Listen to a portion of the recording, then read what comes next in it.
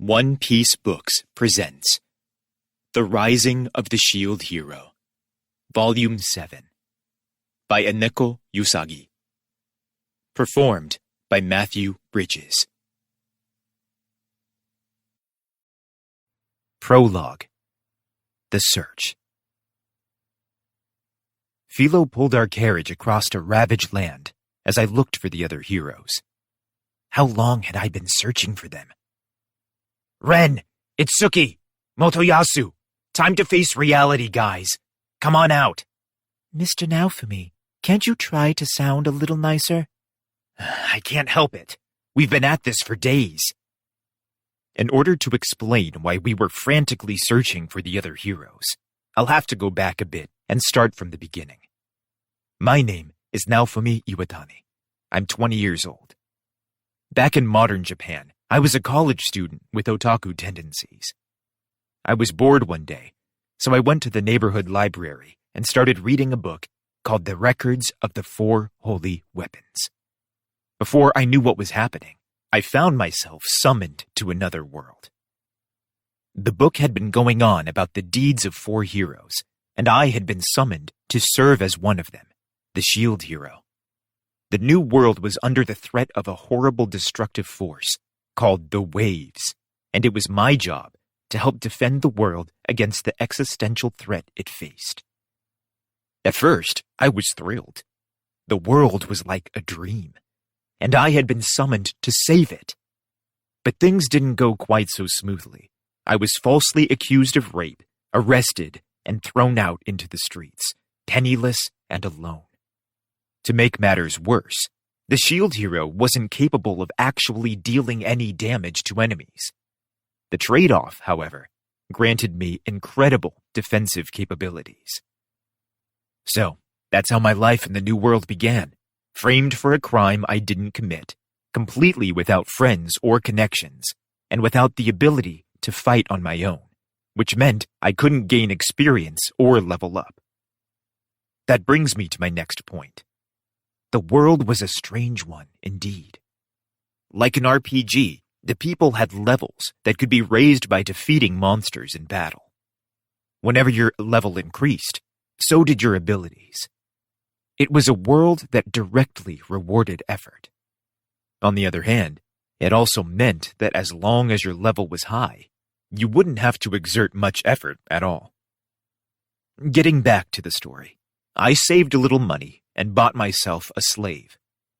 Slaves were under a special sort of magic that prevented them from disobeying their masters, which I hoped would prevent another betrayal of the sort I'd already endured.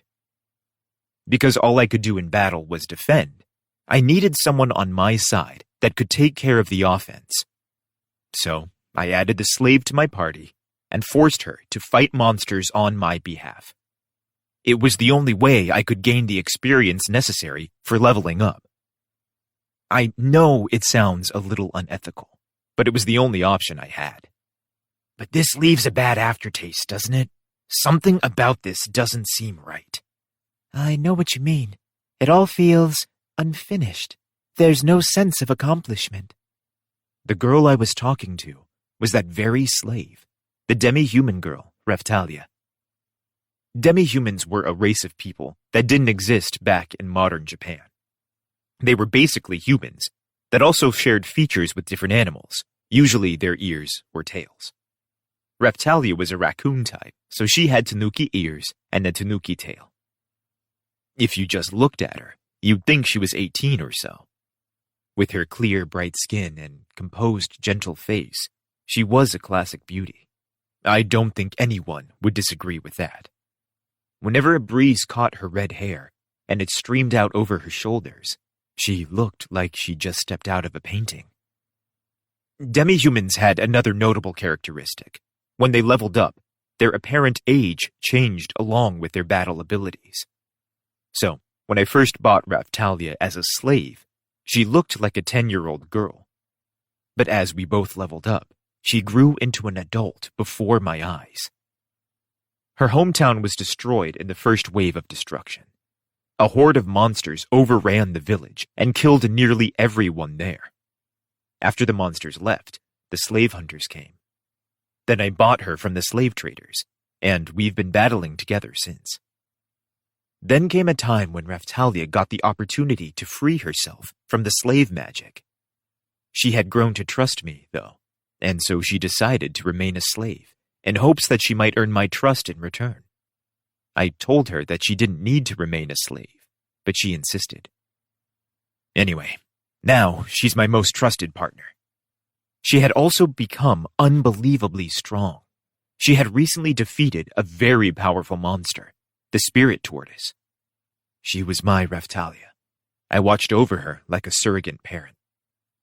She tried very hard at everything she did, and was generally a very serious person.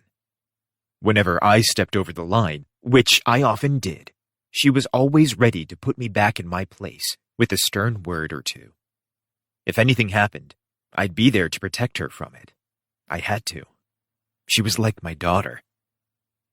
Philo, you better help us find Ren and Itsuki and Motoyasu. Huh? But I can't smell them at all.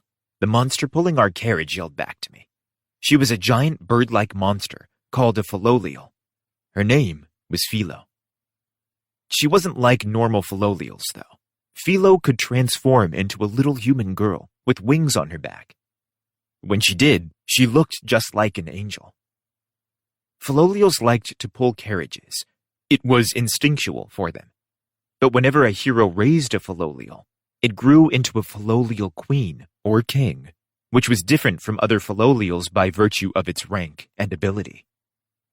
As for Philo, shortly after Raphtalia decided to remain as my slave, we stopped by the slave trader that I'd purchased her from. The trader's nefarious business had to be hidden from public sight, so he ran a cover operation where he sold monster eggs in a sort of lottery game. I bought an egg from him, and it was Philo that hatched from it. She was a naive little girl, a voracious eater that never knew when to stop talking. When she transformed into her human form, she had blonde hair, blue eyes, and looked like she was about 10 years old. Like Raphtalia, she had a pretty face. Even I had to admit that she was pretty cute. To sum it up, she was exactly what you picture when you hear the term Lolita Angel. Of course, she was also a giant bird monster that never stopped eating. But that last thing she said was a little over the top, even for her. Smell them? I asked. I had to remind myself that she was a monster, so, of course, she had a different way of searching for things than humans. She was a wild thing, but I sympathized with her. It wasn't fun to keep hunting for people that probably weren't anywhere nearby. You see, we were looking for the other heroes, the ones that, just like myself, had been summoned here from another world. Each of them came from a different version of Japan, and each of them already knew a great deal about this new world, because it was similar to video games they had played back in their own worlds. Thinking they knew everything, they got to be supremely overconfident and ended up acting like fools. When I was framed and persecuted, they seized the opportunity to get rid of me. Okay, that might not be fair, but they had ignored the truth when it was staring them in the face. They were a bunch of fools. The person that framed me and saw to my persecution was none other than the bitch princess of the kingdom. Her piece of trash father, the king, helped her the whole time. Eventually, the queen, who was the real monarch of the kingdom, stepped in to clear my name and prove my innocence. As you might imagine, many things happened to get me to that point. The bitch princess had a younger sister named Melty. Philo ended up becoming best friends with her. Melty ended up being harassed, and we all had to go into hiding. Of course, after we ran away with Melty, it was wildly reported throughout the kingdom that we had kidnapped her. Relentlessly pursued, we were able to slowly get to the bottom of the conspiracy that tried to destroy us. In the end, it was the national religion of Melromark, the Church of the Three Heroes, that had been behind it all. We had to face the high priest in battle to clear our names, but we were successful. Funny thing, The 3 heroes I was searching for, at the moment, were the very same 3 heroes the church worshipped. After all the scheming was made clear to the public, the church lost its reputation and support, and it was officially declared heretical by the crown.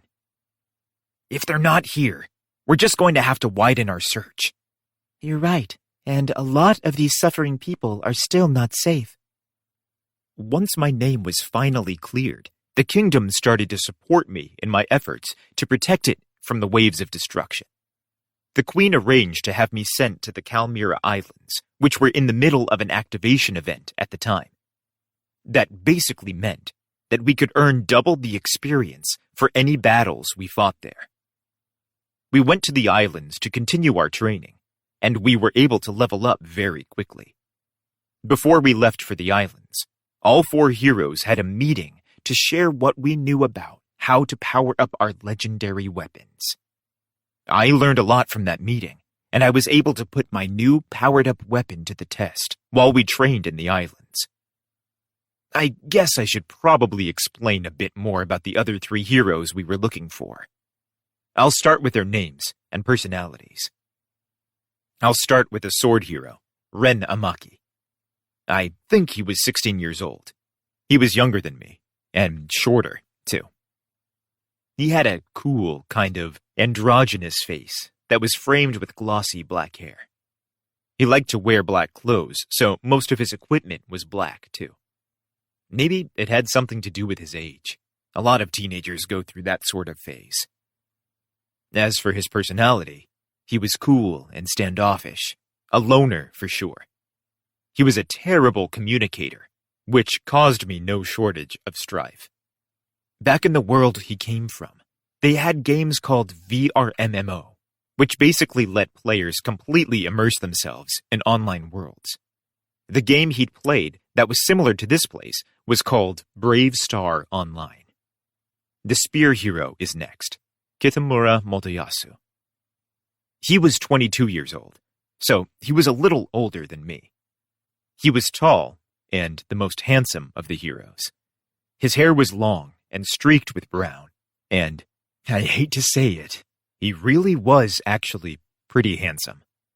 The only thing you need to know about his personality is that he was constantly hitting on girls. The second he laid eyes on a woman, he lost all self-control. But once he decided to trust someone, he would never give up, no matter how awful they were. That made him do some pretty stupid things in the past. I'm only just starting to understand that he didn't mean to be as awful as he was. He was just tricked by that woman of his. Speaking of that woman, she was the one that falsely accused me of rape and had me thrown out in the streets. After my name was cleared, the queen striped her of her princess title and had her name officially changed to Bitch. According to Motoyasu, the world we'd been summoned to was the spitting image of an online game he'd played in his own world, a game called Emerald Online. The last hero was the bow hero, Itsuki Kawasumi. I get irritated just thinking about him, but I guess I need to explain what sort of guy he was. I shouldn't neglect to do that. He was 17 years old and was about the same height as Ren. His hair was styled and fell in soft curls. From the look of him, you'd think he was an artistic, sensitive kind of guy. He wouldn't look out of place running his fingers over a piano. I suppose that if you only had his appearance to go by, he was an attractive person. But his personality betrayed all of that. He was selfish beyond belief and thought he could do whatever he wanted so long as it satisfied his own puffed-up sense of justice. I could never get along with Motoyasu because of his relationship with Bitch. But taken at face value, Itsuki was the worst person of the bunch. He'd made so many people cry, one of which is important to my story, but I'll get to that later. He insisted that the world we were in was copied from a console game he'd played in his own world, a game called Dimension Wave. So, the 3 heroes were all very different people, but they each thought they knew how the world worked When we all sat down together to discuss the best methods to accrue power, all of them had conflicting ideas. The meeting quickly devolved into a shouting match. Specifically, details they thought they knew about the world didn't quite line up with what the other heroes were saying. The methods they'd learned in their respective games to power up their weapons didn't match either. Each of them was so stubborn that they refused to listen to, much less believe, what the other heroes had to say. In the end, I experimented with all the methods they'd indicated, only to find that each method actually worked, as long as you truly believed that it would. It was a messy answer, but as far as I could tell, it was the truth. Luckily for me, it was exactly the information I'd needed. When I arrived in this world, I'd been the only hero without any previous knowledge of the world or its mechanics. But because of that, I was the only one that had really studied and practiced. I was able to put all of their individual methods to use, and in the end, I quickly outpaced the other heroes in levels and power. Mr. Naofumi, where do you think the other heroes have gone? We need to get to where they were last seen. It's still pretty far from here. Judging from reports we've received from people in the area, it doesn't sound like anyone has spotted them. That's what worries me. Still, they aren't dead, so they must be hiding somewhere. Philo and our carriage kept rattling across the wilderness, following the giant footprints that dotted the landscape. Thinking back on it, we were already in danger. When we first left for the Kalmyra Islands, we ended up sharing a room on a boat with two people named L'Arc Berg and Therese. At the time, I'd thought they were typical adventurers, but they ended up playing a pivotal role in the events that followed. L'Arc Berg, who I normally call L'Arc, was a really friendly older brother sort of guy. His friend Therese was quiet and conducted herself with deference and courtesy. She was like Raphtalia in that way. Everything was fine until we found a temple under the ocean near the islands. A giant dragon hourglass stood inside, and it was counting down the remaining time to the next wave of destruction. Worse yet, there were only a couple of days to prepare. We quickly told the other heroes, recruited the kingdom's military and its freelance adventurers, and made a stand against the wave when it arrived. When the most powerful monster showed up, if it was a game, it would have been the boss. We were able to defeat it without much trouble at all. But the moment the boss fell, L'Arc and Therese appeared and rushed to attack us. They didn't just want to win, they wanted us dead. I still don't know why. L'Arc had said it was for the good of the world. He had also said that their mission was to kill all of the heroes. L'Arc proved to be a formidable opponent. He knocked out all the heroes with one wave of his weapon. They floated in the ocean, unable to move, much less fight. So it was up to Raphtalia, Philo, and I to fight them off. Surprising even myself, we held our own and even turned the tide. But just when it looked like victory was within reach, a powerful enemy we'd met during the second wave of destruction appeared. Glass. With glass on their side, we weren't able to fight for very long, and soon were exhausted. Defeat was imminent. I still can't believe we actually survived. Because we'd fought her before, and because of the special abilities of a shield I just happened to have, we were able to hold off Glass and L'Arc. But I don't know if we could have done it again. They both had abilities that rendered my strengths useless, defense rating attacks, and defense ignoring attacks, because all of my abilities were built around defensive tactics and skills. Those two attacks were a serious threat. Luckily, I was able to avoid most of their attacks, but because they moved so fast, I wasn't able to escape unscathed. It was very dangerous. There were other problems during the battle. L'Arc had an ace up his sleeve, too. He had a bottle of soul-healing water, which was used to replenish SP, the stat necessary to use skills. And he dumped the whole bottle on Glass. Her power grew exponentially. It was all I could do just to defend my party from her relentless attacks. In the end, they retreated before they were able to kill us. After all the drama blew over, I sat the other heroes down for a chat, thinking that I had to impress upon them how useless they'd proven in the battle. Because I was the shield hero, it was very difficult for me to take on an offensive role in battle. If only one of the offensive heroes could manage to acquire the same amount of power that I had, the battle with L'Arc and Glass wouldn't have ended with their retreat. It would have ended with our victory. But when I tried to talk to them about it, they refused to believe that I could have become as powerful as I was by applying the very tactics they explained. Unable to admit that they might have all been correct, they stubbornly refused to listen to each other and accused me of cheating instead. I tried to tell them that they had been right, but they were more interested in fighting than they were in actually getting stronger. We had to cancel the meeting. We did agree to start training when we returned to Melromark from the islands. It was easy to understand what level you were at. But there were other ways to exercise power as well, like actually learning how to fight. So, we agreed to study under a master of the Henjin Muso fighting style. We were all surprised to discover that this master of martial arts was actually an elderly woman. In hindsight, I should have known that the other heroes wouldn't take it seriously. By the end of the first day, they were loudly complaining about every aspect of the training. Soon enough, their complaints morphed into straight-up sabotage, and before long, they stopped coming altogether. They were just about to leave the country for distant, less troublesome lands, when the Queen suddenly appeared with a request.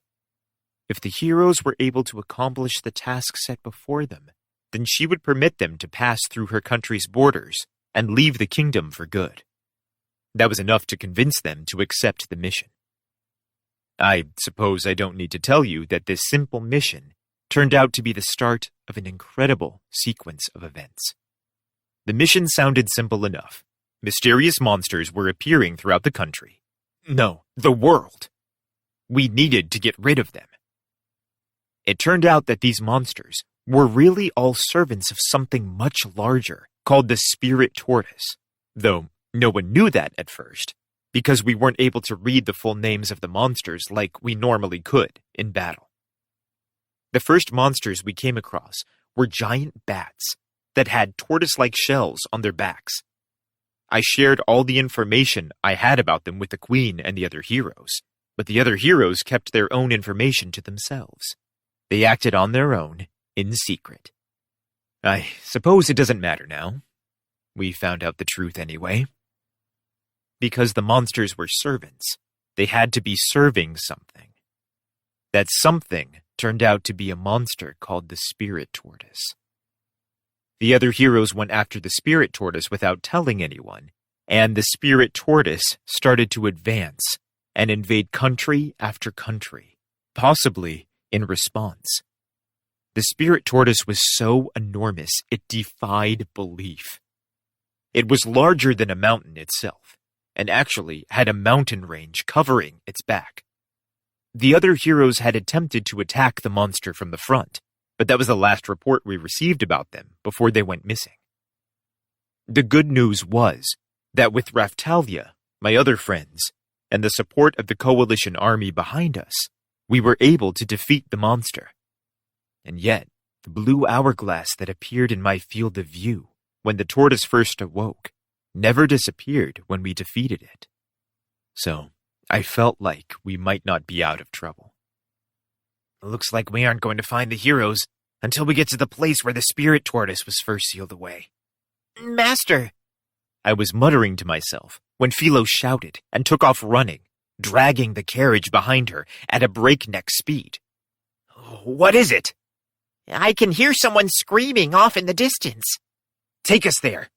Yep, she shouted and kept on barreling down the road. Sure enough, there was no doubt about it. This wasn't over yet.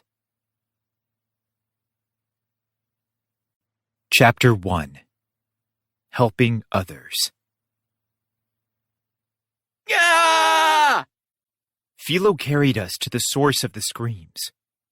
There, we found a horde of monsters attacking a group of people. The monsters were spirit tortoise familiars, bat type. That's right. Even though we defeated their master, the servant monsters were still marauding across the countryside. They were the same type of monsters that we'd first encountered after accepting the mission from the Queen. Since then, we'd run into plenty of other types, but the bat-like monsters appeared to be the most plentiful. Let's go. Yes. Yeah. I jumped out of the carriage and ran to shield the people from the attacks of the spirit tortoise familiars, bat type. I pushed the people back and readied my shield just in time to block a laser light heat beam a monster shot at them. The monsters had a tendency to focus their attacks on the weakest member of a group, which made it difficult to effectively protect everyone. Hate reaction! I shouted. It was the name of a special ability my shield had, a skill that would draw the attention of any enemies in the area. Being a human, I wasn't able to see how it worked. But Philo was a monster, and she immediately turned to face me, her attention captured by some invisible force. Who are you? One of the people shouted. We'll talk later. If you don't want to die, you all better bunch up in one place. I can't protect you if you're scattered all over the road. Okay. The panicking group of people ran to line up behind my shield. Perfect. Shield prison. That was another skill of mine. This one produced a cage of defensive shields to surround the cowering crowd. Airstrike shield. Second shield. Drita shield. I used 3 additional skills in succession, placing a few more lines of defense between the people and the monsters. The shields produced by the skills wouldn't last very long, but it was better than nothing. Raphtalia, Philo, think you can take care of those monsters before these skills run out of time? No problem. Easy. Raphtalia steadied her grip on the hilt of her sword and was in the thick of it in a flash. Her blade caught the light as she furiously beat the spirit tortoise familiar's bat type back. Philo quickly transformed into her Philolial queen form and slipped her feet into a pair of claw weapons before quickly following Raphtalia's sword with a flurry of fast kicks. Both of them were very high-level fighters and had considerable power behind their attacks. If they didn't hold back, both of them could make mincemeat of a monster with one hit. They didn't hold back. Dozens of the monsters fell with each swing of sword or claw. The bats were obnoxious because of their chaotic flapping. But they weren't very intelligent, and they didn't try to escape or avoid our attacks. Hey, big sis. I'm on it, Raphtalia shouted. A second later, and she was springboarding from Philo's back to knock a number of the monsters out of the air. It was pretty impressive to see. By the time the shield prison skill ran out of time, the majority of the monsters had already been defeated. Master, I think there's a big one, Philo shouted, pointing frantically. I turned to see what she meant, only to see a spirit tortoise familiar, Yeti type, running towards us.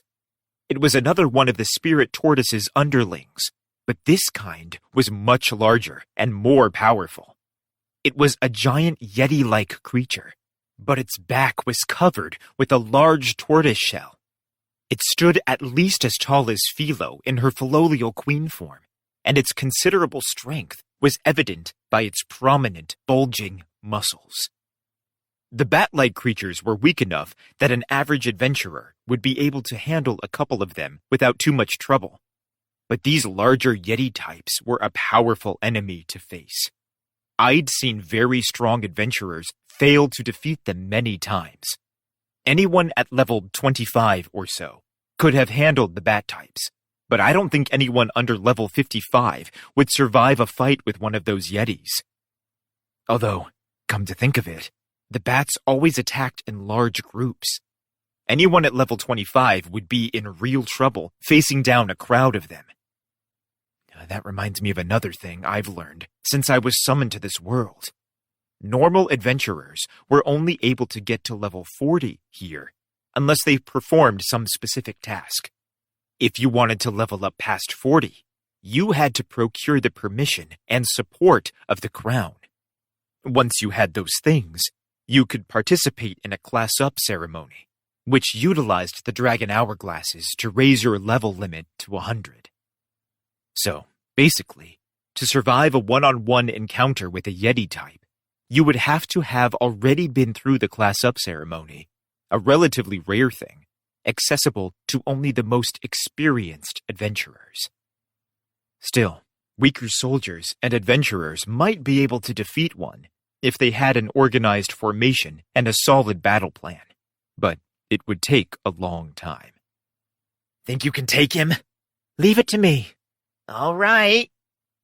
Raphtalia climbed onto Philo's back and prepared to use one of her killing blows while Philo took off sprinting for the monster, prepared to follow up with furious kicks if necessary.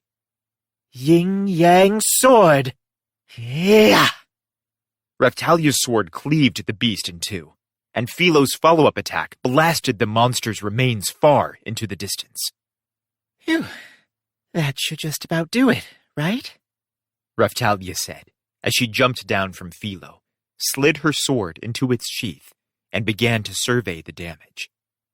She looked unfazed by the battle, which I probably should have expected, considering how powerful Philo and her actually were. They weren't just high-level warriors either. They were skilled fighters. Yeah, I don't think there are any more of those monsters around here. Great. Good job, I said, while walking over to the people that the monsters had been terrorizing. Are you guys all right? That shield, that mysterious power you used to protect us, could it be? Might you be the shield hero? I am. So what? Thank you very much. I don't know what would have happened if you hadn't come along when you did. The people all stepped forward individually to express their gratitude. This is a dangerous place. Why are you guys still here?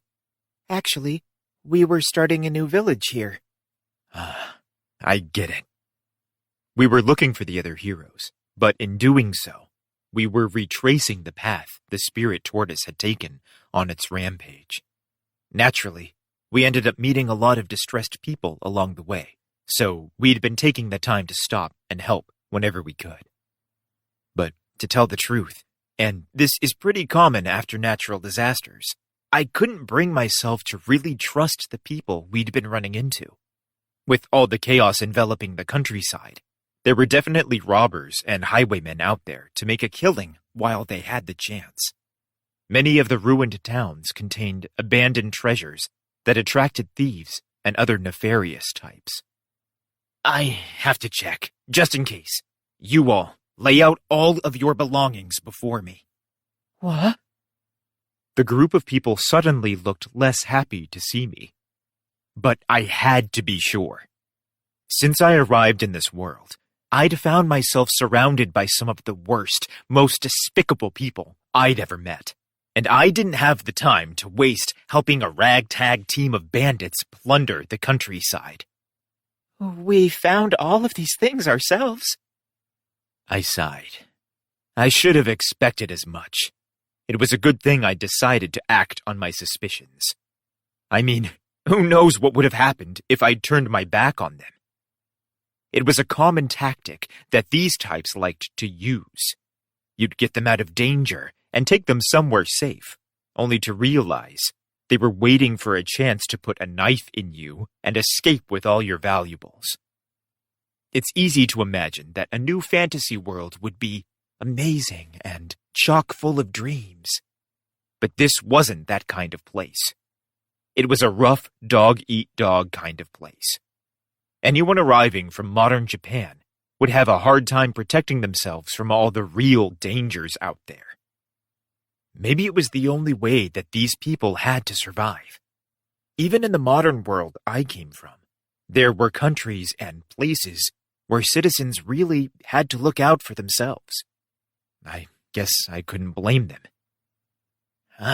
And I guess you think you have looters' rights to this stuff. Whatever. I don't want your stuff. We're going to move on now. So try not to get yourself killed by all the Spirit Tortoise's monsters.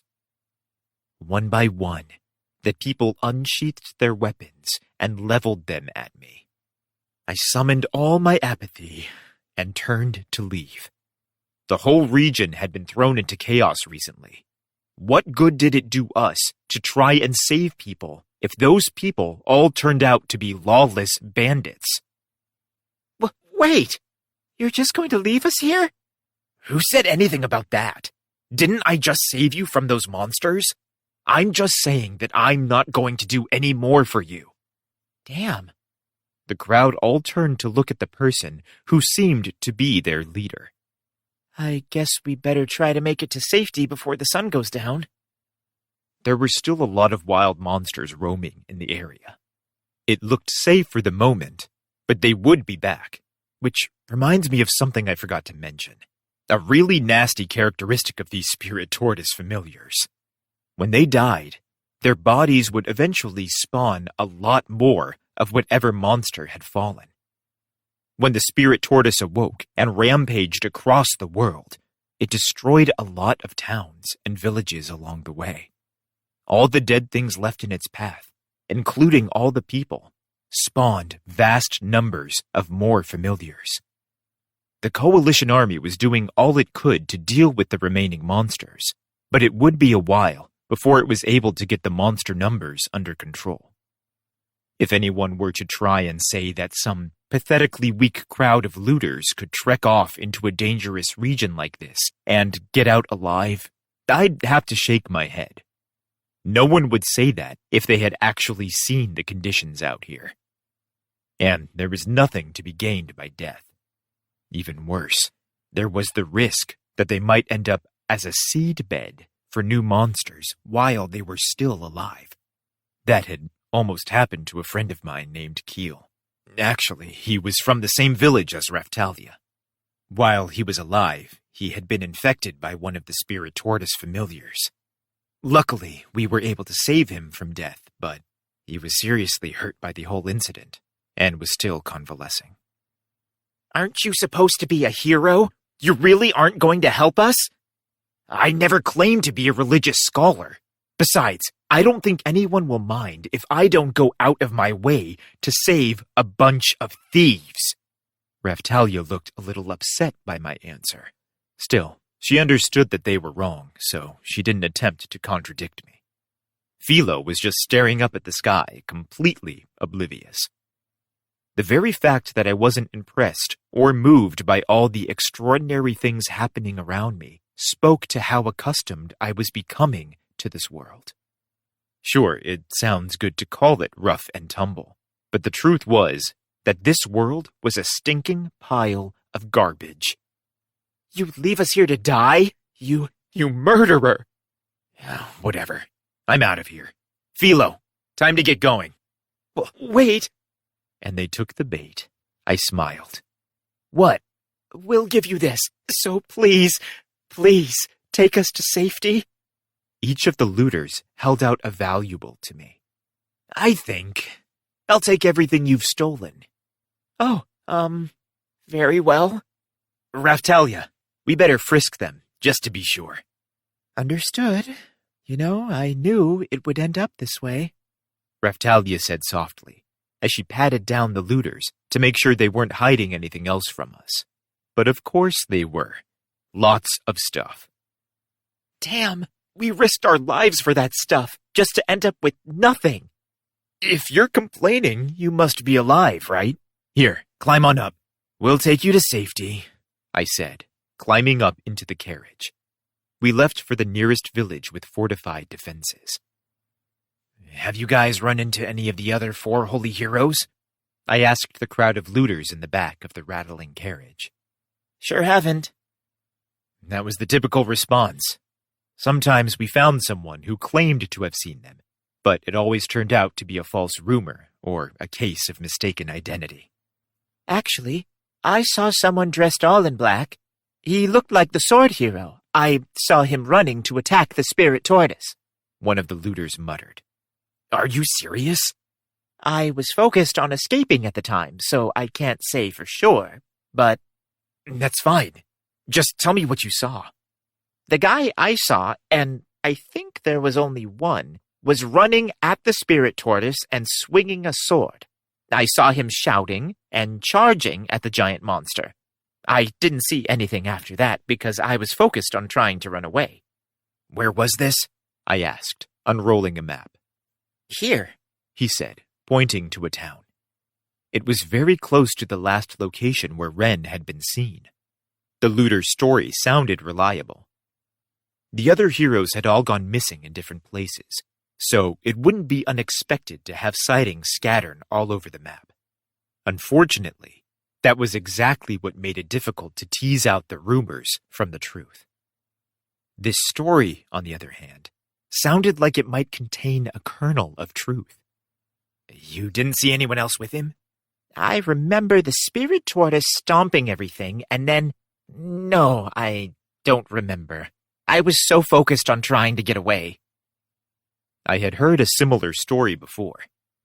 They'd said the sword hero charged at the spirit tortoise from the front.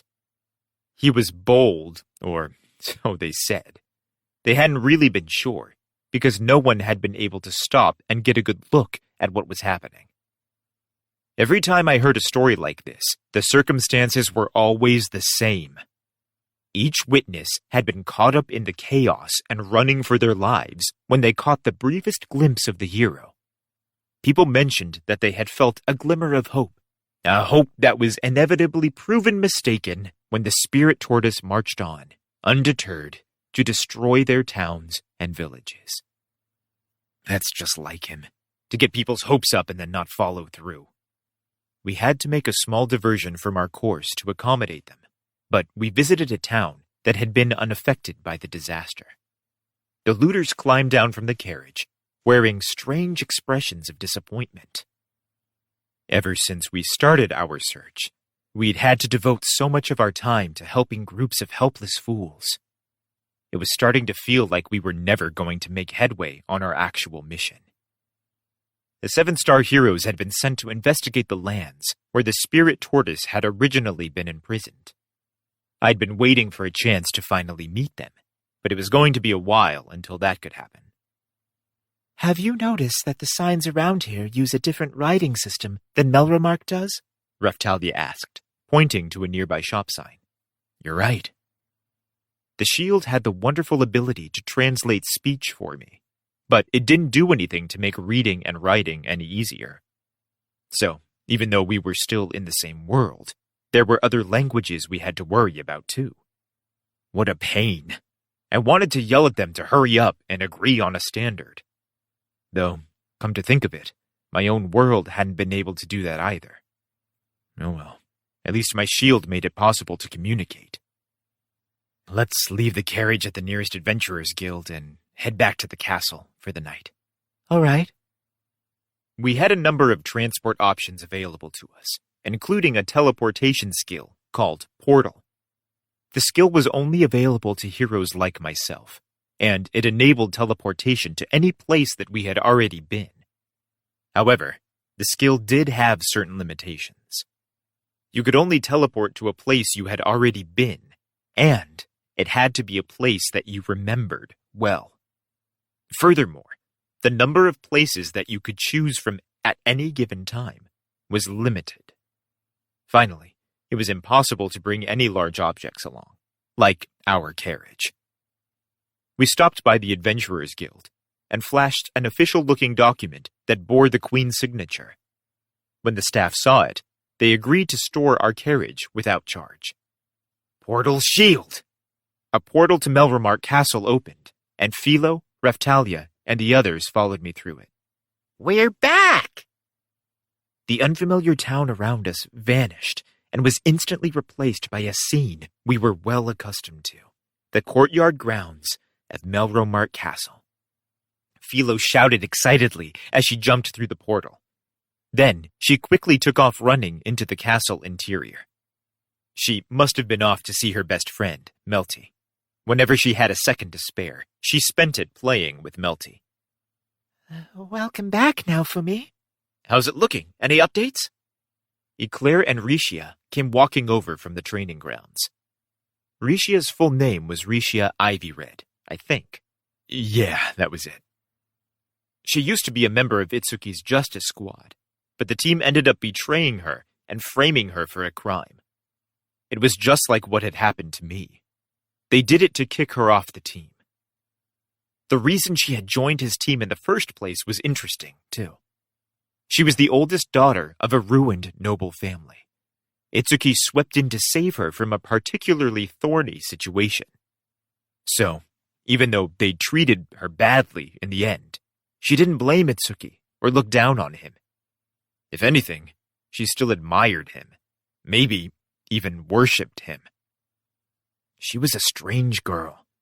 She normally prefaced everything she said with a pathetic whimper and tried to hide the depression evident on her face behind a kigurumi. She didn't exactly inspire confidence. What? Did I, do something wrong? She asked. At the moment, she was wearing a kigurumi that was based on Philo's Philolial queen form. No. According to the old lady, the master of Hengen Muso fighting style, this sad weakling of a girl had a natural talent for the martial arts. The old lady had taken it upon herself to personally train Rishia. Sometimes, every once in a great while, Rishia pulled off a set of graceful moves, but she hadn't yet achieved any sort of consistency. In my own opinion, she seemed more like an indoor type than an outdoor type of girl. I figured she would be better at magic than she was at combat. But like I mentioned before, people had actual stats in this world, and Rishia's stats were so low it was hard to believe. The first time I saw them, I nearly screamed. So I was really looking forward to the day that her abilities blossomed. If they didn't, she wasn't going to be able to participate in any battles. As for how she looked, well, her face impressed even the lecherous Motoyasu. She looked younger than she actually was, and her hair was pulled back into an intricate French braid. Even I had to admit that she was just as attractive as Raphtalia and Philo were. Master Iwatani, judging from the look on your face, you didn't get any good news today, did you? That was Eclair. Her full name was Eclair Sieto. She was from the noble family that had once ruled the region where Raphtalia's village had been. She was a master swordsman, and she had agreed to help teach Raphtalia and Rishia to wield their weapons better. To sum up her personality, she seemed to have a stick up her ass. She had long strawberry blonde hair and eyes so sharp they seemed to look right through you. From the very first second you saw her, it was clear that she meant business. After all, she was a knight of Melromark. I'd only met a bunch of jerks since I arrived in this country, but if there was anyone in the Melromark army that actually behaved the way you'd expect a knight to behave, it was Eclair. While that meant sometimes she came off as too serious for her own good, it also meant that she had exceptional manners and carried herself well. She never made allowances for others, which was a great thing about her, but could also be grating at times. And she had a beautiful face. Between Eclair and Raphtalia, it was hard to say who was prettier. Her skin was white and clear. Actually, I guess everyone around me was really quite beautiful, weren't they? And she was a force to be reckoned with on the battlefield. They say that God doesn't give with both hands, but that's a lie. Not that I cared. Raphtalia could have been the ugliest girl around, and I wouldn't have treated her any differently. Mr. Naofumi, are you thinking nasty thoughts again? Of course not. Raphtalia was very good at reading my thoughts. Whenever I let my mind linger on something inappropriate, she could tell. Yes, well, Master Iwatani, I was asking if you had gathered any new information on this outing. We heard some stuff, but nothing dependable. That is too bad, Eclair said, looking disappointed. I could understand the feeling. After all the death and destruction that the land had experienced, how would it feel to know that the hero summoned to save the world had gone missing? How many days has it been since we defeated the spirit tortoise? About a week. Where are those losers? We'd been looking for them for days.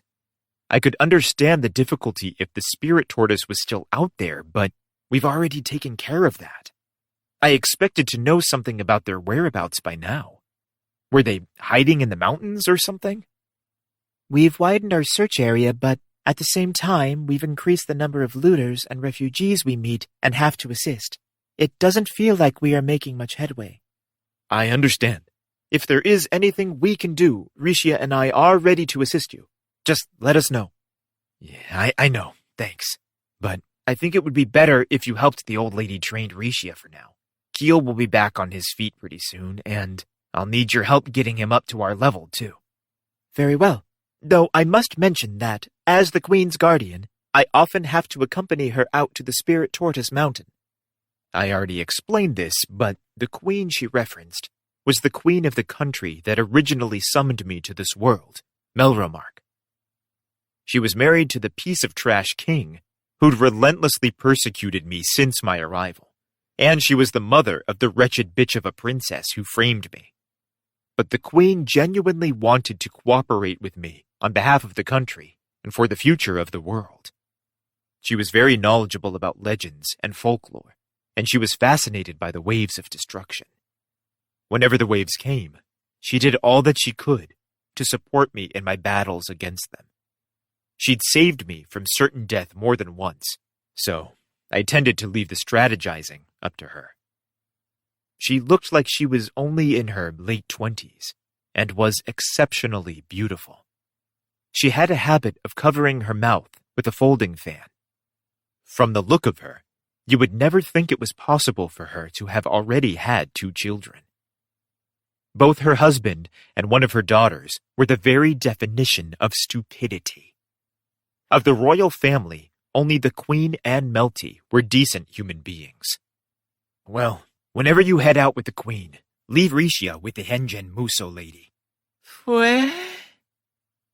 The Hengen Muso master was actually an old woman that I'd saved once when I was traveling around the countryside, peddling wares for cash.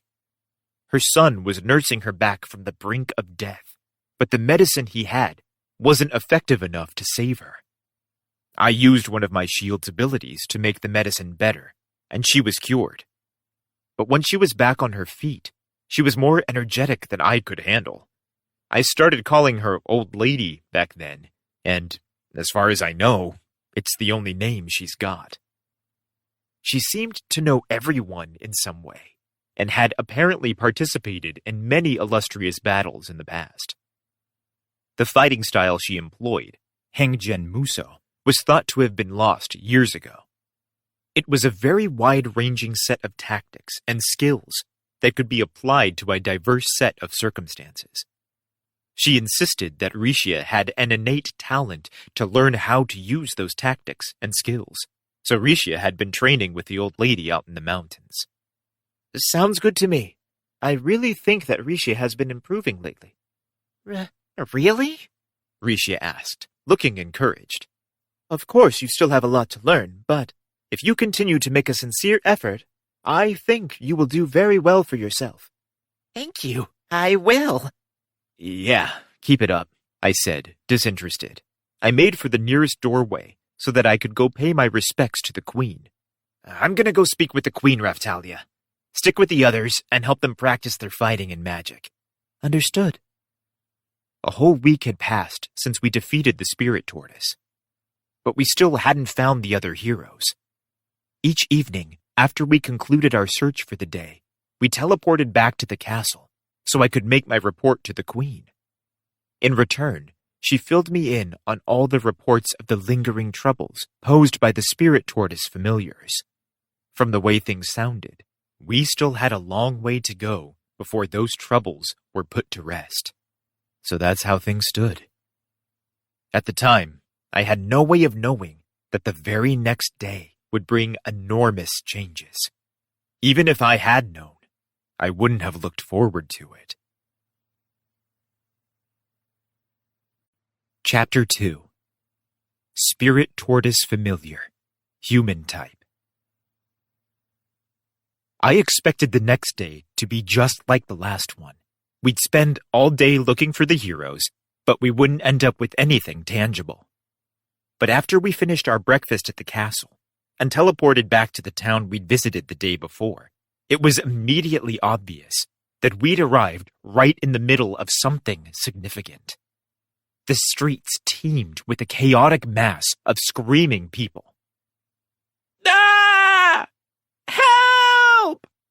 People rushed past us from all directions. What's going on here? Mr. Naofumi! Master! Raphtalia and Philo called out to me. They were pointing in the opposite direction that everyone was running. Once, a long time before any of this stuff happened with the spirit tortoise, we'd been forced to face the giant reanimated corpse of a dragon zombie in battle. The monster was huge, but it wasn't anywhere near the imposing size of the spirit tortoise. So the tortoise was the largest opponent we'd ever faced. But the giant black shadow creature now bearing down on the town was pretty damn close. I had to squint to make out the details as the beast moved closer to the town. Spirit Tortoise Familiar, Amalgamated Parasite Type. Gulp.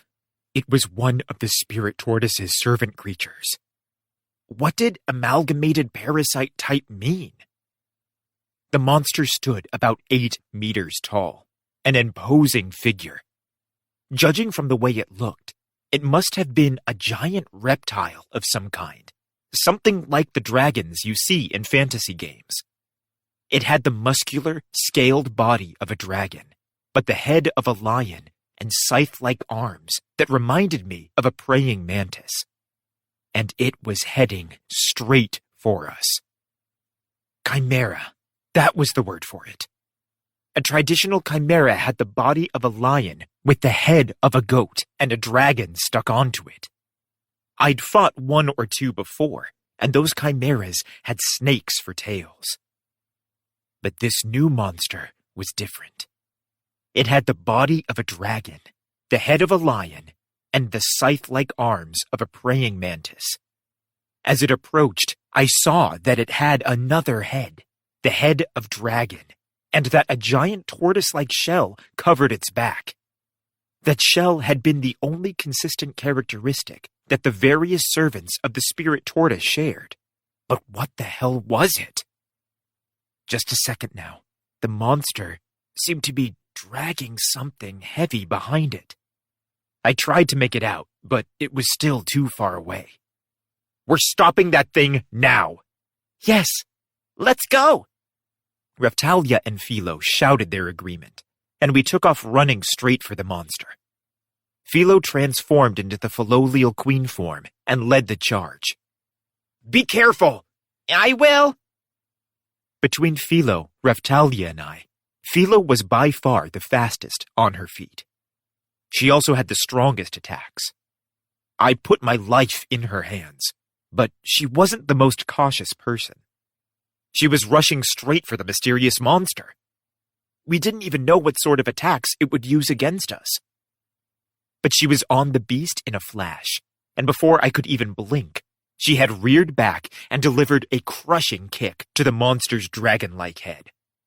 The moment her claws connected with the beast, a huge spray of blood burst from the head. It was torn to bloody ribbons that went flying from the creature's body. Ew!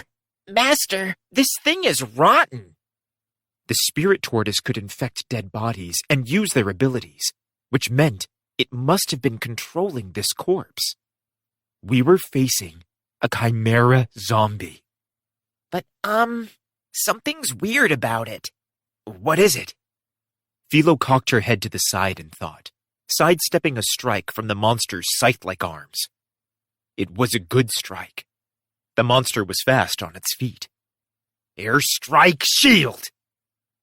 I followed the movement of its arms and deployed a magic shield just at the point where the arms were weakest.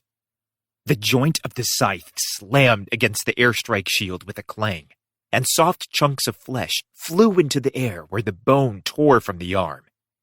The scythe fell to the ground with a loud slam.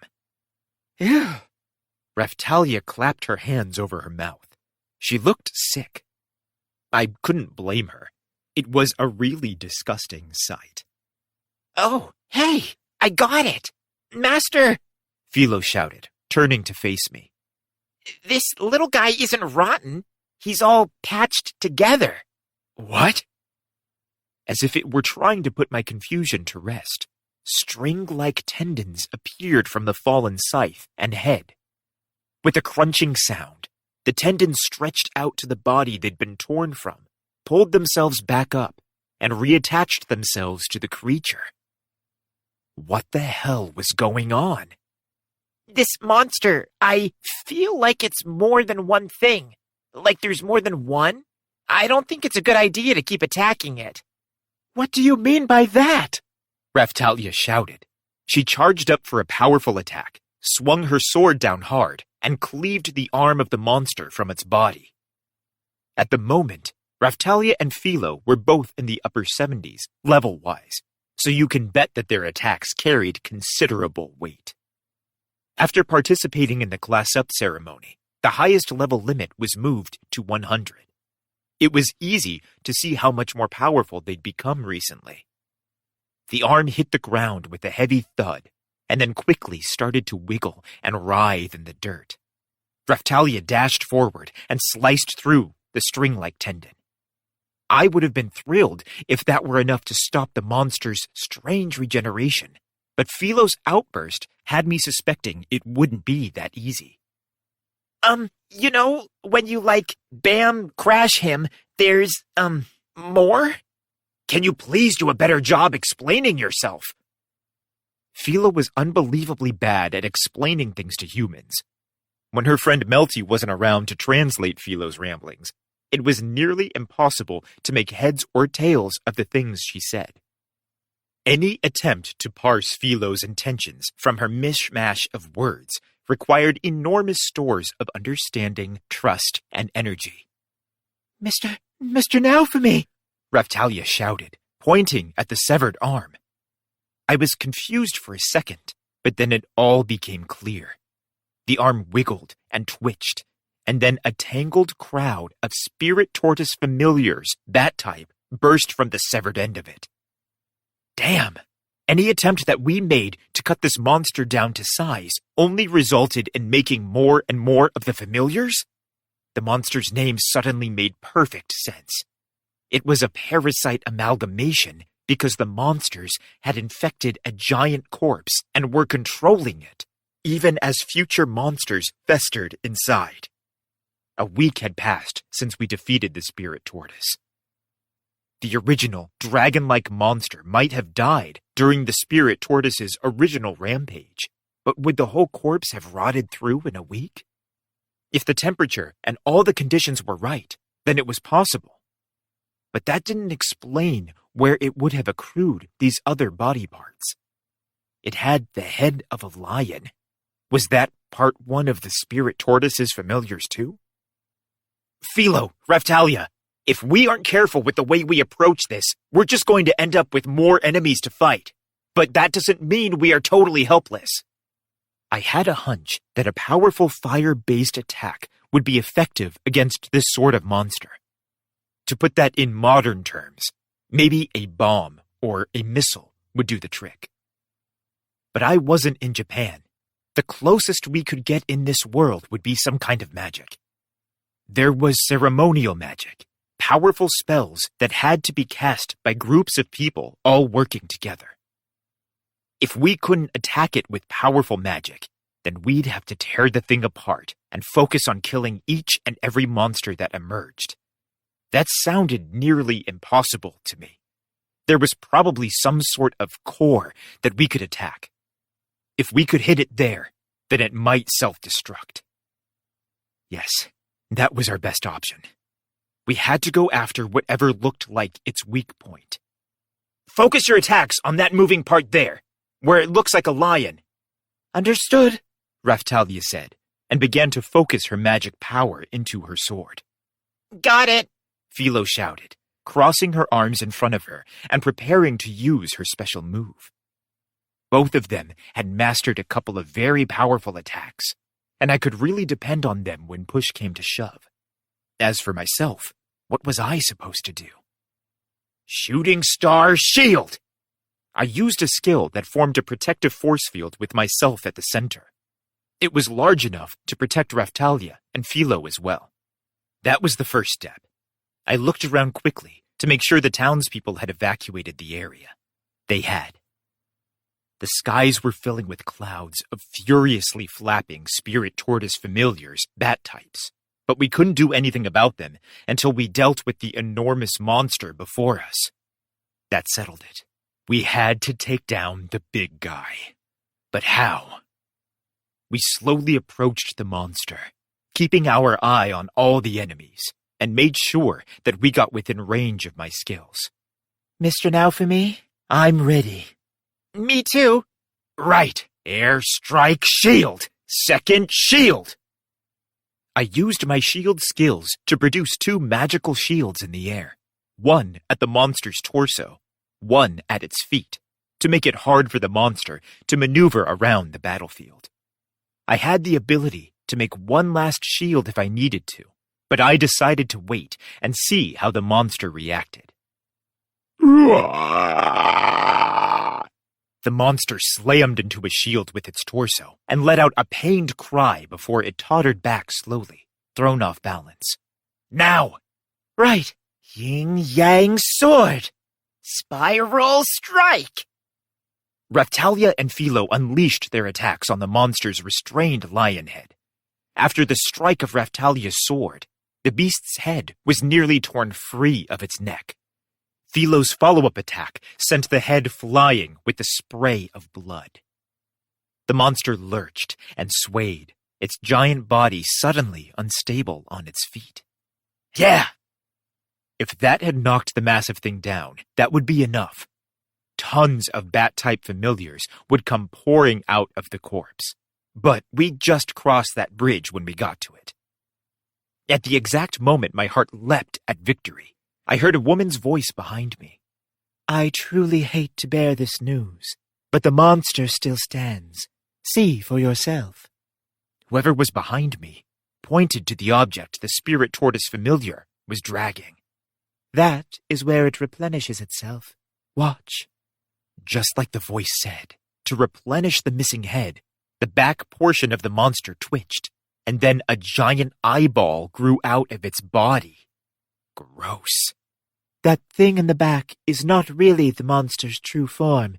It is Legion. It infects whole groups of monsters and amalgamates them into one beast. If it runs out of something it needs, it simply takes it from somewhere else. To defeat it, you must use a more powerful attack. I was still using Shooting Star Shield. It was a powerful defensive spell that would block everything except my own party members from passing through it. So there was a problem. How could someone be standing behind me, telling me what to do? Nothing could pass through the force field, so that meant that whoever it was must have materialized inside of it. I quickly turned around to see what was going on. You! A mysterious woman was standing behind me. I'd seen her before. Once, just before the spirit tortoise started to terrorize the countryside. I'd seen this woman in the castle courtyard when I was standing there alone. She had shiny red hair tied into a chignon and sharp Chinese-looking eyes. She looked like she could eat another human without batting an eye. Despite having grown accustomed to beautiful women like Raphtalia, this woman's face was so stunning it was noteworthy. A strange air of innocence and charm hung unmistakably about her. Anyone would notice it. She wore a heavy robe that completely concealed her body from the neck down. A very mysterious woman indeed. She looked like she would instinctively speak in a whisper. Like the queen and bitch, Her skin was healthy and bright, full of hot blood. She looked vivacious, and also like she would have no qualms with using people to get what she wanted. Yes, she gave off the distinct impression of power, and she was standing right behind me. Now is not the time for discussion. We must first defeat the foes that stand in our way. I will restrain the monsters while you finish them off, she whispered softly. Then she stretched out her hand toward the monster and glared at it. The beast completely stopped moving. What kind of magic was that? Whoa, hurry! Now's our chance! Understood. Philo, use a magic spell, the strongest one you know. Okay. Philo began to chant the spell's incantation, and Raphtalia prepared to use Yin Yang's sword again. They approached the newly immobile monster and unleashed their attacks with remarkable speed.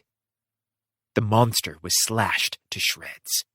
The shreds fell to the ground and wriggled like snakes, but unlike last time, they didn't turn into other familiars, and they didn't reattach themselves to the main body. The mysterious woman must have been preventing it somehow. I'm going to use that powerful spell that Melchan taught me, Philo shouted, sounding impressed with herself. She had been spending a lot of time with Melty lately. She said they were studying. Philo, the source of all power commands you. Hear the truth I speak and destroy them with the angry sky's fierce tornado. Drifa Tornado! So she could use the Drifa class of spells now. Impressive. I'd figured that Raphtalia would learn to use those spells first, but I guess Philo had managed to beat her to it. Although, come to think of it, Philo had learned to use the Zvite class without having to consult a magic book. I guess she was pretty talented in that area.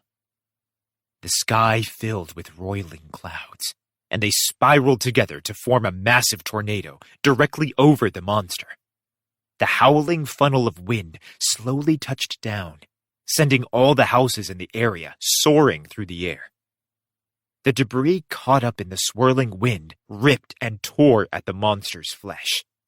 Soon, violent spurts of blood filled the tornado and were carried up into the sky, a red pillar of blood in the wind.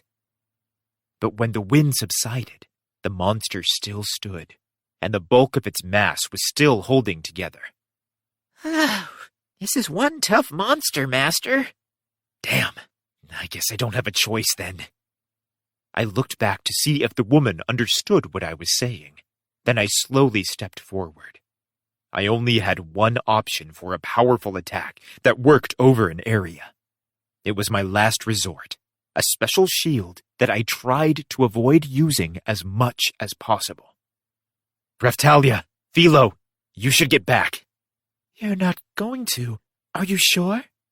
It's too dangerous to let this thing be. I have to take care of it. If we had a group with us that could use ceremonial magic, I might have avoided this, but... Please, be careful. I know. I won't let the rage control me. We were talking about the Shield of Wrath, a dangerous weapon that ate away at my very heart as I used it.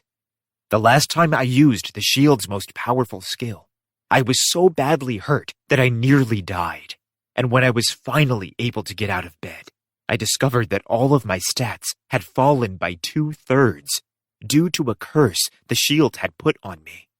I had only recently recovered from the last time I used it, so you can see how I would want to avoid it as much as possible. And yet, faced with an enemy too powerful for Raphtalia and Philo to defeat on their own, I didn't see any way around it. I tightened my grip on the shield and transformed it into the Shield of Wrath. When I did, my field of vision dimmed considerably, and I felt a long, slumbering rage and anger begin to stir in the depths of my heart. At the same time, I remembered Raphtalia telling me she believed in me.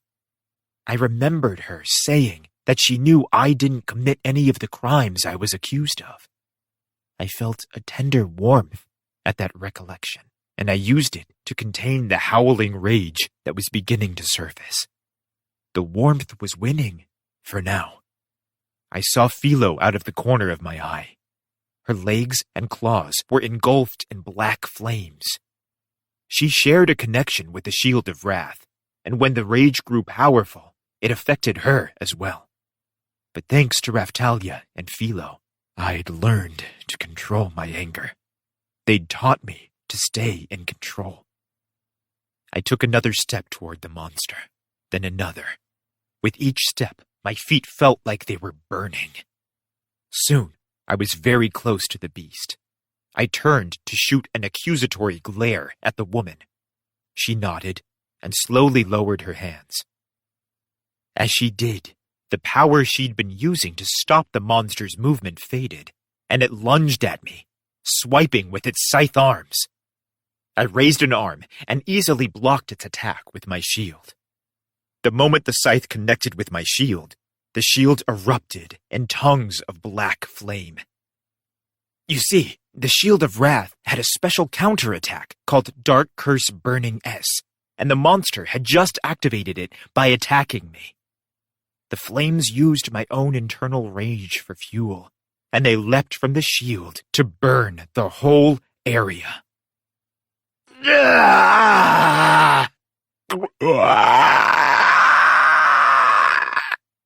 The dark flames from the Dark Curse Burning S enveloped and burned the monster. Then I saw the monster's skin buckle and bend, and a flapping flock of bat-type monsters came pouring forth out of the beast. They tumbled into each other in their desperate attempt to escape, but the dark flames found them. When they fell from the sky, they were clouds of ash. I waited until I was sure the enemy had fallen before changing my shield back to its original form. Ooh, it kind of stings, Philo shouted, shaking her hands and feet. Her eyes brimmed with tears. Oh, you'll be fine. I'll heal you later. Okay. First things first, we had to see what we were dealing with. What had happened to the Spirit Tortoise familiar parasite amalgamation type? Part of the corpse was clearly nothing more than ash. Raphtalia hesitantly poked it with the point of her sword. It certainly looks dead. I hope you're right. I really didn't want to use the Shield of Wrath. But what choice did I have? I was the shield hero. I didn't have any other way to go on the offense. So I was forced to rely on the only shield that offered me a way to attack. If there were any other way, I wouldn't have done it. Thank you for restraining that thing. So, who are you? Mr. Naofumi, might this be the person you mentioned before? Yeah, the mystery woman that showed up before all this Spirit Tortoise stuff really got going. Philo chirped. She turned back into her human form and was sniffing at the woman. The last time I'd met her, she appeared behind me, speaking nonsense. She'd asked me to defeat her. What was that supposed to mean? She also referred to me in the strangest way, calling me he who holds the holy weapon. My shield even reacted to her presence. There were too many mysteries around this woman. When I turned to ask for an explanation, she vanished like a ghost. Excellent job. You have saved many in this area from certain heartache, and yet... She trailed off, her eyes on the western horizon. The last time I saw her, she'd gazed off to the east. There was only one way to make sense of that. She was looking towards the Spirit Tortoise.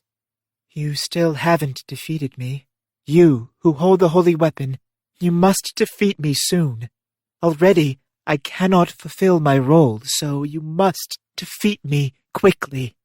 I don't know what you are talking about. Who are you? Explain yourself. He's right. If you wish for Mr. Naofumi's help, you first need to tell us who you are. How else will we be able to help you? The woman nodded silently after listening to Raphtalia and I. The last time I saw you, I was in a rush because there was so little time left to resist. But now I have the time necessary to properly explain. Hey, Master. Before the woman could start to explain herself, Philo came running over. Philo, be quiet for a minute. But you know what? This lady, she's not human. She's not even a demi-human. What? I didn't know what to make of what Philo was saying, but I realized it soon enough. That's correct. I am the spirit tortoise. To speak more categorically, I am a spirit tortoise familiar, human type. Chapter 3. The Spirit Tortoise Reawakens. What? I couldn't wrap my mind around what she was saying, but we weren't going to get anywhere if I started out disagreeing with her. At the very least, I reasoned I needed to hear her out. All right. Let me get this straight. You have time to talk, right? Yes, that is the very reason I came here. But we do not have time to dally, said the woman, the spirit tortoise familiar human type, as she gazed off to the western sky. I wanted to open a portal and take her back to the castle with us, but the cooldown time for the portal shield skill was long, and it wasn't ready for use yet. We'd defeated the giant monster, but it would be a while before the evacuated townspeople came back. Let's talk at the Adventurers Guild in town. It should be empty for a little while. When we got there, the guild was unbelievably quiet. Any brave adventurers in the area had left to drive the remaining spirit tortoise familiars out of town, but that didn't mean that the whole town was deserted. Someone was waiting to check us into the guild. After making sure that the building was safe, he set himself to reopening the business. I showed him the document the Queen had given me, and he quickly showed us to a small meeting room. The woman familiar followed us in silence.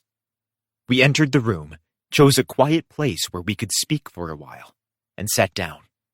Then I started talking. All right, how about you tell us what the hell is going on? The woman removed the heavy robe to reveal a Chinese dress beneath it. Her shoulders were wrapped in a delicate shawl.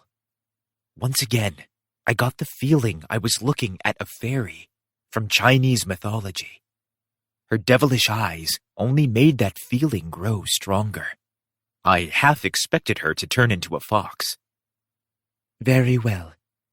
My original role was to gain the favor of a monarch from the sealed country in order to bring ruin to the land and end the lives of its inhabitants. I was to collect the souls of those who fell victim to the chaos. Oh, was I hearing her correctly? Was she confessing to the most nefarious deeds I could imagine? I started to feel strange about our meeting. And why would you do something like that? To protect the world from the waves of destruction, it is necessary that we build a defensive barrier, and we need a great deal of souls to build that barrier. Of course, it doesn't matter if they come from humans or monsters. I see. The conversation was starting to remind me of something that Fitoria, the queen of the Philolials, had said. Right. Someone who demands sacrifice for the sake of the world. Fitoria wasn't the only one who had said something like that. We found a similar message scrawled on the wall of an ancient temple in the city on the back of the spirit tortoise.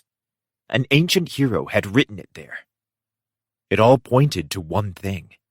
The spirit tortoise existed to kill things so that it could use their souls to create a giant barrier that would protect the world from destruction. Whatever. To be honest, I didn't care one bit if the people of this world died. As long as I could protect the people I cared about, it didn't sound like a terrible option. But I wasn't going to doom the whole world, especially considering that I'd already battled the spirit tortoise to prevent that very thing. Not to mention, I'd spent a lot of time looking for the other heroes. Okay, I've got a question. What does the blue hourglass in my field of vision mean? It says 7 next to it. It is not one of the dragon hourglasses. It indicates the amount of gathered souls. 7 refers to the power level of the waves. The power level? I hadn't stopped to consider it before, but the waves had been getting more powerful each time they arrived. How many waves had I fought against? There was the first one that came after I arrived. According to everyone else, that was the second wave. Then we fought Glass in the third one. Then the fourth one came when we were in Kalmyra. Yes, thinking back on them, it was clear that they had been getting more powerful. If it was safe to assume that they progressed in power, then the coming waves must be much more powerful than the first one, the one that had destroyed Raftalia's village. And that meant that the spirit tortoise must be much stronger than any enemy we'd faced until now, since the wave that came to Kalmyra was only the fourth. I am powerful enough to warrant the number 7, yet you stand against me. I believe I can help you. Can you tell us more about the waves? The one in Melromark should have been the third one, which means that the one in Kalmyra was... I don't know as much as you may hope. I was created to protect the world, so I cannot tell you the exact information about each wave that occurs in various countries. However, I think it is safe to assume that they could not have been above a power level of 2 or 3. Damn, that meant that after we struggled so hard to overcome a level 2 or 3 disaster, we'd have to find some way to defeat a level 7?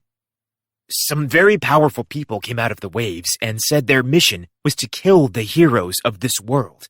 I'm guessing they are a part of the waves too? I asked, hoping that would get to the core of the mystery. If this was an opportunity to figure out what was going on with Glass and the others, then it was an opportunity I couldn't pass up. I don't think so. I do not believe that the waves have those sort of properties. Damn, I muttered. The woman was so suspicious. Was she telling the truth? Let's change the subject. Spirit tortoise familiar human type is a bit of a mouthful. If you were supposed to win the favor of a monarch, I'm guessing you have an easier name to say. I do. My name is Ost. Ost Horai. Ost. I'm pretty sure that meant east in a language back in my world. And as for Horai, that probably referred to the name of the mountains the spirit tortoise had on its back. Pretty simple, really. Okay, Ost. So why did you abandon your mission and reach out to us? The spirit tortoise broke his own seal and started all this mess, didn't he? There's an explanation for that.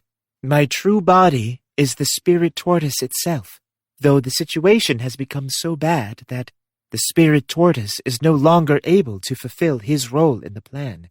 That is why I have come to ask you, who holds the holy shield, for assistance. And this role you're talking about? It's the creation of a barrier to protect the world. You know, we just fought the spirit tortoise to prevent him from doing just that. Yes, but you should know that my true body has not been defeated, and since he was awakened, he hasn't been able to make any progress towards his goal. At this rate, all of those that have been sacrificed for the sake of our goal will have died in vain. What's that supposed to mean? I asked. I was starting to get a bad feeling about where all this was heading. The heroes couldn't get along with each other, so Fitoria had given up on fighting the waves, and instead had encouraged the spirit tortoise to create a barrier to protect the world. And she is saying all the sacrifices up until this point have been for nothing? My true body has been taken over by someone else. This person only wants to use me to cause more destruction. What? I do not know what the enemy wants. It seems they are using me as a medium to collect energy, but they have no intention of using that energy to create the protective barrier the world needs. So your seal was broken? Yes, but the proper unsealing procedure was not followed. In the original plan, I was to slowly and secretively gather souls. If I were not successful, then other familiars would be sent out to gather the souls more quickly. Only if that was unsuccessful was my true form to be revealed. in an effort to forcibly gather the necessary souls. So, the seal doesn't really work very well, does it? I was asking if past heroes had taken the knowledge of how to break the seal to their graves. In order to prevent a plan like that from being carried out, I have been entrusted to supply the holy heroes and the vassal weapon heroes with hints about how to unseal the spirit tortoise. I cannot allow anyone to unseal my true body if that person is not capable of defeating me in combat. So you're supposed to look for someone that can kill you? Yes, I was waiting for one who holds a holy weapon to arrive and put an end to my ambitions. She answered so simply that I was caught off guard. The look on her face made it clear she was serious. But what was a vassal weapon? I remembered Glass and her friends had mentioned something similar, but I had no idea what it meant. I decided to ask about it later.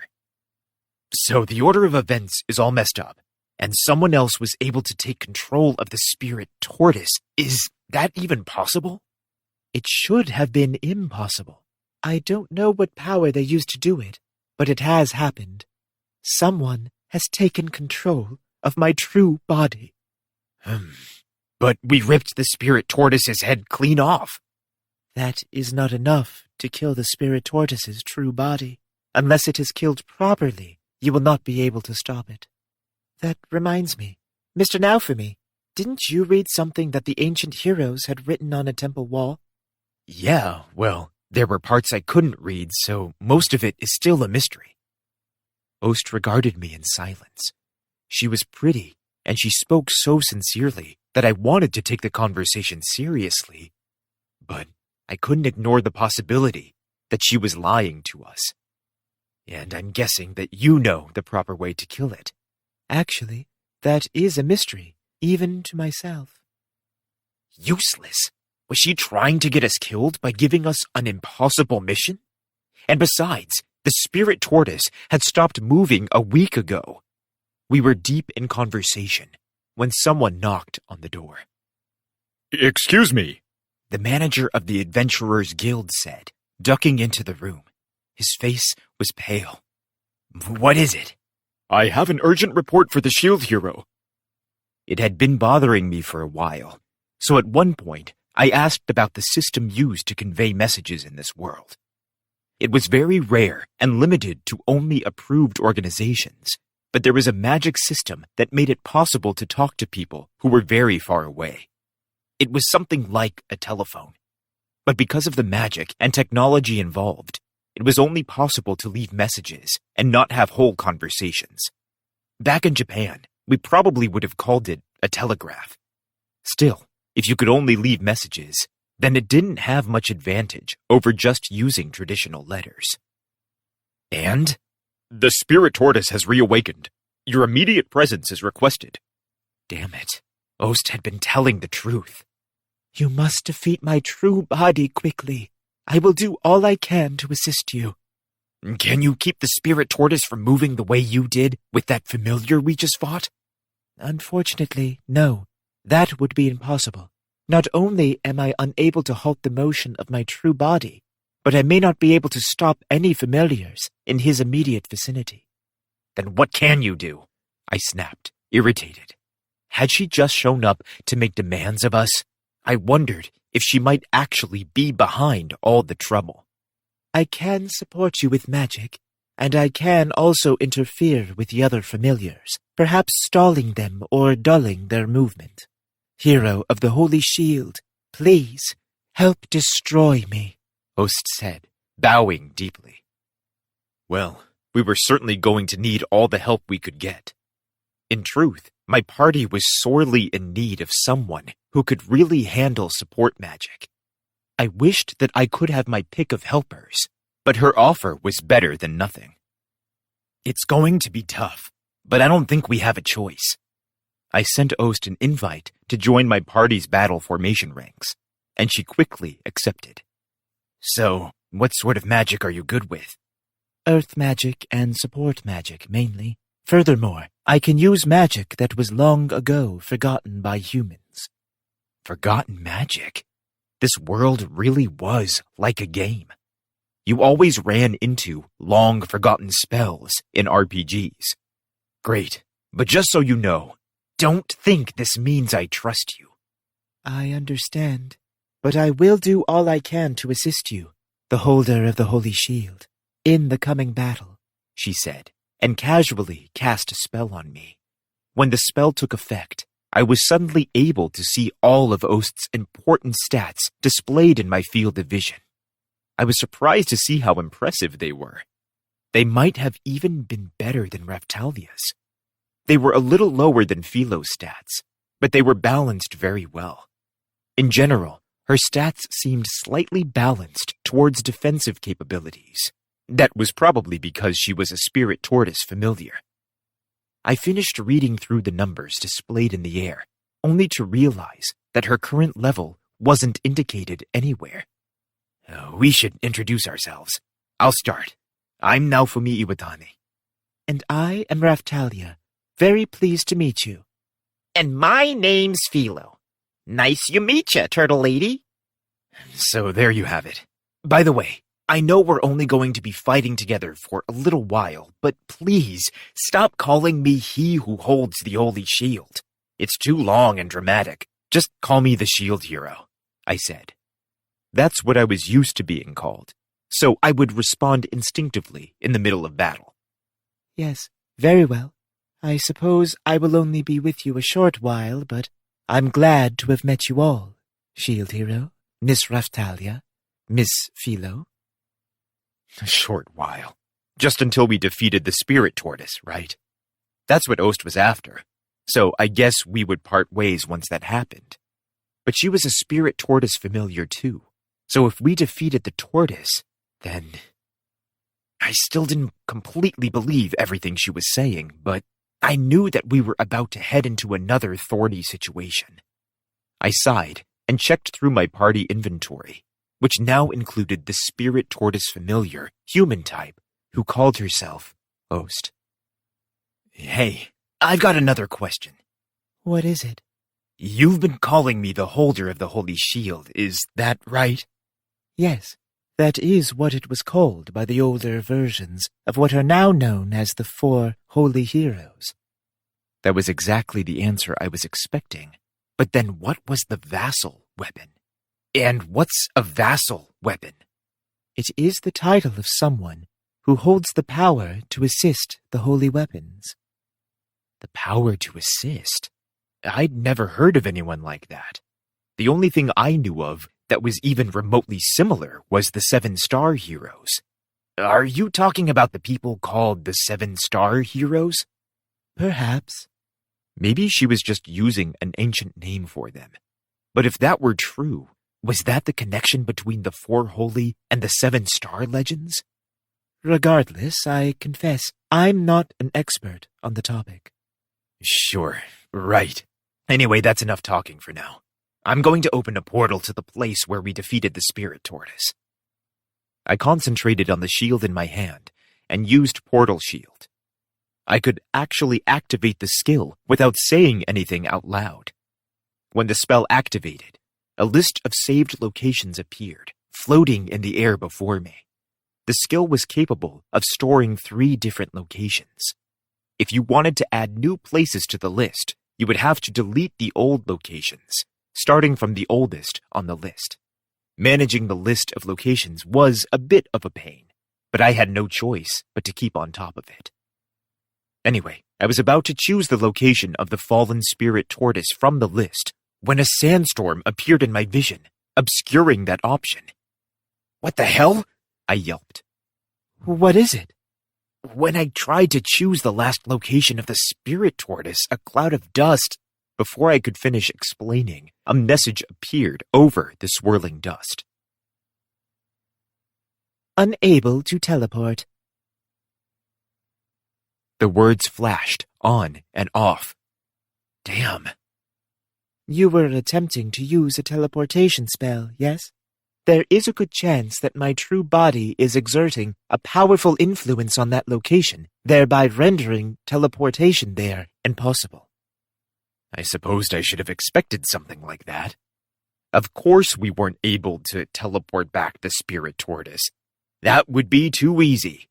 If we had to travel on foot to where the spirit tortoise had fallen, it was going to take a long time to get there from where we were. It might be faster to teleport back to Melromark and go from there. We're gonna head back to Melromark first. Besides, there's no reason for us to take on the spirit tortoise alone.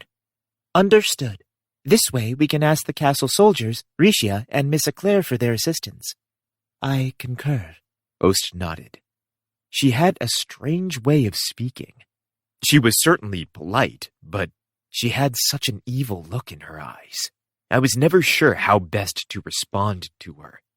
She behaved so differently from how she appeared. What's wrong, Master? Philo asked, looking up at me with her head cocked to the side. I turned my eyes away. Sometimes she looked like she was staring right into my soul. All right, let's head back to Melromark. I chose the castle courtyard from the displayed list of available locations, and we flew there in an instant. When we arrived, we found the Queen and the soldiers, and even Risha and Eclair deep in frantic departure preparations. Ah, Mr. Iwatani, I trust that you received our correspondence. Yeah, you say the spirit tortoise is moving again? That's correct. Hadn't you returned from your search, we would have gone to investigate ourselves. I don't know if my luck is good or bad. What if the Queen had been there when the spirit tortoise had reawakened? She could have been killed. What is the coalition army doing? Soldiers that were patrolling the area immediately returned to base. A number of them were not able to make it, however, and we have lost contact with them. Things weren't looking good. By the way, that individual with you, isn't that Ost Horai? Isn't she some king's mistress? Yes, we have met a number of times, haven't we, Your Majesty? Ost said, lowering her head to the Queen. For a second, I thought the two wicked women were going to enter a staring contest, but Ost bowed deeper to show her sincerity. She kept her head bowed and showed no sign of moving. The Queen seemed surprised by Ost's actions. Her eyes were wide with disbelief. What was so surprising about it? Wasn't it normal to bow to royalty? And how have you come to be involved in all this? I never expected you to bow like this to someone like me. You know each other? I met her at the last diplomatic meeting of nations. She was with a king and his servants. To dispense with the formalities, we were political enemies at the time, Ost said simply. Our nation is a private, isolated one, though much of the nobility wanted to participate in the talks. To be honest with you, I played the role of a nasty woman. Okay, so the wicked woman was actually part of wicked government too? From the way Ost had been acting with us, I never would have guessed that she was involved with such a thing. And how did that king's mistress find herself traveling with Mr. Iwatani? Ah, the wise queen. They call you the Fox of Melromark, you know. Listen, and I will tell you how this came to be. I tell you because you, too, are cooperating with he who holds the Holy Shield. Ost told the Queen all about her status as a spirit tortoise familiar, and about how someone had taken control of the spirit tortoise's true body. And she told her about how the tortoise would no longer be able to fulfill its role. Speaking in public, Ost continued to refer to me as he who holds the Holy Shield. The Queen slapped her folding fan shut and tapped her chin with it while she thought. Our goal has always been to stop the spirit tortoise from fulfilling its designs. I cannot immediately believe all that you say, but I cannot deny the possibility of truth either. I feel the same way. So, getting back to what we should do about it, it doesn't look like I'm going to be able to teleport to where we defeated the spirit tortoise. We're all going to have to depart together from Melromark. Like Mr. Iwatani has said, I also believe that is our only way forward. Before we leave, we should probably call a meeting and get a strategy together. Aside from that, are we all ready to leave? Yes, the preparations are all complete. Then let's get going! I shouted to the soldiers gathered in the castle courtyard. They cheered. Chapter 4. Spirit Tortoise Tyrant. We left the castle and traveled for a day, during which we heard all the details related to the Spirit Tortoise's reawakening. From what people said, it was focusing its efforts on populated areas. Even worse, people were saying that its attacks were even more powerful than they had been, and there were more casualties than the last time. The Spirit Tortoise has crossed the border into Melromark and appears to be heading for the castle. Oh no! Inside the carriage, the Queen unrolled a parchment map and indicated the current location of the Spirit Tortoise, as well as its apparent heading. It was very close to our current position, and we would probably be able to see it pretty soon. There are already reports of mass casualties in Melromark, the Queen said pensively. I understood perfectly well what was happening. After all, I'd spent quite a bit of time wandering around the country. I had probably visited a number of the towns the Spirit Tortoise had destroyed. So, what were you saying about the proper way to defeat the Spirit Tortoise? You said it could only be defeated a certain way. That's correct. We cut the damn thing's head clean off last time. As I have already said, that was clearly not sufficient to prevent it from reawakening. Reports from the area indicate that she speaks the truth. They say that a new head grew from the corpse before the Spirit Tortoise awakened. Looking at it from a different perspective, at least we knew that blasting its head off would buy us some time before the monster was able to get back on its feet. We could do it again if we needed to. That would give us time to research the way to defeat it for good. What have you heard from the 7-star heroes? The 7-star heroes were legendary heroes, like the 4 holy heroes, and they had their own legendary weapons. From what I'd heard, they fought for the sake of the world, just like we did, but because they operated in a different part of the world, I'd never had an occasion to meet them. Because they were investigating the lands where the Spirit Tortoise was originally imprisoned, it will take them a little while to reach us here. Useless as always, I muttered. We had been on our way to meet with them while we searched for the other missing heroes. At one point, we'd been relatively close to where they were supposed to be operating. Maybe I should have taken a trip to meet them myself. With Portal Shield at my disposal, it was easy enough to get back to where I needed to be after all. But I had never met them, so I didn't know who I was looking for. Coordinating a meeting would have taken a considerable amount of effort on my part. I didn't know if they were powerful enough to warrant it. At the very least, I hoped they were more powerful than the other 3 missing heroes were.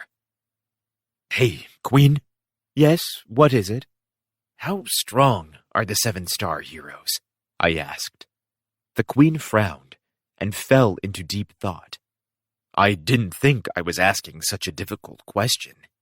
May I be frank with you? Yeah? From what I have seen, they are not as powerful as you are. Naturally, I don't claim to have witnessed the full extent of their ability, so I cannot speak with confidence. However, I see. But I believe they may well be able to match Miss Raftalia or Miss Philo in battle. Well, I suppose that was better than nothing. If they were only as powerful as Philo and Raftalia, that wasn't going to do me much good. I already had those 2 on my side. I wished I had more people standing with me, but if this was all we had to work with, then it probably made more sense for Raftalia, Philo, and I to go ahead of the others. And then, just like last time, I tried to explain my thought process to the Queen, but Philo interrupted, screaming. Master, look! What is it, Philo? Philo was pointing to something on the horizon. I followed her finger to see something shooting up into the sky. What was it? At first glance, I thought it looked like a missile, but there weren't any missiles in this world. Were there? This place was like the Middle Ages, so how could there be... I was thinking it over when I heard a sound and turned to see thousands of birds fleeing the forests around us. It looked like the very clouds themselves were running away. A sinking feeling gripped my gut, but I didn't have time to sit around and think about it. I turned back to see enormous, spear-like objects raining down from the sky. They fell straight down on the mountains on the horizon, just where we were heading. And then, just like a scene out of a war movie, a series of loud explosions echoed off the mountains, followed by strong gusts of wind that rattled the carriage. I squinted to see where the objects had fallen, and I saw pillars of fire. No, they converged to form giant domes of fire, many of them. It looked like the end of the world. The trees were all ablaze, and the earth shook with the concussive force of the explosions. What would happen in my own world if someone were to set off a series of massive explosions so powerful they changed the shape of the ground? It was horrifying to imagine, but it was already happening here. What the hell was that? Raphtalia and Philo were both staring at the explosions, mouths agape, just as aghast as I was. How scary. Risha, get it together. He's right, girl. I gather we're on our way to meet those explosions, the old lady said. The back of the carriage was in a raucous uproar. What a pain. Hey, do you think the spirit tortoise did that? That couldn't be it. We'd already battled the spirit tortoise, and it hadn't used any attacks like that. Its strongest attack had been an electric beam that could shoot through a mountain. It was more likely that we were witnessing some kind of ceremonial magic performed by the Coalition army against the spirit tortoise. Perhaps there is a ceremonial spell called Meteorite that groups can perform in concert. I suspect that is the source of what we are seeing. Huh? Philo chirped, turning her head to the side. She seemed suspicious of the queen, who looked nervous and fidgety as she stumbled through an explanation. What was going on? If the explosions weren't the work of the Coalition army, we were in big trouble. Hey, Master? What? I don't think that's it. Something about it doesn't feel like magic to me. Oh, come on, Philo. If that isn't magic, then what is it? It looks like heavy artillery from my world. Could it be? Ost muttered to herself while she watched the explosions. I believe the shield hero's servant is correct. What the... Did she mean that the explosions really were an attack by the spirit tortoise? The carriage rounded a bend in the road and emerged from it with a much better view of the distant violence. But I wasn't ready for what I saw. Hey, wasn't the spirit tortoise the size of a mountain? Didn't he cause horrible destruction just by walking around? My true body has been taken over. Please, shield hero, you must defeat me. Finally, the spirit tortoise stepped into view. It was different than the last time I'd seen it. It even looked like it had rabies. A long web of drool dangled from its gaping mouth, and its eyes appeared to glow red while the beast stomped the ground. When I'd last seen the tortoise, the remnants of a town had adorned its shell, but the town was so diminished that it was practically invisible. It may have fallen off while the monster walked across the world, or it might have been thrown off as part of the reawakening. It was hard to tell what had happened, but the whole shell looked different. Now it was covered in towering, wicked, spike-like thorns. The spirit tortoise had changed. Now it looked like an enormous, crazed, wild beast. Somehow, the monster had accrued even more power for itself. Because it looked so different, I decided to call it Spirit Tortoise Tyrant. The monster was even walking faster than it had before. This was impossible. I couldn't imagine us winning a battle against such a beast. Just when I was about to wallow in despair, the spirit tortoise stopped in its tracks. What's happening? I got my answer before I could finish the question. The towering spikes on its back moved back and forth, and then a number of them shot straight up into the air. I followed them with my eyes as they sailed up through the clouds, slowed, turned, and fell back to the earth. Then, just like we'd just seen, the area around the spirit tortoise was filled with towering pillars of fire and smoke. So, it must have been an area-wide attack, right? What the hell were we up against? How were we supposed to fight something like that?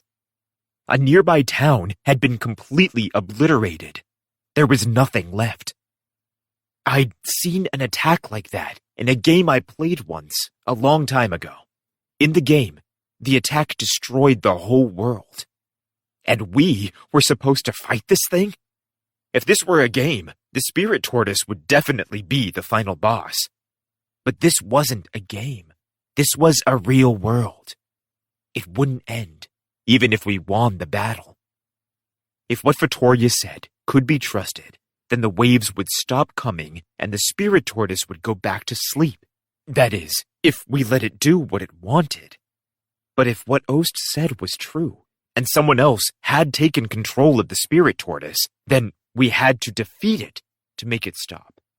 And judging by the last attack I'd seen, if we left the tortoise alone, it really might destroy the whole world. I sighed. Facing a battle like this, who would volunteer to fight if a hero didn't lead the vanguard? All right, where's the coalition army? We had to get together and strategize. I scanned the area for signs of the army from our vantage point on the road. Where the hell was it? The landscape was covered in a thick blanket of debris, and it was hard to make anything out. There it is, the queen shouted, pointing. Following her gaze, I saw the army split into many groups, roughly surrounding the tortoise at a distance. They were on the move, and it was actually a good idea. The spirit tortoise chose its targets based on the number of people in the group, and therefore damage resulted in greater loss of life.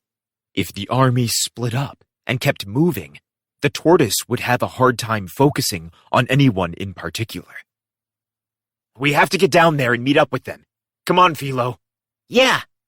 We set our sights on the fractured coalition army and took off running. Chapter 5. Mass Destruction. Compared to the last time I had seen it, the coalition army was fractured. Still, I assumed it was successful in drawing the spirit tortoise's attacks. There was plenty of destruction. But I didn't see many casualties. We decided to have our strategy meeting inside of a carriage, and we kept moving. The Queen, Ost, and I all squeezed into a carriage that was already packed with soldiers from the army. My apologies for the venue, a commander of the army said to me. I recognized him from the last battle with the spirit tortoise. It's not your fault. That's just how it is. Unfortunately, I wasn't able to prepare an airship. I didn't even know that you had one, I muttered. I should have expected as much. This was another world, after all.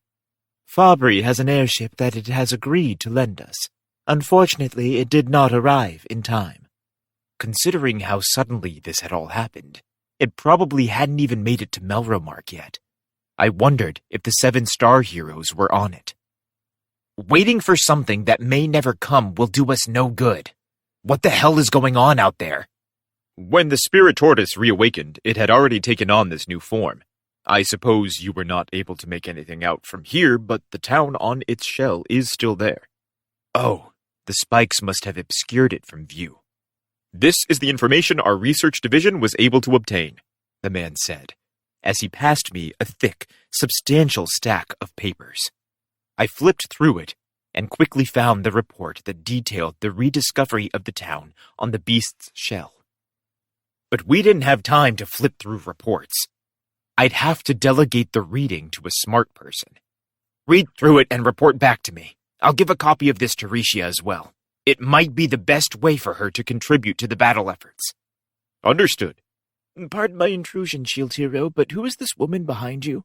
She's a Spirit Tortoise familiar. What? A look of shock swept over the faces of the assembled army generals. I couldn't blame them. In another country, she is known as Ost Horai. Please see to it that you become acquainted. Ost politely bowed to the army officers, who only answered with pointed fingers and gaping mouths. When everyone had calmed down, we explained all that we had learned about the true aim of the Spirit Tortoise, as well as Ost's claim that it had been taken over by someone with nefarious intentions. So the Spirit Tortoise is an even greater threat than we imagined? Yes, but we must destroy it either way, so I don't see how this new information affects our plans. Yes, well, that's true. I hope to cooperate with you all, Ost said. How presumptuous of you. Do you have any idea how many people have died because of you and the Spirit Tortoise? Burdened with terrible knowledge, I had no choice but to procure the necessary sacrifices. However, what is now happening is no longer within the purview of my goals, and I condemn it. However, I will not apologize for actions I took on behalf of the greater good. The Queen intervened in the conversation to mediate the growing hostilities between Ost and the army. While this woman's goals may not have been in line with our own, she was still trying to save our world. This is no time for squabbles over the past. She has offered her assistance in the coming battle, and we will need it. She tried, but it wasn't convincing. The generals stood with their arms crossed, doubtful expressions on their faces. Originally, they were to be a last defense for the world. They were to save it when the heroes were not strong enough to do so. She was only a representative for the Spirit Tortoise, who required sacrifices to fulfill his mission, I explained. But the generals were not interested in hearing it. Such a woman should be butchered on the spot. Ost quietly shut her eyes and closed a fist around the sleeve of her robe as she endured the insults and shouts of the soldiers. Sacrifices. Right. I turned to the army generals and muttered quietly, "Who can save the world without requiring sacrifices? Is that how war works? Who can save anything without sacrifices?" Everyone looked confused. They turned their heads to the side and stared at me, puzzled. The look on their faces made it clear that they had no idea what I was getting at. But I was at the end of my rope. A guy can only put up with insanity for so long. The last time we'd fought the Spirit Tortoise, I'd done my best to put on a good face and give a rousing speech, but I was quickly running out of patience with the army generals, and I thought it was about time someone put them in their place. You know what? Whenever anything goes bad around here, what do? You summon heroes to fight for you. You think that the heroes will save you. Has it ever occurred to you that you were asking for the heroes to sacrifice themselves? Heroes? Sacrifice? The heroes exist to solve your problems, right? I had to correct their misunderstandings, starting with the basics. These idiots clearly didn't understand that we might not share the same perspective. Let me be more blunt. There's no significant difference between what the Spirit Tortoise does and what you do with the heroes. You both sacrifice others to save the world. Get it? How dare you? Am I wrong? Don't you summon heroes here to save the world for you? How is that different from sacrificing the heroes to save the world? If heroes have to die to secure your own safety, would you even hesitate? They must have finally begun to understand what I was saying. Half of the generals fell silent, and the other half stood there with their mouths open, unable to process what they were hearing. The heroes have a duty to fight on behalf of the world. What's so strange about that? I sighed. The last time I'd been with the army, I'd given a speech where I said things like, "Heroes are a matter of the heart," and "Heroes never give up in the face of adversity. Heroes protect people." Did I need to recant my whole speech? Heroes are courageous, and heroes have the strength necessary to fight on behalf of others. But that doesn't mean I'm your pawn, does it? No matter how much power a hero commands, they are still a human being, aren't they? We aren't sacrificial offerings. Many people in the crowd looked uncomfortable when they heard sacrificial offerings. This was an army that was forced to rely on external power for their own protection, which must have made them feel weak. If I wanted to hurt them, that was the note to hit. How is that different from the rest of you here today? You can all be sacrificed to the Spirit Tortoise to save the world, can't you? Isn't that obvious? The angry generals appeared to come to their senses. If you want to say that the heroes are different from the people of this world, so of course they should be treated differently, or something absurd like that, then I am not going to help fight this battle. When you're dead and gone, I'll help the remaining ones, the ones that understand what I'm trying to say, defeat the Spirit Tortoise. How does that sound? Damn you! Shield Hero, Ost said, raising her eyes to meet mine. The Queen stepped in between the army and myself, and attempted to mediate. this is not the time to debate our responsibilities. The Spirit Tortoise was originally a monster that fought on behalf of the world, though not necessarily on behalf of humans. That is no longer the Spirit Tortoise we face. The monster out there is simply out for destruction, for blood. Is there anything left to debate? Isn't it clear that we must defeat the beast? Everyone fell silent as they listened to the Queen. She was right. No matter how the debate proceeded, the answer was going to be the same. We had to defeat the Spirit Tortoise. The option to sacrifice lives to the Spirit Tortoise so that the world might be saved. That option didn't even exist anymore. Even if we were not in possession of these new facts, our goals and responsibilities would not change. It is just as Mr. Iwatani has said. There is no problem with Miss Ost. But what are we supposed to do? We were not able to stand against the Spirit Tortoise during the last battle, and it appears to have become more powerful in the interim. Isn't there only one thing that we can do? Just like last time. My party and I will lead the charge. We'll cut the damn thing's head off and buy ourselves time to find other options.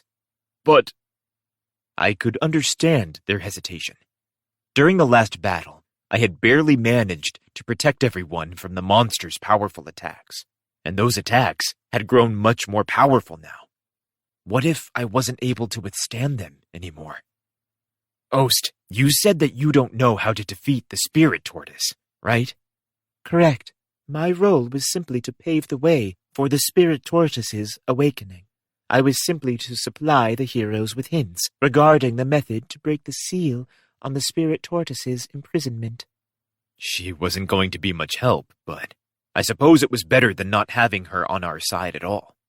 Isn't there anything you can tell us? Anything at all?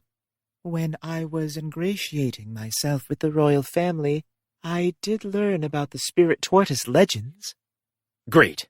Go talk with Rishia. She's the girl wearing the kigurumi back in my carriage. She might be able to figure something out from your stories. Very well, Ost said, leaving to return to the carriage we'd come in. Something about the way she moved struck me as odd. She moved lightly, as if she was unaffected by gravity when she leapt down from the carriage. Something about her seemed inhuman. Was it because she was a Spirit Tortoise familiar human type? I turned to address the Queen. You should probably join in on those talks. Agreed, and I'm quite interested to hear more about the Spirit Tortoise legends. Hopefully, we'll be able to glean a hint from them. The queen had apparently made a hobby out of studying various legends of the world. In this case, I hoped that her hobby would lead us to a path forward. In the meantime, we have our own things to discuss. What sort of formation should we use in the attack? The monster's attacks have grown stronger too. How are we to avoid them for long enough to make a counterattack? Good questions. To begin with, I suggest that, just like last time, we lure the monster to a place that is best suited for battle. How are the evacuations proceeding? The spirit tortoise is moving much faster than last time, and the evacuations are a little behind schedule. That wasn't good, but it wasn't so different from the last time. However, compared to the last time, the spirit tortoise appears to have taken a greater interest in the movements of the coalition army. I believe we will be able to draw its attention for long enough to allow the evacuations to proceed before the battle begins in earnest.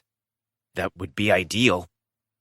The last time we faced the spirit tortoise, it seemed more interested in proceeding on to the next population center than it did with entering a skirmish with the army. If it cared more about the army now, that might give us an advantage. The spirit tortoise's attacks have grown very powerful, but there appear to be fewer familiars in the area.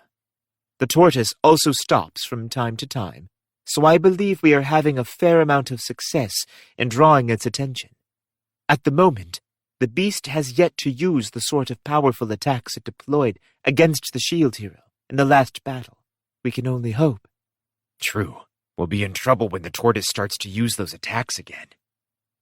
During the last battle, the spirit tortoise familiars had attacked along with the spirit tortoise proper. With so many monsters and people in the mix, it had been nearly impossible to distinguish between friend and foe. However, its shooting attack appeared to have a limited range, which was something we could be grateful for. Huh? Did they say that it stops from time to time? I turned around to see what they meant, and sure enough, the spirit tortoise was standing still, staring off into space. We stopped the carriage too. When the beast stops moving like this, it tends to stay still for anywhere from 30 minutes up to 2 hours. That was another thing to be grateful for. If the spirit tortoise moved non-stop, then the army would never be able to escape its attacks. Everything had limited stamina, carriages too. Whether horses or Philolials pulled them, they had to stop from time to time. Make sure you keep your wits about you once we enter close quarters combat. There's no telling what that thing might do. We will do as you say, Mr. Iwatani. In the end, our only option was to force our way through and try to buy ourselves more time. We spent the rest of the meeting with the coalition army, going over the details of the plan. Once we had agreed on a plan, I went back to my own carriage. Welcome back. Were you able to agree on a battle strategy? Raphtalia asked. Eclair and the old lady were already asking the queen the same questions. Rishia and Ost were deep in conversation. They referenced a stack of papers while they spoke. We'll arrive at the intended battleground shortly. The battle will start when the spirit tortoise begins to move again. The spirit tortoise had stopped walking, but it was still keeping an eye on its surroundings. It appeared to be cautious. If anyone approached it while it was still, it would immediately start moving again and attack. All of that was well and fine, but I was curious about what seemed to be happening to the landscape around the resting spirit tortoise. As if to answer my private question, Ost stood and spoke. The spirit tortoise is absorbing power from the earth. It is preparing to use that powerful attack you saw. You must be very careful. You mean the attack where it shoots those spikes from its shell? Yes. Ost was the only one who could sense the beast accumulating power. Should we attack while it is resting like this? The earlier you can attack, the better. But if you are not fully prepared, then you should not attack. Why is that? Further down from here, in the direction the spirit tortoise is proceeding, the earth has less power. If we wait until it gets there, it will have a harder time replenishing its energy stores. That's great information. By the way, what is this energy, this power that you're talking about? There are two types. One is what you might call experience. The other is a form of magic that is in the atmosphere. Ost seemed to know a lot about how the world worked. So we should wait. I believe so, yes. And it will give us all more time to prepare for the battle. All right then. Getting prepared wasn't too difficult. We'd already done it plenty of times before, so we just needed to go through the motions. Soon enough, we'll be fighting the spirit tortoise again, said Raphtalia. Yeah, just like last time. I think we should try to cut off its head. At the very least, that will buy us time to figure out how to defeat it for good. We still didn't know how to defeat it permanently. Of course, it would be better if we had the time to search for a permanent solution, but I had to admit that there was a ball of anxiety in my stomach that wasn't going away. For the moment, there was nothing we could do but silently watch the spirit tortoise's giant bulk on the horizon and wait for time to pass. Chapter 6 Versus the Spirit Tortoise. Opening Stages. An hour passed. The spirit tortoise is moving, Philo shouted from her post in front of the carriage. I looked out from the back to see the tortoise. It turned its bloodshot eyes on the coalition army and began to chase after it. The battle will begin any moment now, Mr. Iwatani. I wish you luck, the queen said. She had been speaking with Ost and Rishia, but now she climbed out of the carriage. I'd spent the hour reading through the stack of reports we'd received. It had taken a long time to work through the documents, because they were filled with obnoxiously ornate sentences and quotations that were written in foreign character sets. I couldn't say how many different languages the reports had contained, but it was amazing that Rishia and the Queen had been able to read them without much trouble. I had to ask them to read each of those parts to me, and the hour had flown by. Once I'd made it halfway through the document, I started skipping over anything written in characters I didn't understand. As for the stories Ost had heard about the spirit tortoise's imprisonment, I didn't understand anything about it that hadn't been included in the report. Besides, I got tired of hearing the constant refrain of, "Much knowledge has been lost over the years." Sure, the beast had been imprisoned a long time ago, but how was that an excuse for forgetting everything you'd once known about it? I asked the Queen how that could have happened, and she said that many records had been burned and lost throughout centuries of war. I suppose that if you lost a nation's legends and records, especially if the nation itself vanished, there wasn't any way to recover the information. Even the country on the spirit tortoise's shell had changed names and governments after weathering 2 wars. But there was also a legend in the documents that said the 7-star heroes' weapons had been lost for a time, until new heroes arrived and found them. There was even a legend that said, even though the dragon hourglasses hadn't existed, that the 7-star heroes had demanded access to them. I suppose that no matter what world you're in, each country has its own version of history. So, did you find any information we can work with? Rishia whimpered, somehow scared. Had I sounded angry enough to scare her? She was terrified of everything. I guessed that her intimidated response meant that she didn't have any confidence in what she'd learned, or she didn't know what to say. Well, about the particular methods needed to defeat the spirit tortoise, they say that it is possible if you can get inside of the monster's body. Huh? Did she think I could just crawl up onto its back to take a look? In the distance, the spirit tortoise shot a round of the spike-like missiles from its back. Explosions and flashes of light soon followed, and my shadow fell over Rishia.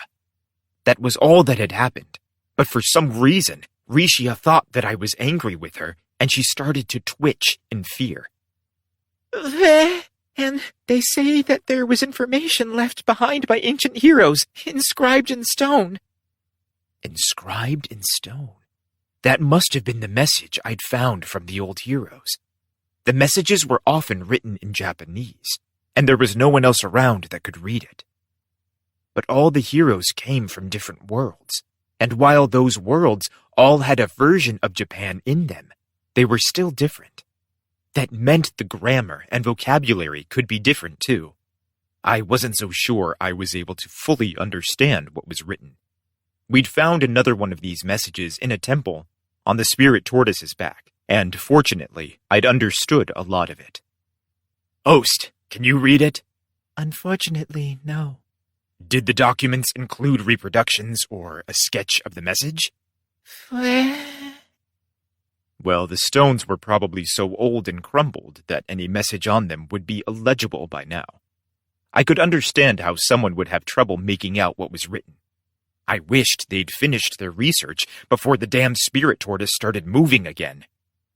Rishia continued whimpering as she fumbled through the pages. But then, a moment later, she produced a sheet of paper that included a sketch.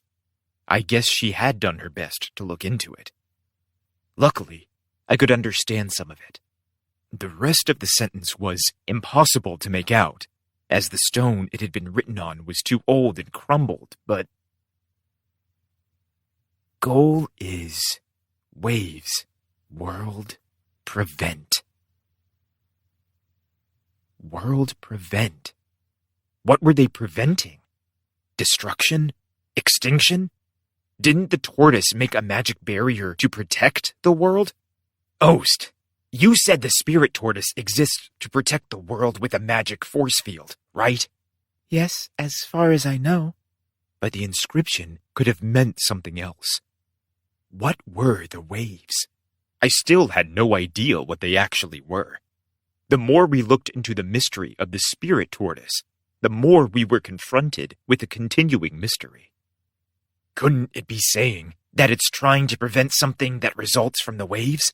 I'm sorry, I don't understand the language. I sighed. Oh well. This wasn't the time to be figuring this stuff out anyway. I decided to save the rest of our investigation until after the battle was over.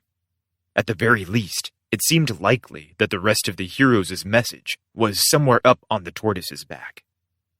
Right, got it. Okay then, we're just going to have to force the spirit tortoise to stop moving long enough for us to get up onto its back and find out how to stop it permanently. Understood. Very well. From outside the carriage, I heard Philo shout, Got it, master. Rishia whimpered, and Eclair adjusted her grip on the hilt of her sword. The old lady gave an energetic shout and struck a battle pose.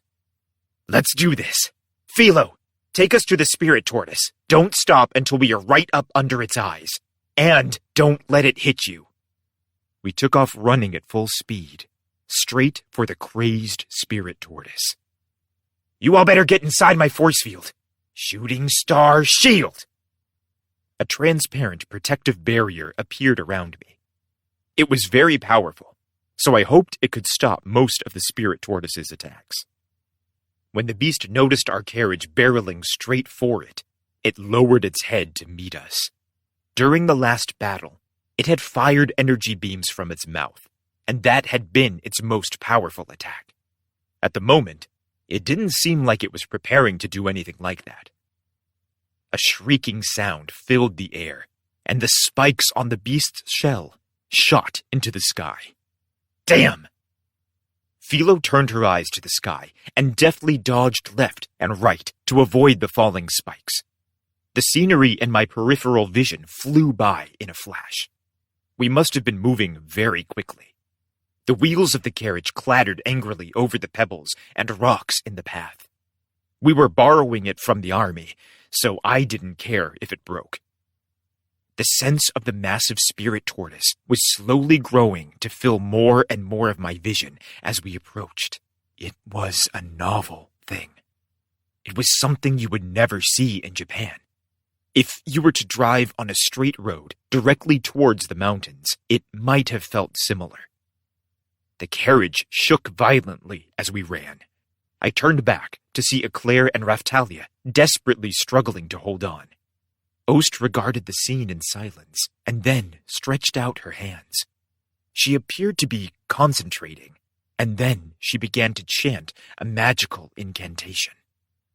I, Ostorai, command the heavens, command the earth, defy all reason, join, and spit up blood.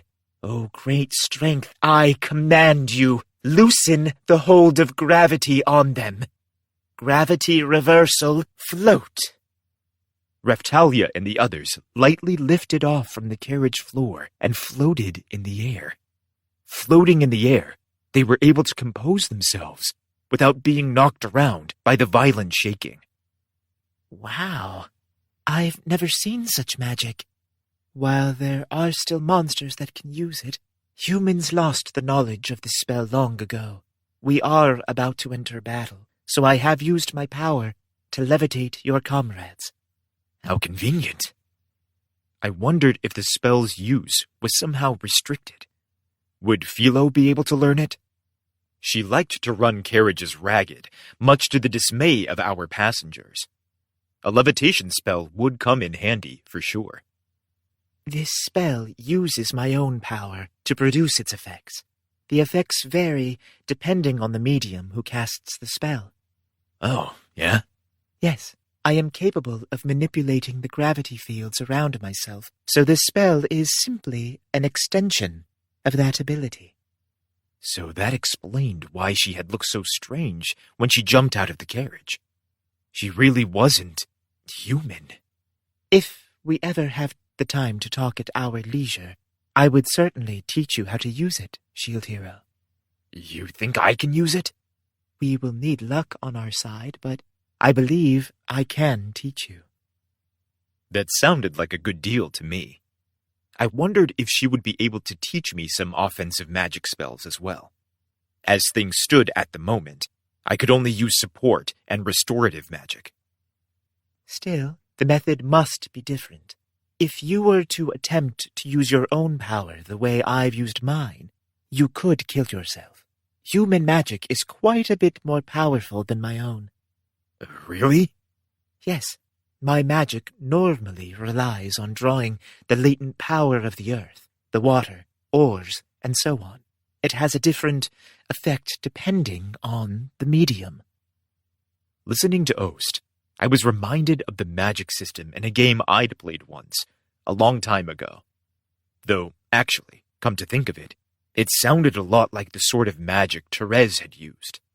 She had used jewels embedded in various accessories she wore, as a medium to cast spells. When she used her spells, the jewels she'd equipped flashed in response.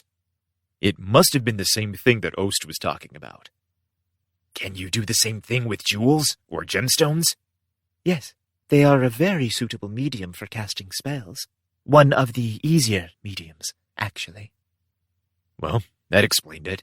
It must have been the same type of magic that Therese used. She'd had access to a lot of powerful spells, so it would be great if I could learn to do the same thing. With any luck, I might even be able to manage an offensive spell or two, which would make my life a lot easier.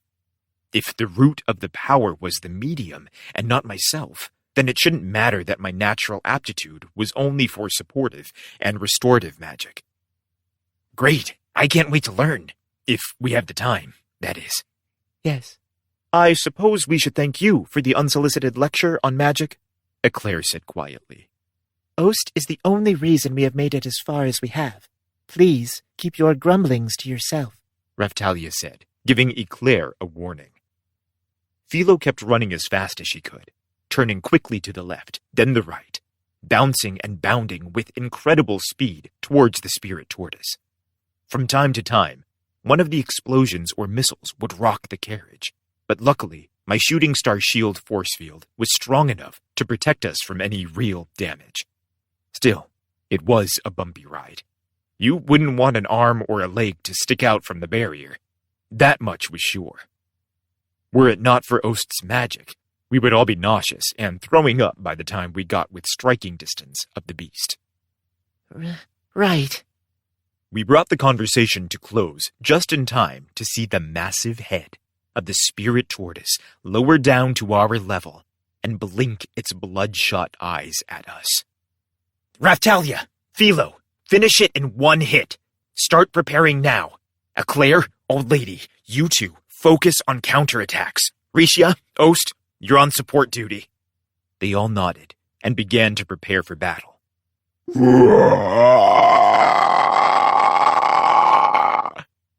The spirit tortoise's powerful attack began in earnest. Huge spikes rained down from the sky all around us. Shield, prison, airstrike shield, second shield, Drita shield. I cast shield prison around the carriage and deployed the other 3 shields in the air over our heads. Shooting star shield. To offer one last layer of protection, I covered the carriage with a shooting star shield barrier. As I set up our defenses, Raftalia and Philo stepped forward and prepared to use their best attacks. I stood up on the carriage's driver's seat, readied my shield, and cast a spell. Zvite Aura! The spell affected Raftalia and Philo, raising all of their stats dramatically. Behind me, Ost and Risha began to cast spells. Do your best. First, power. I, Ost Horai, command the heavens, command the earth, defy all reason, join and spit up blood. O great strength, I command you, grant them strength. Herculean strength. I felt a massive surge of power flow into Raftalia and Philo. Rishia's spell was middling in comparison to the massive boost I'd felt when Ost cast her spell. One of the spirit tortoise's attacks must have made it through the barrier, because I felt something clatter ineffectually against my shield. I looked up, and sure enough, all 3 aerial shields were gone, and I could see the sky through a large crack in the shield prison. We were surrounded by explosions. Waves of sizzling air washed over us. Luckily, the shooting star shield barrier was still holding, but I wasn't sure how much longer we could count on it. Worse yet, I could see that the spirit tortoise had already charged up the strongest attack it had used against us last time, the electricity beam it had shot from its mouth. If we didn't do something fast, it was going to hit us directly. I quickly ran to get in front of the others and readied my shield. The spirit tortoise's mouth yawned open, and a bolt of lightning shot straight out of it, like a particle beam. There was a splintering crack, and the shooting star shield barrier vanished. Instantly, I felt the full force of the beam against my shield. Straining to take the brunt of the attack, I turned back to see Raftalia and Philo still rushing to prepare their attacks. Ingen Muso secret knowledge! Whirlwind! Suddenly, the old woman was right behind me, holding her hands out towards the beast. A swirling of air or something blew over us and deflected the particle beam, if only just a little. When I say a little, I really mean a little. The shield was getting very hot in my hands. I could feel my skin burning where I held it. Damn, I do not have any skills that can assist Master Iwatani, Eclair grumbled, clearly upset. I wanted to turn and tell her that I didn't expect support magic from a swordsman, but I didn't have the time or the energy. Suddenly, she held her sword out with both hands and shouted a magic incantation. Zvite Light Shield! For a moment, only a faint moment, I saw a shield of light appear before me. I never knew that she could use light magic. But that was nothing to get excited about.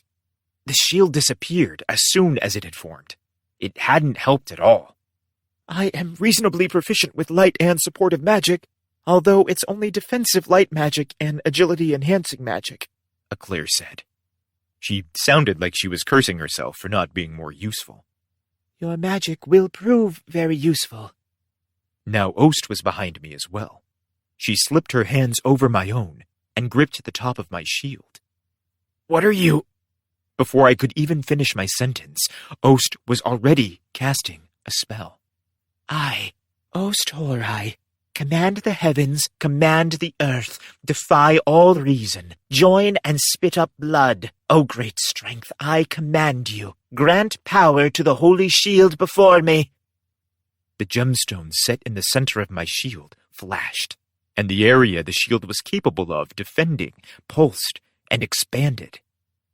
The shield was barely able to defend us, but now it seemed to cover and protect a much larger area without any trouble. It must have taken an incredible effort to maintain the spell. I looked at Ost. Sweat poured down her face. I wasn't going to stand there in silence. While I was waiting for my skill's cooldown time to expire, I could use the time to cast restorative spells on Ost. Zweit heal! I couldn't believe that the spirit tortoise could sustain its attack for so long. We weren't going to be able to hold out much longer. It was clearly longer and more powerful than it had been the last time. Finally, with a deafening crackling sound, the particle beam shrunk and dissipated. Now! Raphtalia and Philo had been waiting for my signal, and they immediately leapt from the carriage. Directional Sword of Heaven! Spiral strike! Raphtalia and Philo flew at the spirit tortoise's head, gripped their weapons tightly, and unleashed their most powerful attacks. There was a great sound of blades digging through flesh, and their attacks connected directly with the monster's throat. Philo was first. Her attack dug deep into the throat, unleashing a spray of blood into the air. Then she turned into a flash of light and spiraled around the monster's throat. Raphtalia was right behind her, swinging a massive sword of light through the beast's neck. The cleaved flesh turned to light and shone brightly as the deep cuts expanded. "Hiya!" Ah! They shouted as their attacks connected with the beast and kept shouting as they continued to slice through the monster's neck. It's tougher than it was last time, but we can't give up now. I'm doing my best! They both screamed and shouted and spun and sliced and appeared to use all the energy they had. Keep it up, I thought. You can do it. Ost and I withstood that attack to give you this chance. I can't just stand back in silence. Eclair shouted and dashed forward, her sword in hand. She charged the sword up with her magic power and thrust with all her might. The blade only stuck a little way into the monster's cheek, but it did do more damage than she'd been able to do in the last battle. Achoo! The old lady shouted. Not to be outdone, she swung her leg around and flew up in the air, forming her crescent moon attack. Rishia whimpered. She was trying to contribute, but he hadn't managed to pull off an attack yet. Are you okay? Ost was looking very pale. She must have given too much of her energy to the shield. If she fell over now, it was clear how this would end. Don't worry about me. That's easy to say. I'm all right. You must. Quickly. I turned to look at Raphtalia and Philo. Raphtalia! Philo! Finish it! Ha! Hi-ya! Okay. They shouted in unison, their voices growing higher and more strained as they expended the last of their energy, spiraling and swinging and slicing with all their might, until, with a dramatic spray of blood, the head of the monster fell free from its body. Got it! Yes! The head flew through the air, leaving the stump of the neck spraying geysers of blood. They landed, easy and light, and ran back to where the rest of us still stood. We did it! Knocked its head off! Great job, you two. I wish I could have done more, Eclair lamented. There's always next time, answered the old lady. I held Ost on her feet so she wouldn't collapse and looked at the tortoise's fallen corpse. It shouldn't move for a while. Behind us, the army wizards were furiously casting restorative magic. It seemed to be working. All the exhaustion I'd felt a moment ago seemed to have vanished. There must have been a spell to replenish lost stamina. I think the spell worked by draining the caster of stamina on behalf of the target. Or if the target was oneself, then it worked by draining away the user's magic power. A little color returned to Ost's face. I removed a bottle of magic water from my shield and passed it to Ost. It would replenish any lost magic power. This will replenish your magic power. No, my magic power is fine. I just used too much of my own power. Weren't the wizard's spells replenishing her life force? Or her stamina? And it still wasn't returning? I reached into my pocket and pulled out the bottle of life force water that Rishia had been using in her Hengen Muso training. Try this. I knew there were medicines that could restore a person's life force, but I feared they might not work. Ost wasn't human, after all. That's why I wanted to try the life force water. The old lady had said that it would restore lost energy.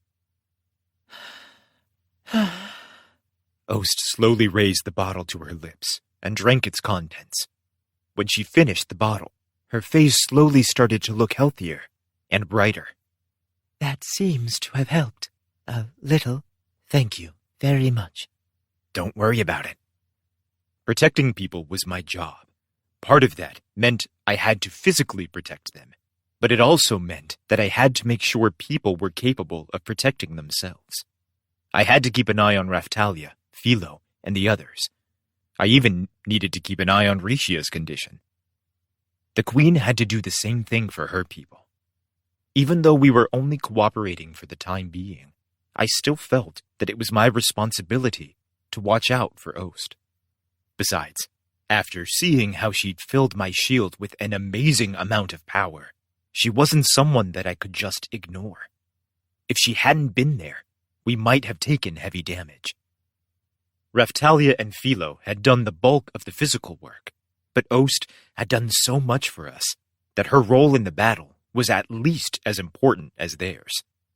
Anyway, we'd better get going while the spirit tortoise is still down.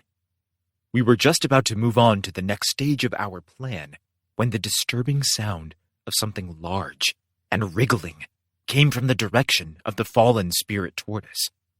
Everyone fell silent. They locked their gaze on the corpse. The torso rose to its feet, and strings of flesh wriggled out from the stump of the neck. Then, with a thundering thunk, a new head appeared where the old one had been. It was like nothing had happened. What happened? Just how quickly could this thing regenerate? The last time we knocked the head off, the spirit tortoise had stayed down for a whole week.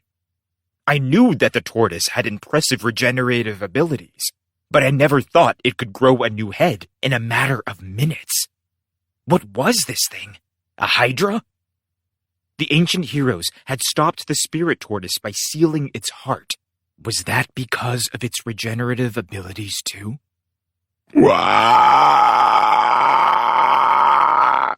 What? The spirit tortoise opened its mouth and roared. Then, without missing a beat, it unleashed a particle beam just like the one we'd just survived. I immediately sent out a series of aerial shields and used Shield Prison, the same defensive system I just used before.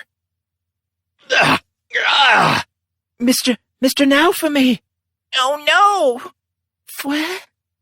The prison cage broke on impact, and the force field barrier broke a moment later. I could smell the stench of my own burning skin. Shield hero! Ost wavered and nearly stumbled into me. Raftalia dashed to catch her. Don't force yourself. You need to rest. But It's fine. Stay back. She must have been overwhelmed by her sense of responsibility, because Ost ignored our pleas and reached her hand out towards me. I could barely withstand the power of the tortoise's beam. Finally, I felt as though my entire body were burning. Time either stood still or sped up. Had it been a moment or an eternity? I thought I was going to go insane from the pain. My consciousness was drifting, and just before I lost control completely, I felt the attack abate. The only other time I'd been hurt so badly was when I'd used blood sacrifice in battle with the High Priest. This time, things might have been worse. I felt burns deep within my skin, maybe deeper. Master? Mr. Naofumi? Shield Hero.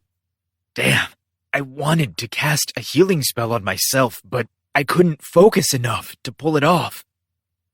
Just then, a warm light fell over me. My wounds began to heal before my eyes, but there wasn't enough time to heal them completely. Still, I was healed enough that I could finally think clearly. It must have been due to the supportive magic the Queen was casting somewhere behind me. Considering how chaotic the situation was, I had to remember to thank her for being so quick to respond. Zwite heal. I cast a healing spell on myself just before the tortoise raised its foot to crush us. I was just cognizant enough to block its attack in time. Good. I wouldn't have been strong enough to block the attack with my Soul Eater shield without it. Philo, replenish your magic power. Yep. I tossed a bottle of magic water to Philo, and she drank it. We're not going to win if we keep attacking from the front. We have to retreat for now. Philo, get the carriage and get us out of here. Okay. Carriage? I kept blocking the Spirit Tortoise's attacks while I used Shooting Star Shield. Within the force field, we kept moving to dodge the tortoise's feet. The ground shook tremendously each time one of the legs came crashing down nearby. Finally, the tortoise locked its eyes on us and raised its leg again to snuff us out, but that was just the chance we needed. Everyone, hurry! Back to the carriage! Okay. Fue? How regrettable.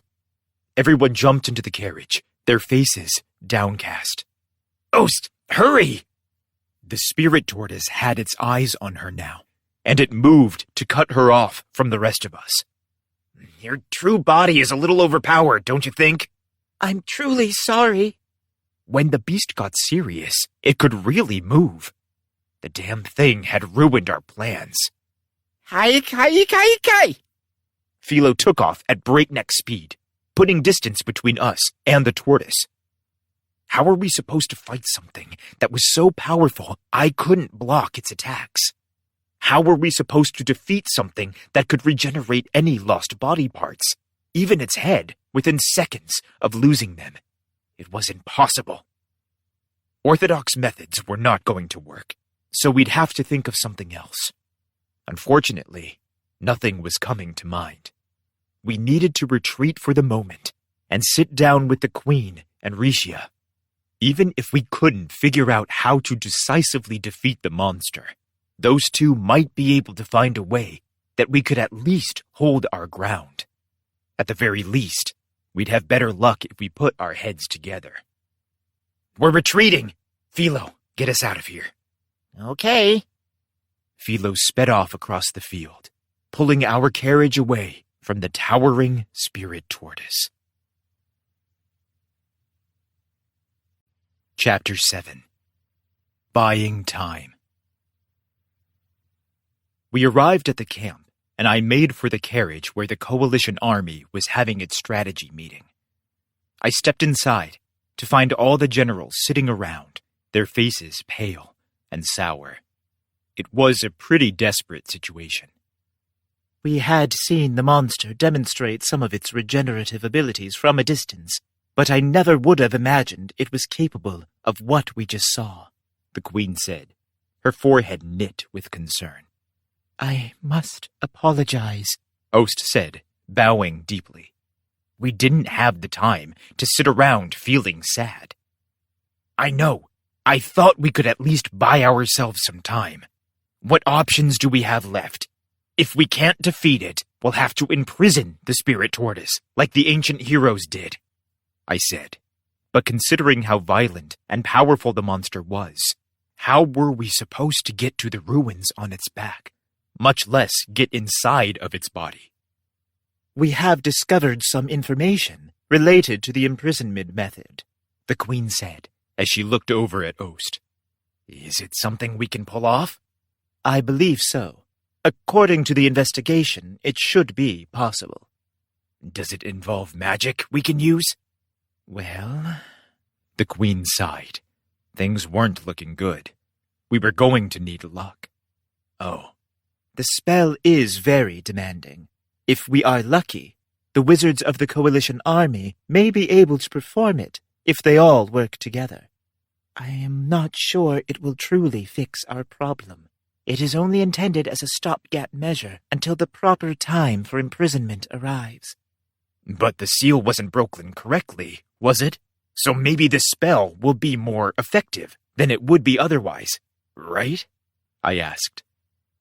According to what Ost had said so far, the seal on the spirit tortoise's prison hadn't been broken properly.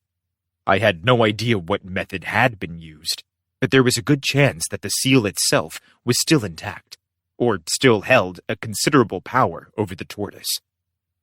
You're correct that we cannot ignore the possibility. The statues in the underground temples around the world are still intact, after all. I've never heard of such a thing, the Queen said, surprised by the new information Ost had provided. Yes, well, they represent the true power behind the seal. There are 3 seals, and as long as they are not broken, the spirit tortoise is not supposed to be able to move as it is. Well, that sounds like our best option. What other choice do we have? We should try to use this imprisonment magic and see if we can't at least stunt the abilities of the tortoise. I concur. However, I cannot guarantee that it will be effective. Well, we still need to find a way to kill this thing. Cutting its head off didn't work. I think the next best option would be if Philo took a small group of us up onto the shell so we could investigate the interior of the temple we found there. It might not be enough to sneak up behind it and use sealing magic to blunt its movement, but what other choice did we have? It was better than nothing. According to the legends, the spirit tortoise can only be imprisoned if we are able to make our way to its physical heart. That would be tough, considering the magic we needed was going to require all the Coalition Army's wizards. The situation seemed to be getting worse and worse. Should we try to investigate the temple ruins beforehand? It's certainly an option. But what if we went up there and made our way through the temple ruins and came back empty-handed? I didn't even want to think about it. Master. As we sat around considering our options, Philo came running up beside the carriage and called over to me. What? The adults are talking about important stuff, so don't bother us if it's not important. But I can see the castle in the distance. Shit. We'd covered so much ground running from the tortoise that we were already back within sight of Melromark Castle. If the spirit tortoise continues on its current path, we will soon arrive at a place where the Earth's energy flows freely, Ost said, making the bad news even worse. Was Melromark Castle going to fall? We'd only gotten along for a short time. Now, I'd probably have to move on to another country to get support, once we dealt with the spirit tortoise. Mr. Iwatani. The Queen startled me. I wondered if she could tell what I was thinking, the way that Raftalia and Philo could. Hey, Master. Vittoria is trying to talk to us. She is? What does she want? She says she wants you to stall for a little while longer. She says she's on her way. Why now? Isn't it a little late to offer help at this point? Was she coming to kill me? Vittoria was a legendary Philolial. She had once said that if the 4 heroes couldn't learn to get along, she would have to kill us. When the spirit tortoise threat first reared its head, she had decided to sit out on the sidelines. She said it was because we'd proven that we weren't capable of cooperating. She's saying that things have progressed to the point where she has no choice but to step in and help. So if we can buy enough time for Vittoria to get here, she's going to take care of the spirit tortoise for us? Could I really hope for that much? If the great legendary Filolial would come and defeat the spirit tortoise for us, then we could enter battle with the spirit tortoise and try to stay alive long enough for her arrival. She's saying that she'll do all she can, but that it might be difficult to kill something that can grow new heads. I can't argue with that. To be honest, we all faced the same problem. No one knew how to kill the spirit tortoise. The way I saw things, we needed all the help we could get. But Master, if we don't do something fast, the castle is going to be destroyed. I sighed. I know. How long will it take for her to get here? Judging from the speed the tortoise appeared to be moving, we probably only had an hour or so before it reached the castle. And once it did, the castle and town would be in range of the spirit tortoise's missile attack. If the castle suffered a direct hit from either the missile spikes or the particle beam breath, it wouldn't stand a chance. Even worse, it could probably hit the castle with a particle beam from a decent distance if we didn't step in to stop it. She says she needs about an hour. The castle was as good as gone. Come to think of it, the castle town probably wouldn't make it either. I turned to the Queen. Are the evacuations completed? Not entirely, and I do not believe they can be completed before the spirit tortoise arrives. That didn't sound good, but I bet that anyone still in the town would run away when they noticed the giant spirit tortoise stomping toward them. Granted, that didn't mean they'd escape in time. Things were looking bleak. Yeah, we have no choice. We need to buy ourselves enough time to hold out until Vittoria gets here. There was another problem, though. Who knew if Vittoria would be able to defeat the spirit tortoise anyway? Mr. Iwatani, are you going to try and halt the spirit tortoise's progress? Yeah. We'd only have to hold out for an hour. But an hour seemed like a really long time. I'd learned a few things during the last 2 battles with the tortoise. For one, the monster needed time to recharge after both of its major attacks. But, actually, come to think of it, the beast had been able to use its particle beam 2 times in a row. I wondered if the cooldown time between attacks was shortened when the monster took damage. If we were careful about how quickly we attacked it, we might be able to control how quickly it was able to counterattack. In some ways, the spirit tortoise itself was a sort of special attack that needed recharging. Whatever ended up happening, we were going to need enough time for the Coalition army to get us up onto the shell. If Vittoria showed up in time to take over the main battle, that would probably be the window of opportunity we needed. It was a gamble. If we were just fighting to stall and buy time, then we didn't need to make sure we won. Actually, it probably made more sense to think of it as if we were leading the tortoise away from the town. All right. We're going into battle to buy ourselves more time, I said, turning to the Queen. We are going to need your support to survive. Make sure you've got restorative ceremonial magic ready when we need it. I will do whatever you ask, Mr. Iwatani. The army should focus on evacuating the area until the people escaping from Melramark arrive. Form a regiment that always keeps the tortoise in sight. Roger. I confirmed that the army had prepared a battalion of flying dragon knights. They would be our best option for getting up onto the shell. Besides, we had Philo, the fastest thing on 2 legs. We'd find a way up there. If we could get inside of its body, we could try to find the heart and kill it. But we'd already lopped its head off, and that hadn't worked. Would killing the heart be effective? Oh well, worrying wouldn't fix anything. I went back to the carriage where Raphtalia and the others were waiting. Welcome back. What should we do? Raphtalia, Risha, Eclair, and Old Lady, you're in charge of getting everyone out of Melromark. There might not be any familiars around the Spirit Tortoise itself, but they could be attacking the town. When we'd noticed the castle, I thought I had seen dark clouds of monsters off on the horizon. If my hunch had been right, someone would have to protect the citizens. And if we were only trying to stall the Spirit Tortoise, we weren't going to need Raphtalia and the others anyway. Understood. If I can save even one person, I will. Good answer. Old Lady, I'm counting on you too. I know you are. I took a deep breath and turned to Ost and Philo. You two are coming with me.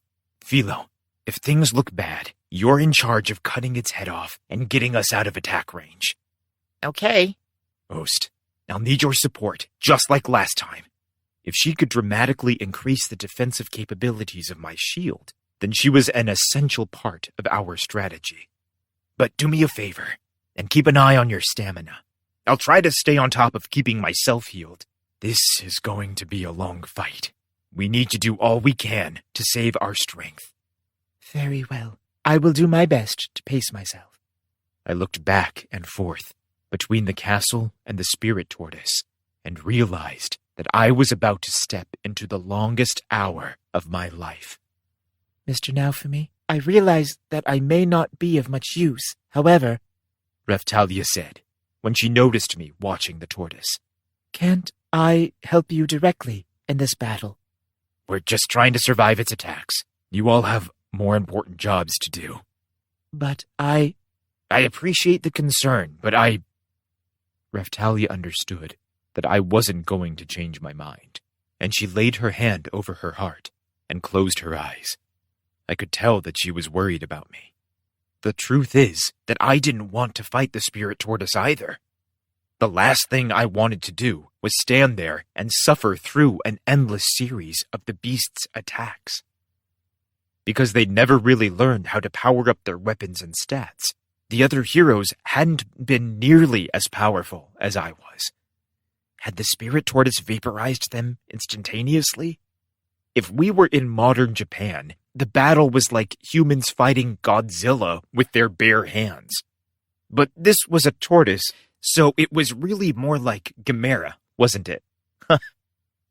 Godzilla didn't actually exist, though, so I suppose I was getting a little ahead of myself. Please, take care of yourself. Who do you think you're talking to? I always take care of myself. No, you don't. She shot me down. Was I so untrustworthy? It made me wonder how she thought of me. What was I to Raphtalia? Did she think I was the kind of guy who would sacrifice myself to save others? Give me a break. I'll be fine. If things look bad, I'll run. All we have to do is buy ourselves some time. And an hour wasn't that long. The most important thing you can do is to get as many people out of that castle as you can. That is the highest priority. But Raphtalia, Eclair interrupted. We have a responsibility to follow Master Iwatani's orders. If we don't, what good are we to anyone? Eclair is right. Don't worry about me. Just do what you can to save as many people as you can. All right. I understand, she said, nodding sadly. Raphtalia and the others climbed into a carriage that was heading for the castle, and she watched Ost and I climb up onto Philo's back. Please, don't do anything stupid. Raphtalia, get over it already. Are you my mother? What is that supposed to mean? If anything, I was closer to being a parent than she was. But here she was, worrying about me. Mothers worry about their children, but not the other way around. I wished I didn't have to worry her. Philo, and you too, Ost, please, watch over Mr. Naofumi. Don't let him do anything foolish. Okay. I will protect the shield hero with my very life. Hilarious. I'm the shield hero, and you're protecting me? Just who did she think I was? Didn't all this start with her asking me to defeat her? All right, let's get going. Philo took off running for the spirit tortoise. As we pulled away from the others, I saw Raphtalia's carriage charging toward the castle, along with half of the army. Me and Master, Master and me, Philo shouted, oddly chipper, as she shot like a bullet over the fields toward the towering tortoise. She never worried about anything. I was counting my bottles of medicine, and then before I could even blink, we had arrived at the feet of the beast. When it noticed how close we'd gotten, it roared loudly and moved its massive feet in our direction. "Zwite Aura! Shooting Star Shield!" I shouted, casting a supportive spell along with setting up my protective barrier. The ground was shaking all around us. I looked up to see a raised foot hovering over us. I wasn't going to stand there and get stomped. We ran out of range from the foot before the barrier could break. When it hit the ground, the earth split open. Enormous clouds of dust shot up all around us, blocking out the sun. I ran over to the foot and threw my whole body around it. When the tortoise realized it couldn't raise its foot the way it intended, it seemed surprised. The thing was stupid. But even if I had surprised it for a moment, I wasn't anywhere near heavy or strong enough to stop it from raising its leg when it decided to. We clung to its front leg, where, luckily, its head couldn't reach us. Still, it craned its neck around and tried to find us.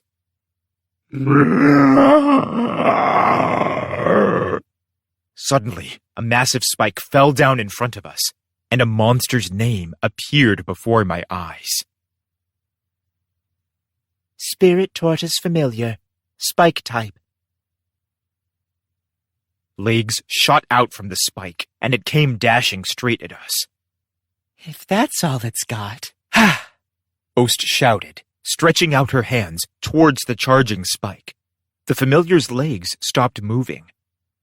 A gap opened in the battle, and it was immediately filled with fire raining from the sky.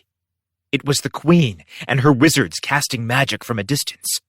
The flames fell down on the now still spike type, and then... Tja!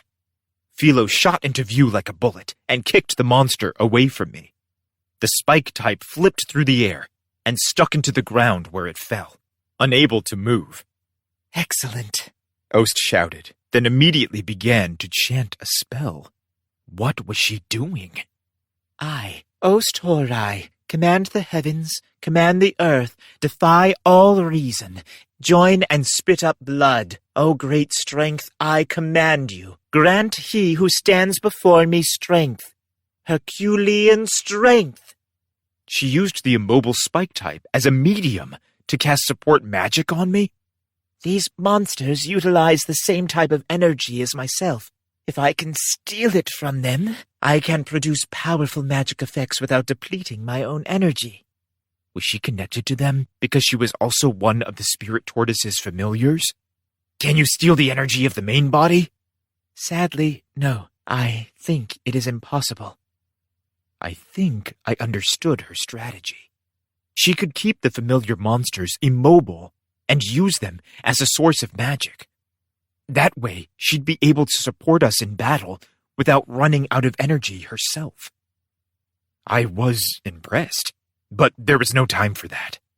I saw the tortoise's leg muscles begin to contract. Crap. If I stopped paying attention for a split second, I wouldn't be able to keep my grip on the leg.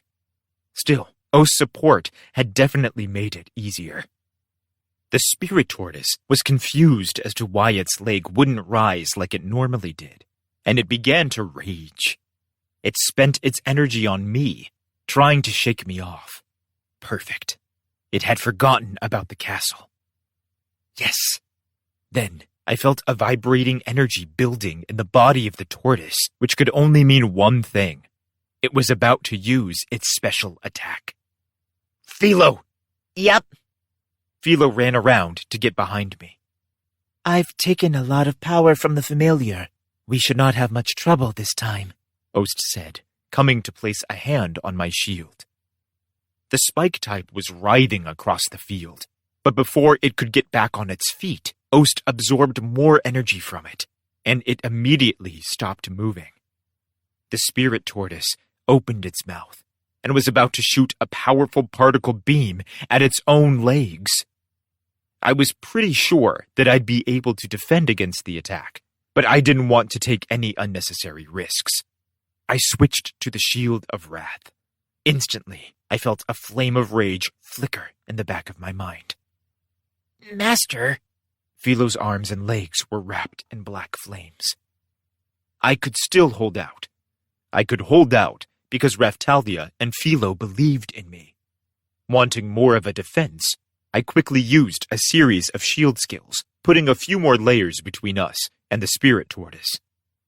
Everything filled with blazing light, and a moment passed before I heard the explosions. I held the tortoise's leg with one hand and protected my party with the Shield of Wrath in the other. And when the attack hit, it didn't hurt. The Shield of Wrath was amazing. It withstood the attack without taking any damage. I held the shield and braced myself for the remainder of the attack when all of a sudden, a countdown timer appeared in my field of view. 4:37. The numbers fell with each second. What did it mean? The tortoise's attack subsided when the counter read 4:15. Great. We survived the first round of attacks. Furthermore, it had been easy enough. I breathed a sigh of relief, and then I realized that I couldn't control my body. Master? Shield hero? What was happening? I quickly checked my status, only to find that I was completely out of SP. How? What was going on? Where did it all go? Did the spirit tortoise's attack also drain all my SP? I quickly switched to the Soul Eater shield, and my SP began to regenerate automatically. I pulled out a bottle of soul-healing water and drank it. Then I used Shooting Star Shield again. Shooting Star Shield! The strange counter that had appeared when I had the Shield of Wrath equipped wasn't there anymore. I was starting to get a bad feeling about all of this. Could the countdown have been numbering the amount of time that I, or Philo, were free from the control of the Shield of Wrath? If so, what would happen when the counter reached 0? The spirit tortoise quickly regenerated the charged stumps of its legs, and once again moved to smash us. Not again.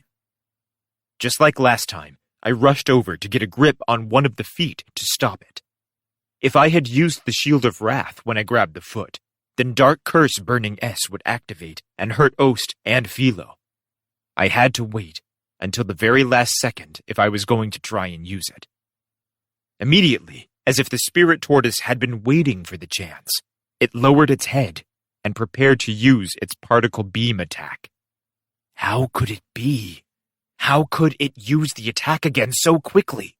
Even worse, there weren't any familiars that Ost could harvest energy from. Cold sweat dribbled down my forehead.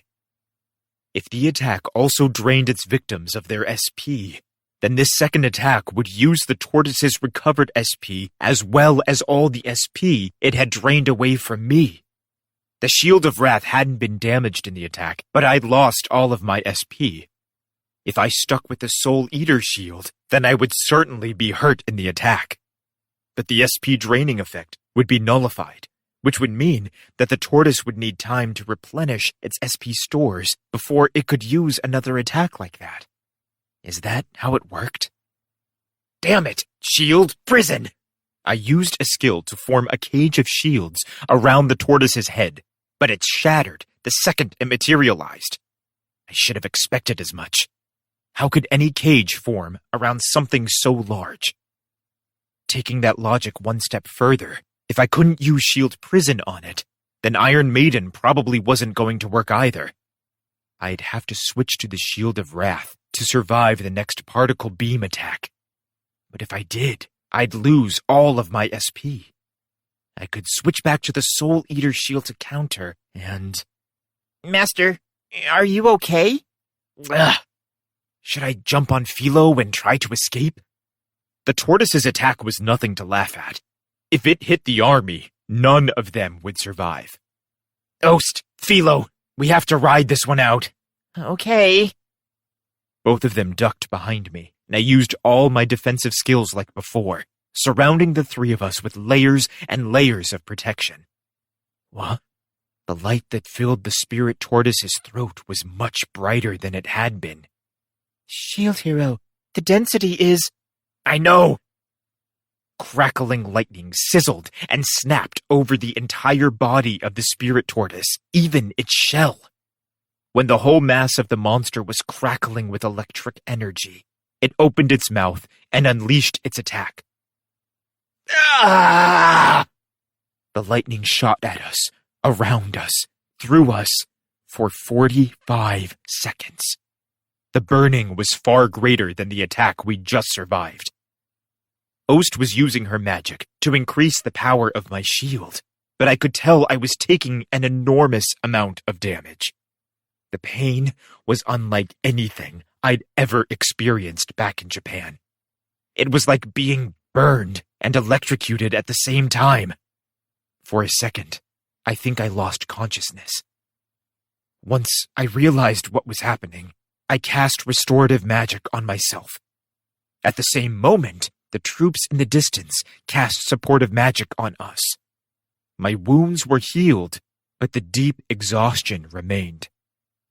I'm going, Philo shouted. Good luck. If you see any familiars out there, knock them out, but don't kill them. Ost can use them to replenish her energy. Okay. There was no rule that said the shield hero couldn't do other things besides defend against attacks. Philo kicked at the spirit tortoise's head and drew its attention. It opened its huge mouth and tried to bite at her, but she was too fast to get caught. The tortoise looked irritated as it continued to chase after Philo. While she kept the monster distracted, the rest of us focused on recovering from the last attack. Yikes! Philo shouted as she slipped back into the protection of my shooting star shield barrier. We kept it up for a little while, but soon enough, the spirit tortoise was ready to use its particle beam attack again. Its mouth opened wide. Philo, if this thing tries to stomp us again, you grab Ost and get her out of here. Okay. Philo's magic had finally recovered. She closed her eyes and focused. Her feathers all stood on end. If she was ready to use magic before the spirit tortoise could use its particle beam, then her magic power must have recharged faster than its did. Ost, don't you do anything stupid. I don't need you yet. I'm using a shield strong enough to survive the attack. But If we mess up now, it's all over. We're going to endure this next one. Very well. The attack was ready. The spirit tortoise unleashed its particle beam, and I quickly switched to the Shield of Wrath, and we made it through the attack mostly unscathed. Without missing a beat, the tortoise regenerated its charred legs and moved to stomp us again. Now! Okay. Philo shouted and dashed across the battlefield to grab Ost. In a flash, they were out of range. I met the rapidly falling foot with my Shield of Wrath. Dark Curse Burning S activated automatically, and I was immediately enveloped in swirling black flames. The flames roared high into the air, searing the beast's leg and face with cursed flames. Like that?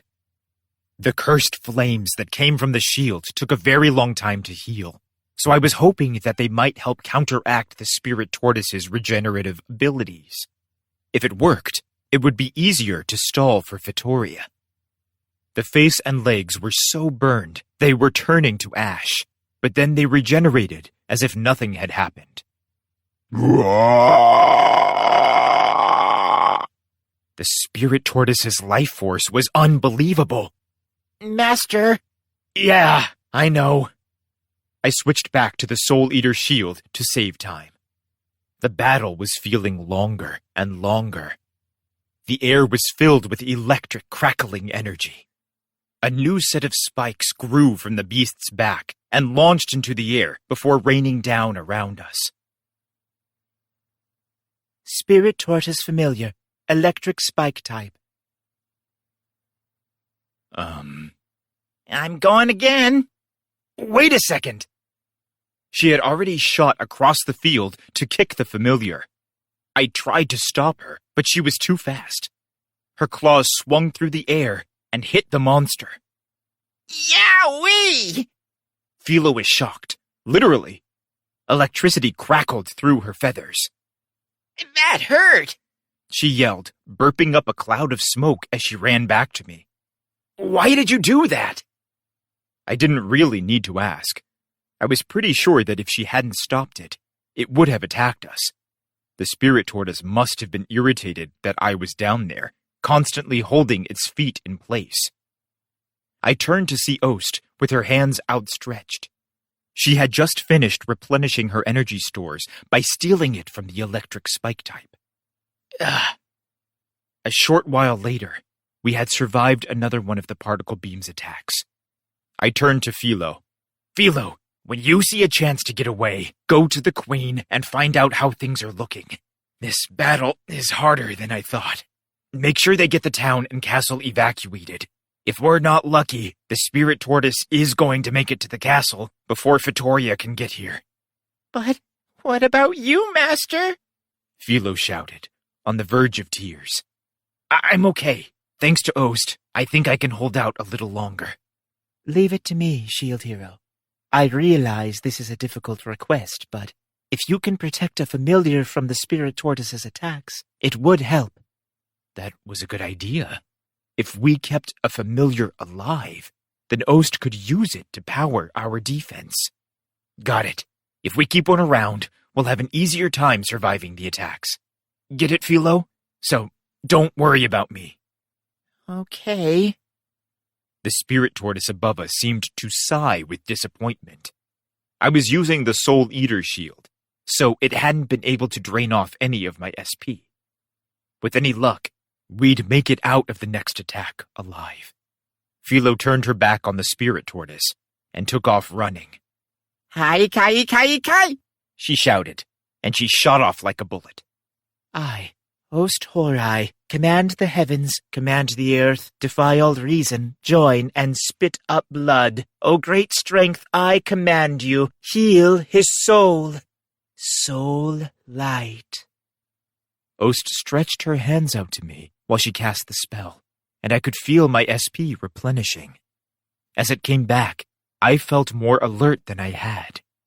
I didn't even know that there were spells like that. It was sure to come in handy. I quickly used the shooting star shield barrier again and grabbed the leg of the tortoise to impair its movement. After all the electric attacks, the ground itself seemed on the verge of giving out. It was littered with deep rifts and craters. And with the constant shaking, it was harder than ever to keep my hold on the spirit tortoise's foot. Things were looking bad. Every once in a while, a spike from the monster's back would fall down nearby and turn into a familiar. The newly conscious monsters then ran to attack us. Their attack power was in another league altogether, compared to the bat types we'd fought before. There weren't very many of them, though, so even as I tried to use the Soul Eater shield's counter effect to replenish my SP, it didn't go very smoothly. We were only able to survive the powerful attacks because of Ost's support magic. The air was filled with clashing and clanging as the spirit tortoise familiars threw themselves against the shooting star shield barrier. If I had never had that meeting with the other heroes, if I had never learned how to power up my shields and attacks, then I never would have made it as far as I had. The monsters would have broken through the barrier long ago. As things were, we were teetering on the verge of defeat for the entire battle. I was getting worn out. I wished there was some way to gain an advantage. Here I go, Ost shouted. She began to cast another spell. I, Ost Horai, the source of all strength, command you. Read and comprehend all that is under the sun, and show your power to me. Gravity field. Extreme gravity. A semi-transparent black sphere shot through the air and slammed into a nearby familiar and crushed the monster into the ground. Well, well, I was growing more and more interested in the unique magic that Ost commanded. But there was no time to stand around feeling impressed. Philo, the source of all power, commands you. Hear the truth I speak and destroy them with the angry sky's fierce tornado. Drifa Tornado! Philo's spell summoned a powerful tornado that ripped the crushed familiar to shreds. Ost's magic had put cracks all over its surface, so finishing it off had been simple. I'm back. What did you find out? She's on her way, but she needs a little more time. Damn! Oh, and she said to use this medicine for your stamina. She says the restorative magic becomes weaker if you use it too much. Philo was carrying a satchel that she hadn't had when she left. She took some medicine from it and passed it to me. It looked like a cough drop. I popped it into my mouth to find it tasted like mint. Sure enough, I started to feel as if some of my energy had returned. She said that she saved some of these for you.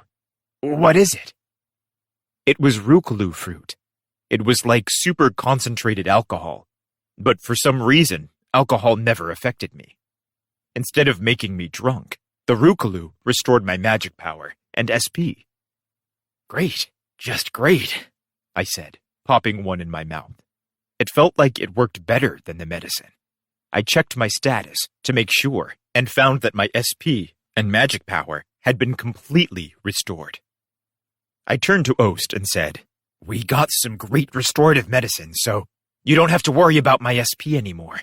Focus on something else." Of course, it was also possible to restore SP with a bottle of soul-healing water. With my ability to concentrate restored, I felt like I had a better shot of making it out of the next round alive. Understood. The spirit tortoise opened its mouth to shoot another particle beam. What was the best way to defend against it? Shield hero. The black shield. Huh? Got it! We'd survived as long as we had because of Ost's magic. I decided to do what she said. I, Ost Horai, command the heavens, command the earth, defy all reason, join and spit up blood. O great strength, I command you. Protect them with plundered power. Drain seal. I used the Shield of Wrath to protect us from the particle beam, which meant that the spirit tortoise had been able to drain my SP during the attack. I prepared to eat another Rucolu fruit and checked my status, only to find that I still had all of my SP.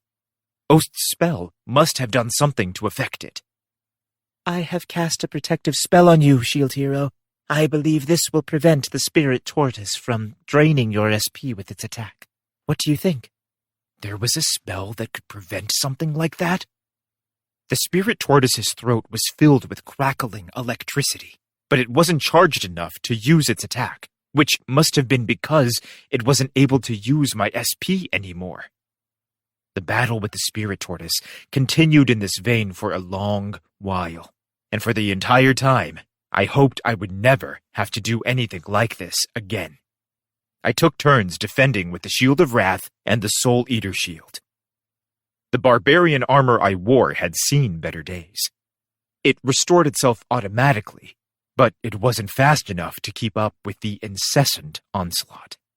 It was a rough battle. The countdown that appeared when I used the Shield of Wrath had fallen to 30 seconds.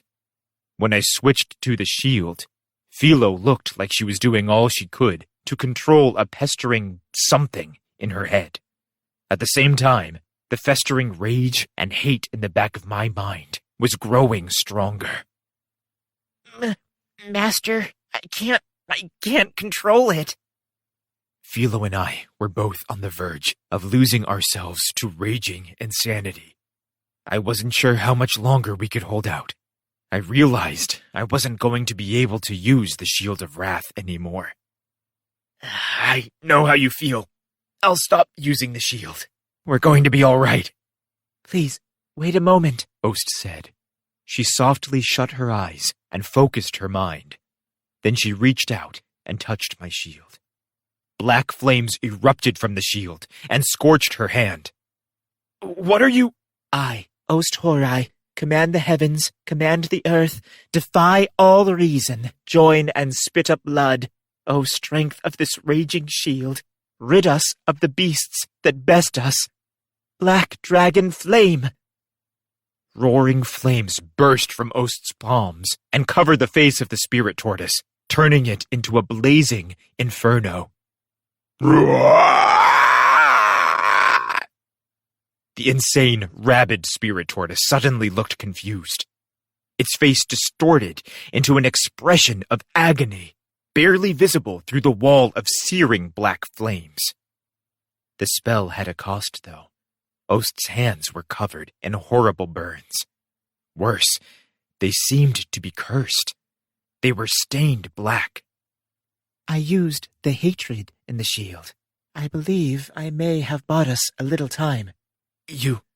My eyes shot to the countdown. It had risen to read 3 minutes. I was amazed. I thought Ost had the best, most convenient spells of anyone I had ever seen. I suppose that we'd be enemies under normal circumstances, but I couldn't help but be impressed. And it was clear that we were on the same side. She was obviously doing all that she could to limit the damage the spirit tortoise was causing. All right, this is still going to take some time. Right. Philo, how long until Vittoria gets here? It's kinda noisy, so it's hard to hear, but I think she's saying she needs another 30 minutes. Seriously? We were only halfway through this? At least we'd managed to stop the tortoise's attacks, is what I was thinking when those very attacks began to intensify. Spikes shot into the air with a loud swoosh. I turned to Ost, and she silently nodded. We'd been holding out for a while, but we had finally arrived at the place where the Earth's energy flowed more freely. I guess we still need to keep this up, I sighed. To be honest, I was ready to give up and get out of there. But when I saw how close we had gotten to the castle, I realized we couldn't give up. There was a huge town at the foot of the castle, after all. If the town was in range of the tortoise's exploding spikes, then it didn't stand a chance. The whole town would vanish. We had no choice but to keep our heads down and keep on fighting. After suffering through a few more of the tortoise's special attacks, I was on the verge of losing consciousness. My barbarian armor was battered beyond recognition, and the spirit tortoise, having noticed our strategy, had stopped sending familiars after us. Without the monsters around to replenish her energy, Ost could barely keep up with the necessary spells. We'd already gone through our stock of life force water, and because I was using skill after skill, I'd have been forced to eat all of the Rukalu fruit, too. I hate to say it, but we might have to retreat. But if we do, the destruction will... Think of all the time we've bought. We can't help anyone if we die here, either. When it comes down to it, we need to cut our losses and get out. Under constant barrage from the spirit tortoise, I'd completely lost my sense of time. I asked Philo how much more time Vittoria needed, only to find out that she wasn't able to contact her anymore. The incessant magic and skills must have been so powerful that they were having an effect on the Earth's energy fields. The support from the Queen and her army was slowing down, too. Every once in a while, they would manage to cast a powerful offensive spell, but they were never able to do any significant damage to the tortoise. What was left for us to do? I promised Raphtalia that I wouldn't do anything stupid, and I was running out of sane options. Ost's hands were stained black from the cursed flames. She had used the rage in the shield to cast spells 3 times now. The spells she'd cast to limit the SP drain from the tortoise's attacks were growing less and less effective. What were we supposed to do? How many times had I thought, I can only survive one more attack? This was by far the hardest battle I'd ever fought, even harder than the battle with the High Priest. I was stronger than I'd ever been, but it wasn't doing anyone any good. I was running different escape options through my head when it happened. A cloud of dust stood over the horizon behind the spirit tortoise, and it was moving in our direction. Ah! Philo shouted, jabbing a wing at the cloud. The ground started to shake, and a furious wind blew over the battlefield. Something sky blue fluttered in the wind. It was a Philolial queen feather, just like Philo. And it was a color that I'd seen before. Sorry it took so long. Good job holding out. Fitoria will make sure your effort was worth it. That's right.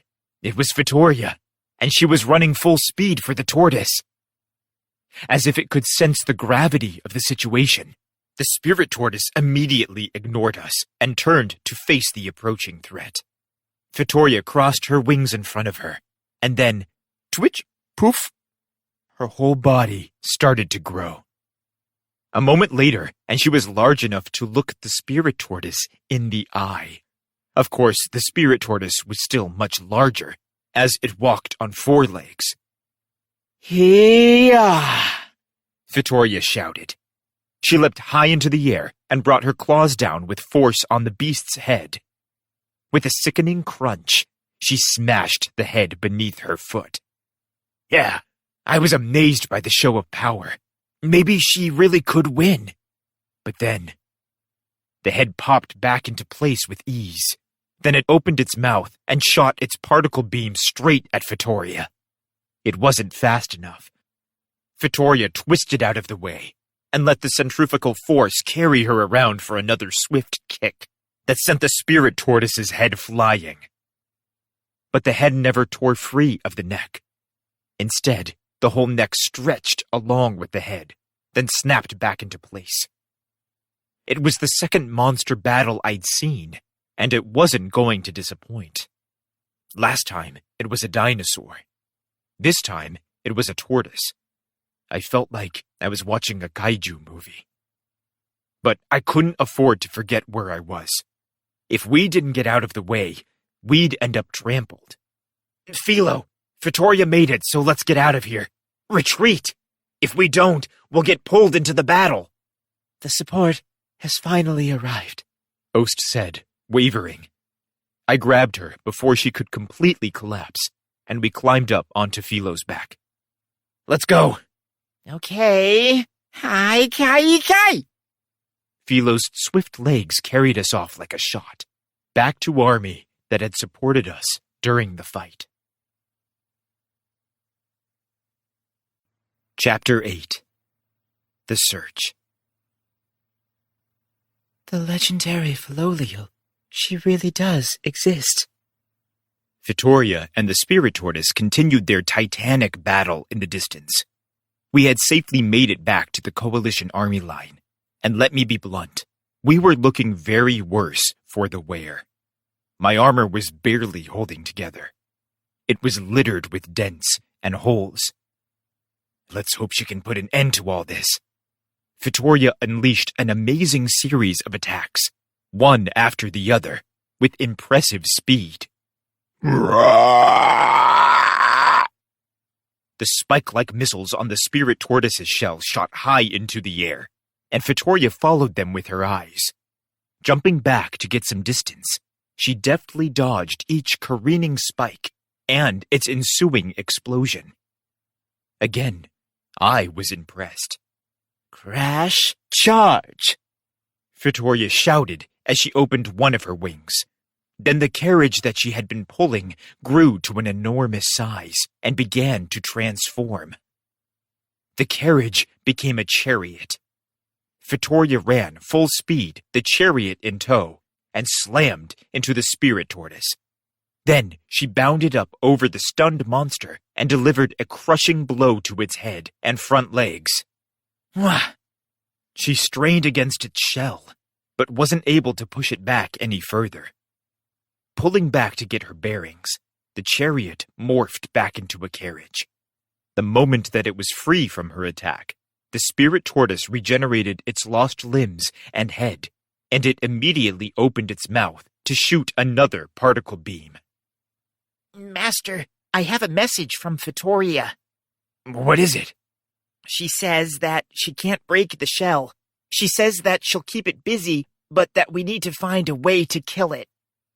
I sort of wished that she would just talk to us normally, though considering her size, her voice would probably be too loud to understand. It probably would have just sounded like some deafening noise. Can't she use a flock of her Filolial friends to attack en masse? She says she had to hurry to get here, so she's all alone. Oh, well, I guess I couldn't expect a large flock of Filolials to keep up with her. She was really fast. Furthermore, what was I thinking? Expecting normal Filolials to put up a fight with the spirit tortoise? Mr. Naofumi! Raphtalia and the others came running back from the direction of the castle. How are the evacuations going? The castle town itself is mostly evacuated. I heard that the battle was going to move on to the next stage, so I hurried back. Good idea. Looks like we won't be relaxing for a while. Fitoria was going to keep the spirit tortoise occupied, but if we didn't figure out how to kill the tortoise for good, then we'd end up right back where we started. I was getting tired of looking at that damn turtle. I turned to face the queen. You heard what Philo said, right? Yes, and just like we suspected, I suppose our best option is to sneak inside of the spirit tortoise's body and attempt the sealing procedure. The other option, though it is certainly not a sure bet, would be to search out the remainder of the ancient heroes' message and hope that you, Mr. Iwatani, are able to read it. I guess we'll just have to do both at the same time. As we discussed our options, the battle continued in the distance. What the? I couldn't believe what I was seeing. The spirit tortoise had more than one head. Worse yet, they were all shooting particle beams at Fitoria. There was one piece of good news, at least. From where I stood, it looked like the beams themselves were less powerful than they had been.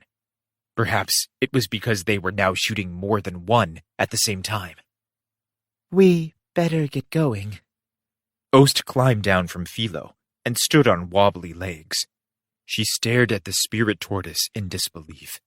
She had either fallen into despair, or she was upset over what her true body was doing. Do you think we can get up onto its back? It will be difficult, but, Mr. Iwatani, closely observe the spirit tortoise with me. Huh? I did what I was told and squinted at the tortoise. When I looked really hard at the new, ragged shell, it was mostly covered in spikes.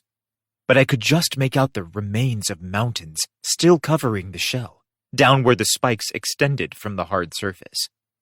Maybe, if we climbed up those mountains, we could find a cave that would lead us inside. I also watched the tortoise's attack pattern as it grappled with Fitoria.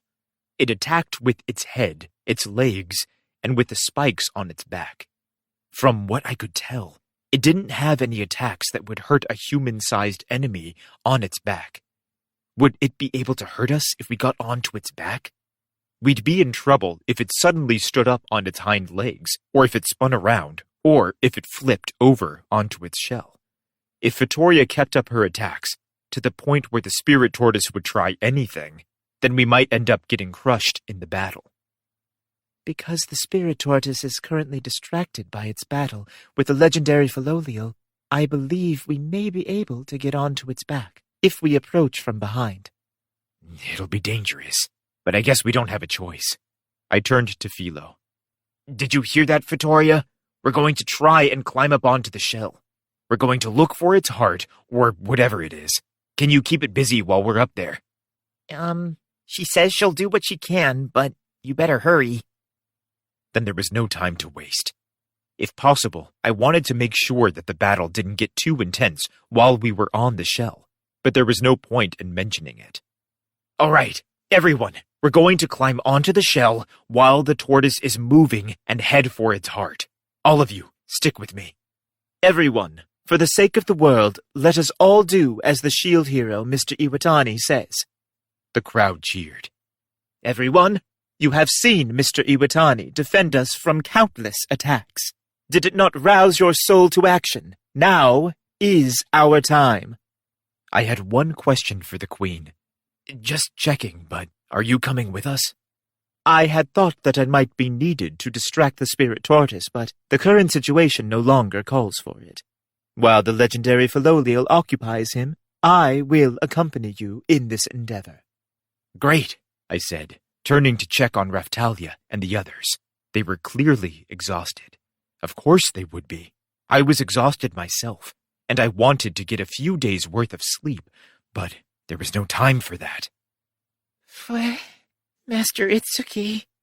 Whenever Rishia was scared or worried, she couldn't help herself from whimpering Itsuki's name. I still found it hard to believe she could see so much good in him. Mr. Naofumi, are you feeling all right? It's nothing I can't handle.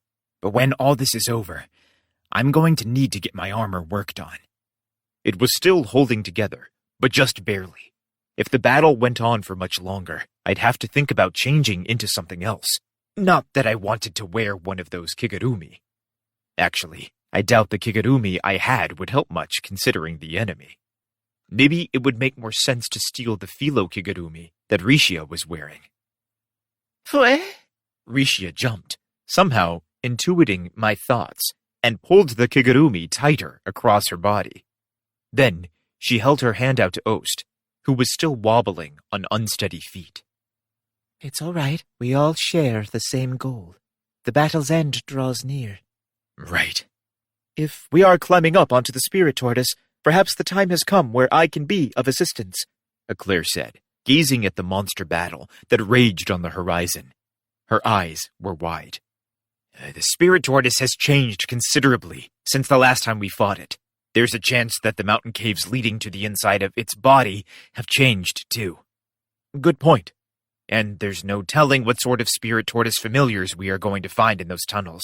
We're going to need your help to make it through. Make sure you're prepared. Right. I'll be right there with you, the old lady shouted. Yes, it's time. Mr. Naofumi, let's go. Yeah. The battle with the spirit tortoise had reached the point of no return. We had no choice but to sneak around behind it and climb up onto its shell. It was time. Chapter 9. The Spirit Tortoise Cave. We made our way up onto the shell without much trouble. The giant spikes dominated the landscape, but the mountain range that covered the shell was still formidable. Trees and shrubs grew between the boulders. The legend spoke of a cave in the mountains that would let us inside of the monster's body. We were able to find a cave the last time we were on the shell, but it hadn't led anywhere. Unfortunately, the shell was swarming with familiars, and we had to battle large groups of them to progress.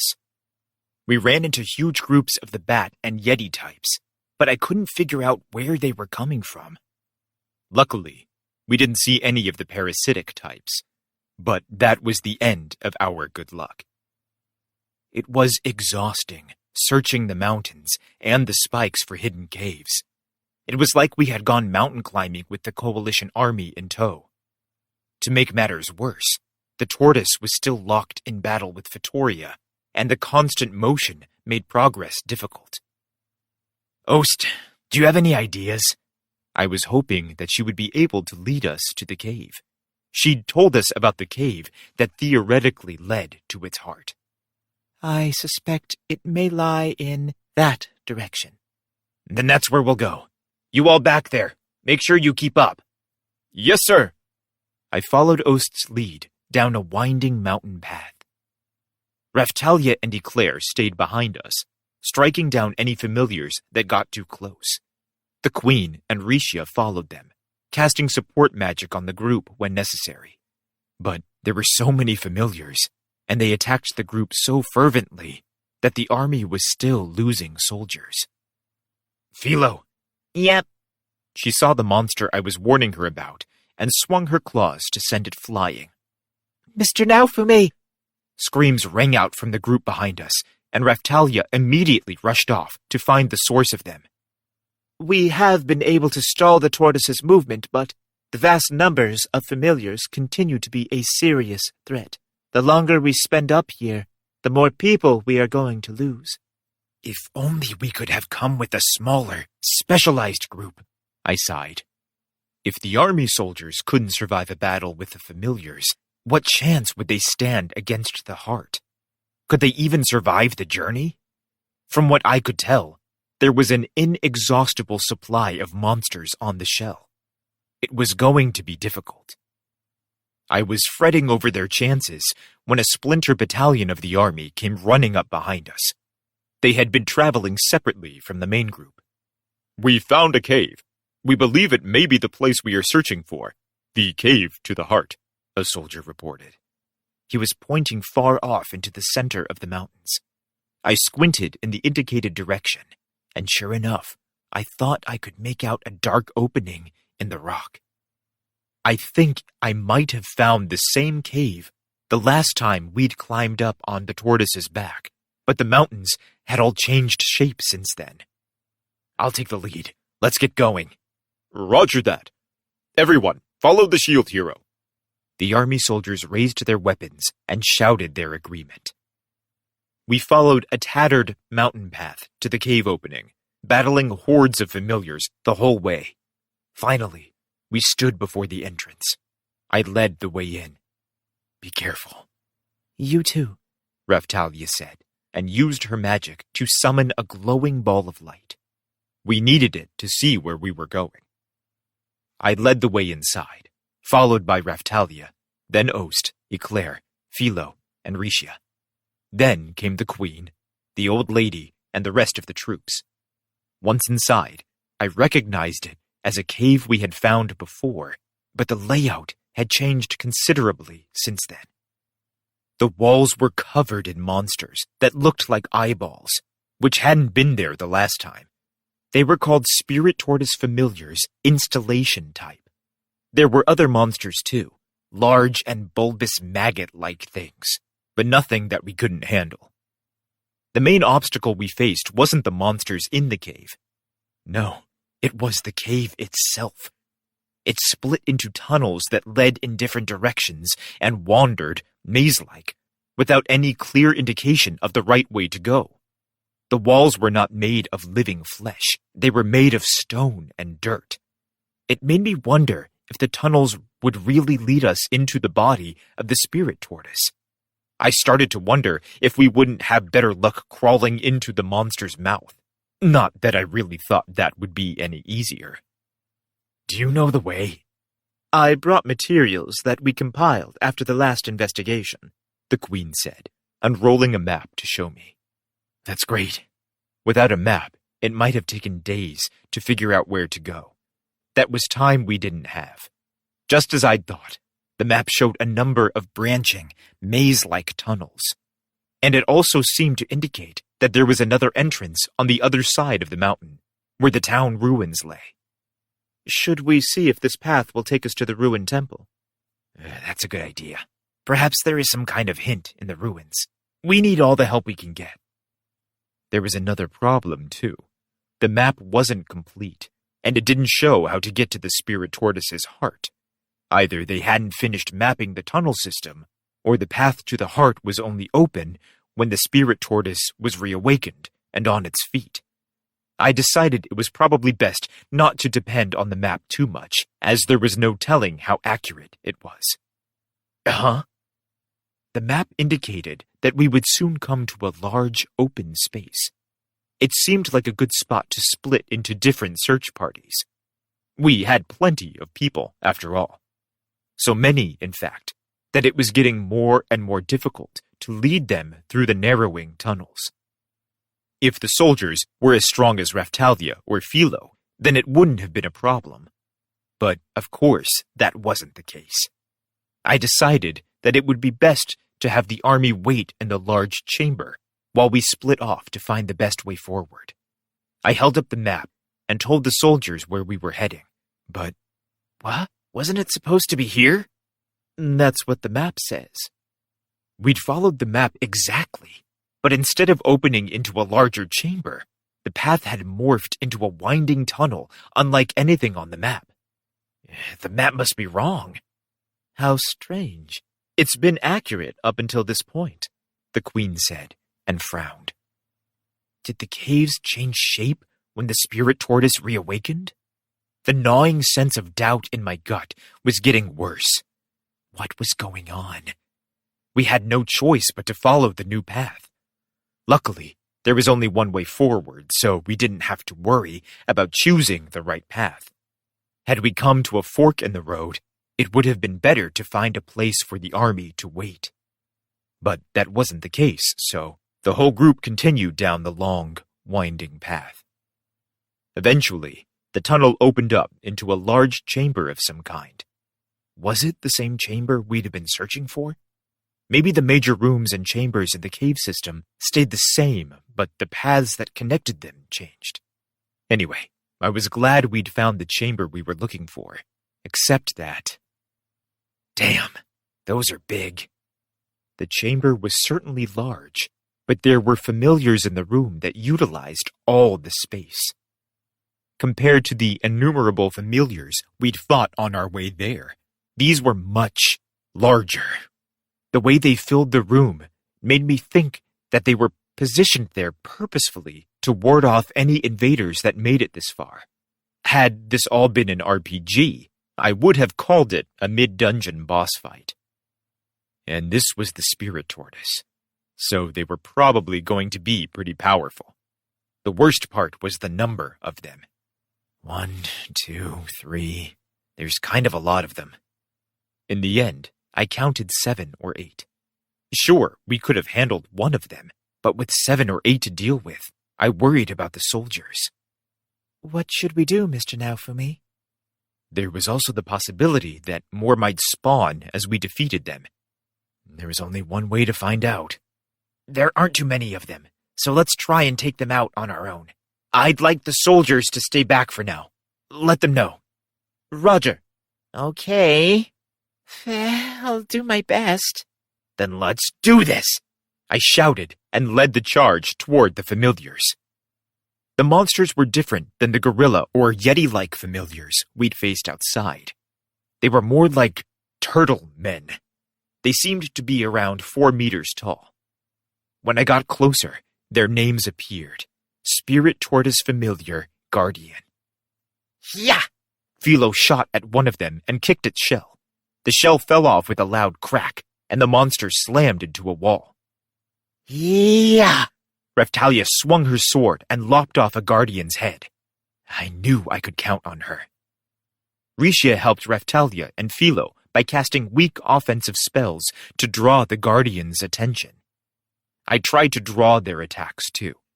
Whenever one rushed at me, I used Shooting Star's shield to put a barrier between us. All in all, I was impressed with our teamwork. We'd get a passing grade for sure. But teamwork had never been our real problem. Our real problem was flat-out strength, and we just needed to improve our stats for that. Anyway, I had to focus on the battle. Ost stretched out her hands, and one of the guardians immediately froze in place. Eclair, the old lady, and Rishia seized the opportunity and rushed in to finish the beast off. Icicle Needle, the queen shouted, casting a spell that slowed a guardian down to a crawl. She was pretty good.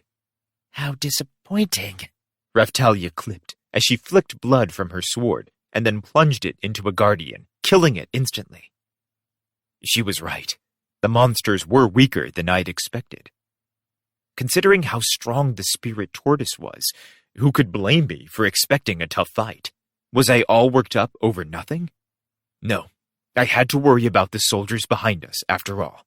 A little paranoia was just what I needed. Yep, I know. They're kinda hard, though. Maybe that's because you're only attacking the hard part on the back. But the rest is so soft. Don't waste your energy. The two of them bantered over the most trivial things. It was like listening to two little geniuses bickering. Both of you are so strong. Rishia, you'll be strong too.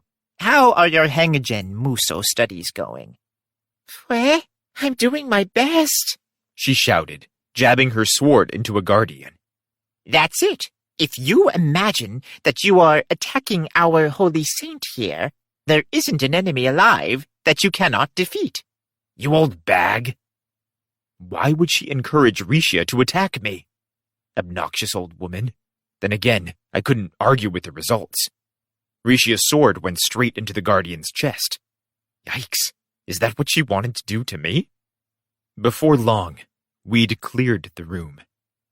I guess there aren't any more coming. I guess not. I had half expected an endless stream of monsters to fill the room when we finished with the guardians, but apparently that wasn't in the cards. Wow. The soldiers who were all flabbergasted by our display of strength muttered to themselves in disbelief. It wasn't that we were particularly strong, though. It's that the soldiers were so weak. I wondered what the average level of the troops was. If they were at a level 60 or something, that would be really pathetic. My queen, Zealed hero. A shadow appeared. I didn't even know there was one around. The shadows were special secret agents under the Queen's command. If you picture ninjas, you won't be too far off. Judging from their blood-stained short swords, they must have been fighting the Guardians alongside us. What is it? We will use this chamber as our base of operations. Sure. I didn't even know you were here. We've been entrusted with the safety of the troops for this operation. Do as you will. Yeah. They said they were here to protect the troops, but weren't they part of the troops themselves? They must have been there to fight, too. Were the Spirit Tortoise familiars so powerful as to deserve all this? I guess it made sense to think of the Coalition Army troops as a special unit assigned to our mission to imprison the Spirit Tortoise. For a mission like this, they probably chose troops for abilities other than their skill in combat. Listen up, soldiers. We're going to use this chamber as our base of operations while we search for the Spirit Tortoise's heart. Your orders are to protect this chamber while we search for the heart. Roger, the troops shouted in unison. The air of tension and dread that had followed us dissipated as they spread out to fill the chamber. They began to cautiously relax. They must have been even more terrified and exhausted than I'd thought. Had they done anything that warranted so much exhaustion? Had they done anything like what I'd done when I had to endure all the Spirit Tortoise's attacks? Maybe I was different because of the shield. And maybe Raphtalia and Philo were just strange. Whatever the case may be, we had a lot to think about after we defeated the Spirit Tortoise. Shadow, do you know what the average level of a Coalition Army soldiers is?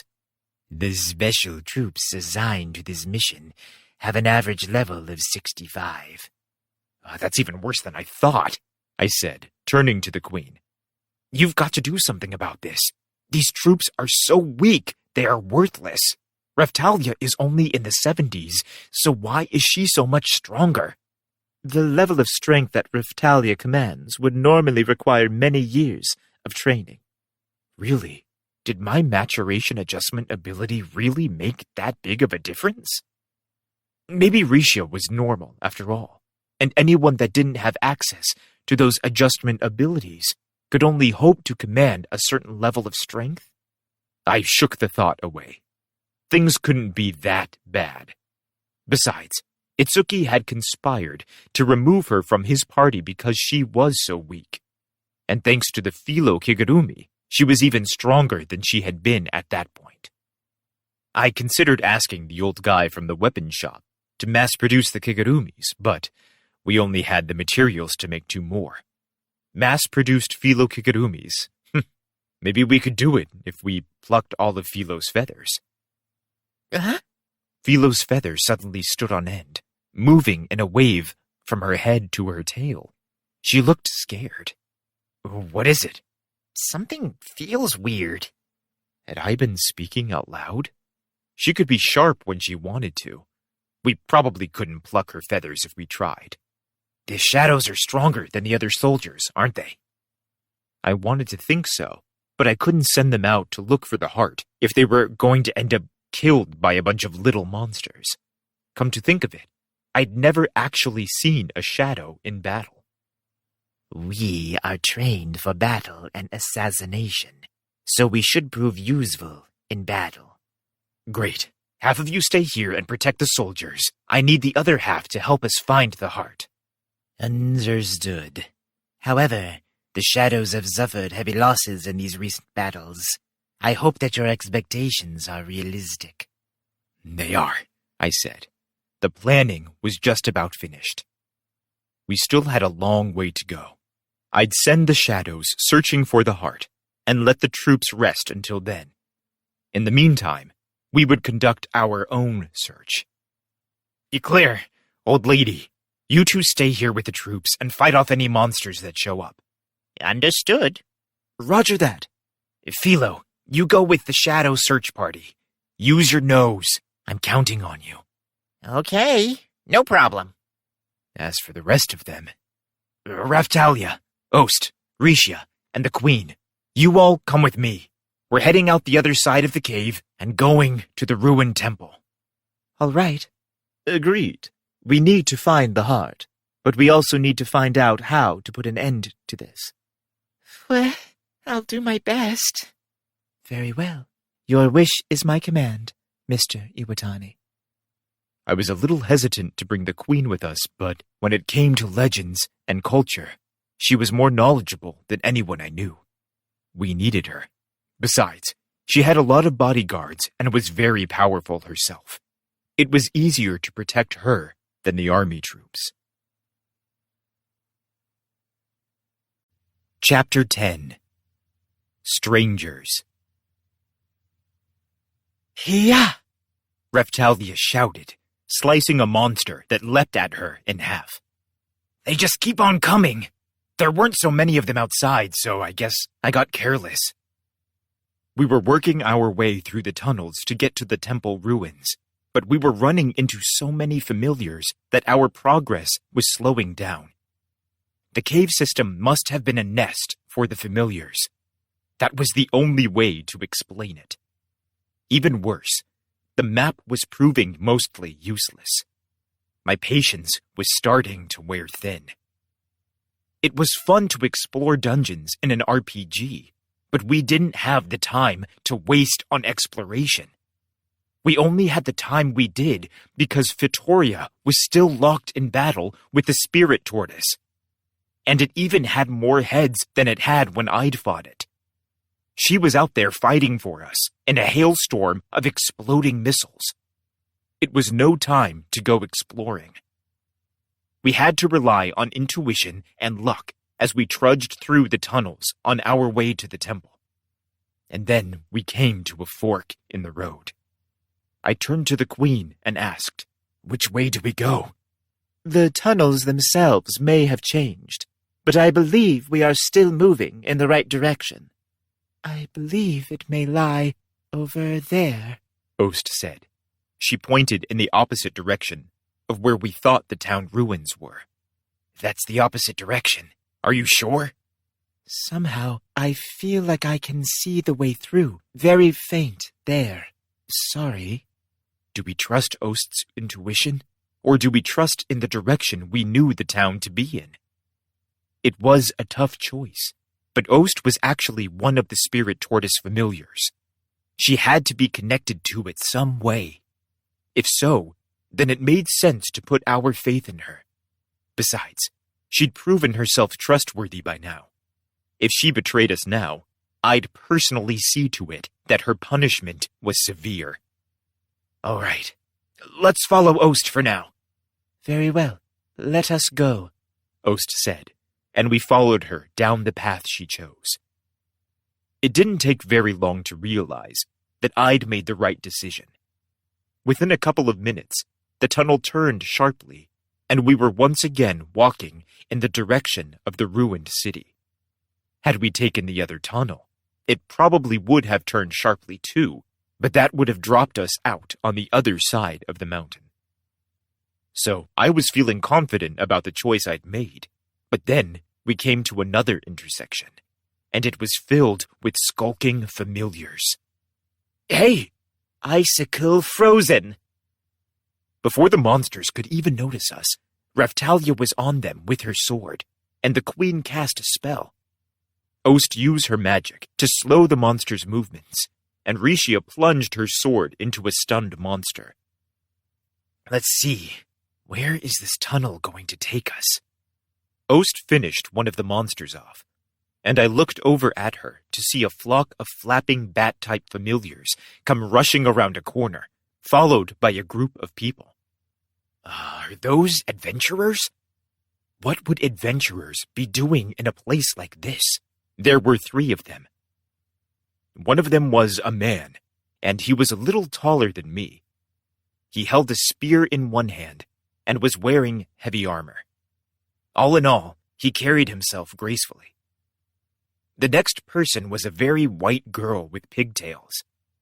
She didn't look childish exactly, but she had a very sharp, alert air about her. She wore light armor, and she didn't seem very comfortable in it. I got the impression that she hadn't been doing this for very long. She was shorter than me, but something about her just felt off. The last person was a woman, and she wore her hair in a short bob. She looked very sophisticated, like she came from a good family or something. She looked like a wizard with a royal bearing. Her hair was red? All in all, it was a pretty odd-looking group of people. A lot of adventurers had been drafted to join the Coalition Army, but the battalion that had been assigned to join us on our mission had been carefully chosen by the Crown. I couldn't imagine anyone from that battalion breaking orders to follow us down these tunnels. You might be after fame and fortune, but I strongly suggest you get out of here as quickly as possible. Oh, understood. Mr. Iwatani, a minute, please. Something about this doesn't seem right, does it? What are adventurers doing in a place like this? Did they sneak in here last week and become trapped when the spirit tortoise reawakened? Her idea was worth considering. They could have been exploring the spirit tortoise after we first defeated it. When the tortoise reawakened, they might have run into the tunnels to escape from the swarms of familiars. I could imagine something like that happening. Raphtalia seemed to be bothered by something. She stepped forward. What is it? It's just, these people appear to be using magic to hide something. Raphtalia was naturally inclined to use light, dark, and illusion magic. If someone used that sort of magic to hide something, she was more sensitive to it than other people would be. The queen was concerned. That's very strange, isn't it, Miss Raphtalia? Is there anything you can do about it? I would have asked the same thing if the queen hadn't said it first. I can try, Raphtalia said, before she addressed the strangers. Forgive me, but I suspect you are hiding something from us. Please, give it up. She quickly began to cast a spell. But the strangers immediately jumped back to get distance from her. Damn, they must have had something to hide. But it was too late. I am the source of all power. Hear the truth I speak. Show me their true forms. Anti-mirage. Light poured from her outstretched hands and illuminated the tunnel. The magic light expanded to fall on the adventurers, and when it did, the spell they had been using broke. I was speechless when I saw their true faces. You! 3 adventurers? Huh, I should have known there wouldn't be 3 adventurers just walking around here. A man stood at the front. He seemed nice and dependable. It was hard to ignore the massive scythe he carried. A woman stood behind him. Her skin was white like a ghost, and long, black hair fell over her shoulders. She carried a set of folding fans. Another woman stood behind them both. Her hair was as blue as the sea, and a gemstone shone from where it sat at the center of her forehead. She wore bangles on her arms, bangles that I had given her. I'd never forget their faces. They were our enemies, and we had to defeat them. Damn! Guess there's no use hiding if they can see us. I didn't want to run into Kiddo here. L'Arc, you knew it. After all the precautions we took. That's right. The strangers in the tunnel were none other than L'Arc, Therese, and Glass. But what were they doing here? Glass appeared from rifts in the air during the waves of destruction. But L'Arc and Therese had been here before the wave came, so they must have been able to come and go as they pleased. L'Arc and Therese were dressed the same way they had been when we last met, but not Glass. She looked so different that it was hard to recognize her at first. Her hair was pulled into pigtails, and she was wearing a European-style set of light armor.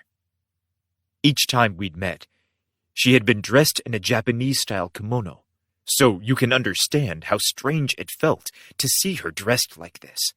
She might have changed her hair and her clothes, but she still carried herself the same way. Not missing a beat, I jumped forward and readied my shield.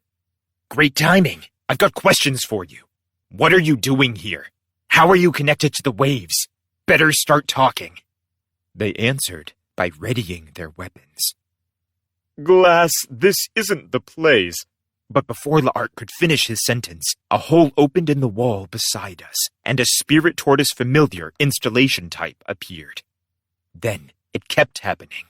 In a flash, the wall was covered in holes, and they quickly filled with squirming familiars. The eyes blinked, and then started to shoot heat beams at us. To make matters worse, they seemed to be ignoring Glass and her cohorts. They only focused their attacks on us. Shooting Star Shield! I shouted, creating a barrier to protect us from the volleys of heat beams. The timing of the attacks almost made it seem like they were protecting Glass and the others. They seemed to be attacking us on purpose, as if directed by an unseen hand. So that's how it is. There was only one explanation for everything. Glass and the others were behind the spirit tortoise's reawakening. Damn! They don't let up. L'Arc snapped, glaring at the attacking familiars. What was he trying to say? Here! Raphtalia shot forward, swinging her sword to deflect the familiar's attacks, and then charged at L'Arc and his friends. I suppose there is no stopping it, Glass said, slapping open her fans and meeting Raphtalia's charge. Dashing forward, I covered Raphtalia with the shooting star shield barrier. The tunnel was very narrow, which made it difficult to maneuver through. The barrier blocked her movement and separated Glass from her friends. Glass! Madam! L'Arc and Therese shouted to Glass. What's the matter? Were they afraid of splitting up? And yet Glass's attacks were weaker than before. I had been expecting her to shatter my barrier with a tap from her fan, but it didn't happen. Something was strange. She had been so powerful when we fought on the islands. Kiddo, this isn't the place to... L'Arc was trying to yell something, but it was lost in the non-stop barrage of familiar attacks.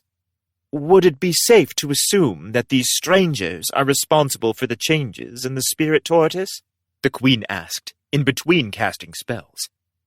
It certainly seemed likely. The familiars were only attacking us, after all. What else was I supposed to make of that? Shield Hero, Ost shouted. She had been doing all that she could to halt the motion of the ever-increasing hordes of familiars. What? I cannot affect the motion or the energy fields of these monsters. They are being directly controlled by someone. Makes sense to me. Glass and the others must have been using the familiars to attack us for them. But we don't have time for this. L'Arc and Therese flashed their weapons and looked like they were concentrating. They were about to use attack skills on us. I couldn't let that happen.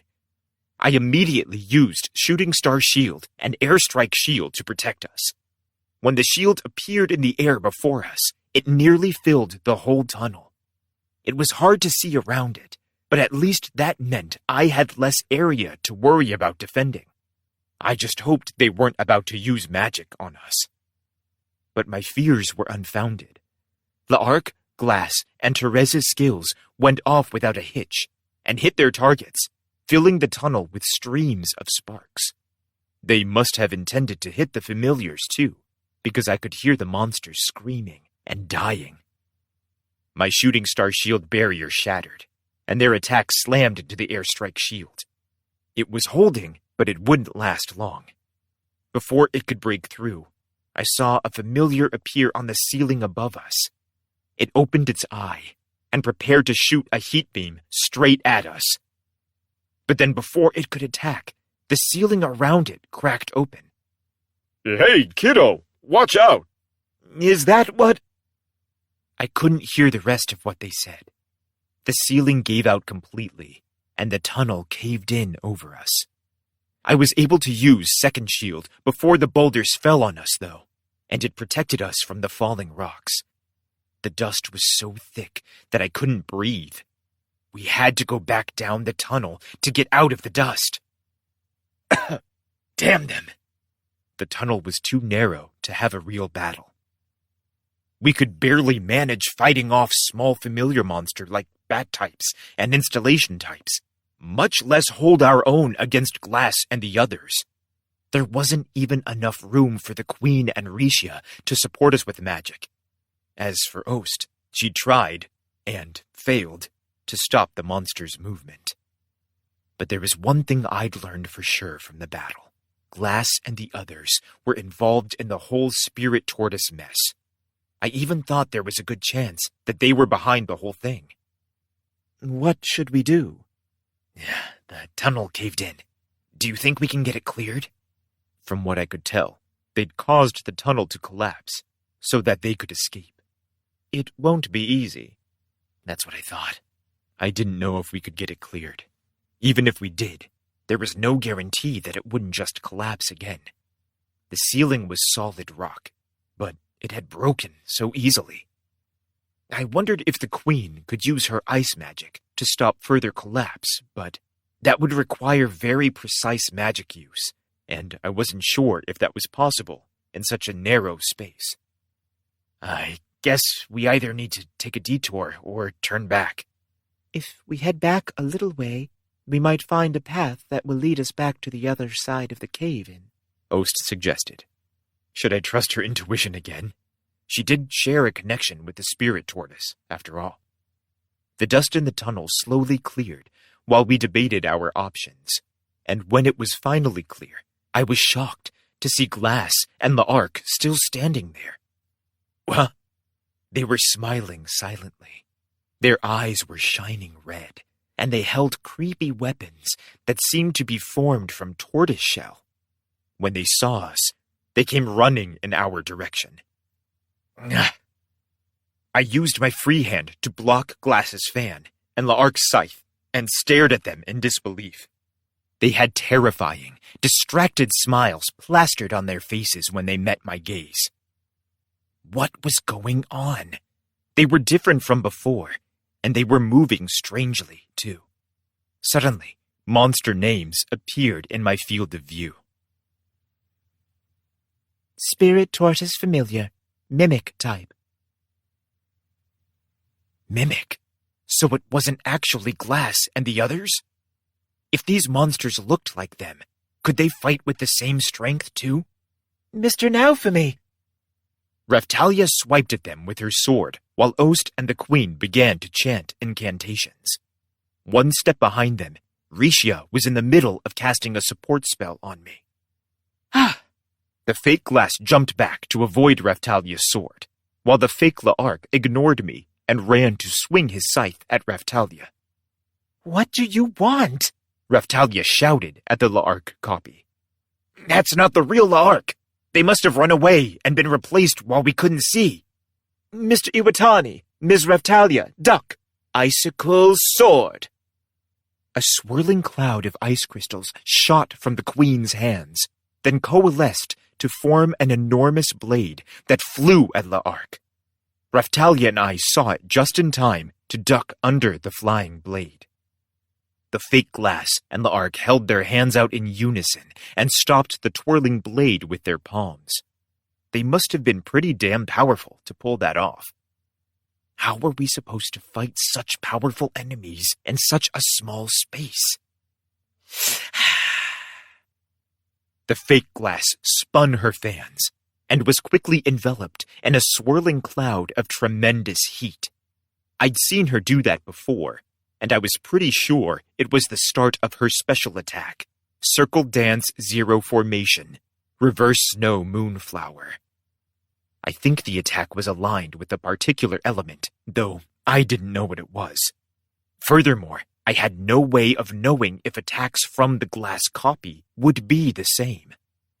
How could she use an attack like that in this narrow tunnel?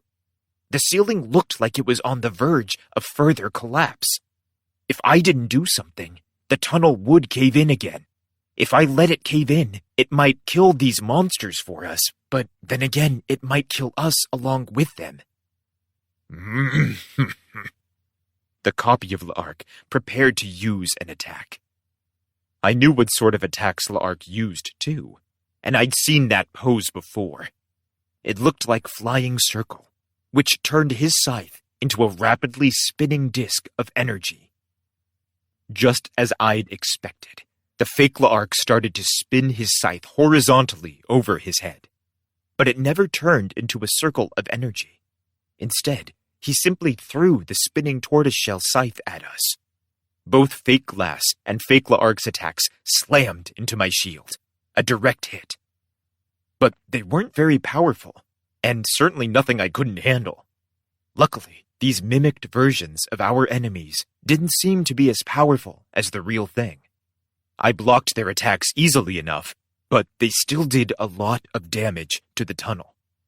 The fake La'Arc held his hand out to the wall, and the rocks there instantly transformed into a fresh scythe in his hand. That could be a problem.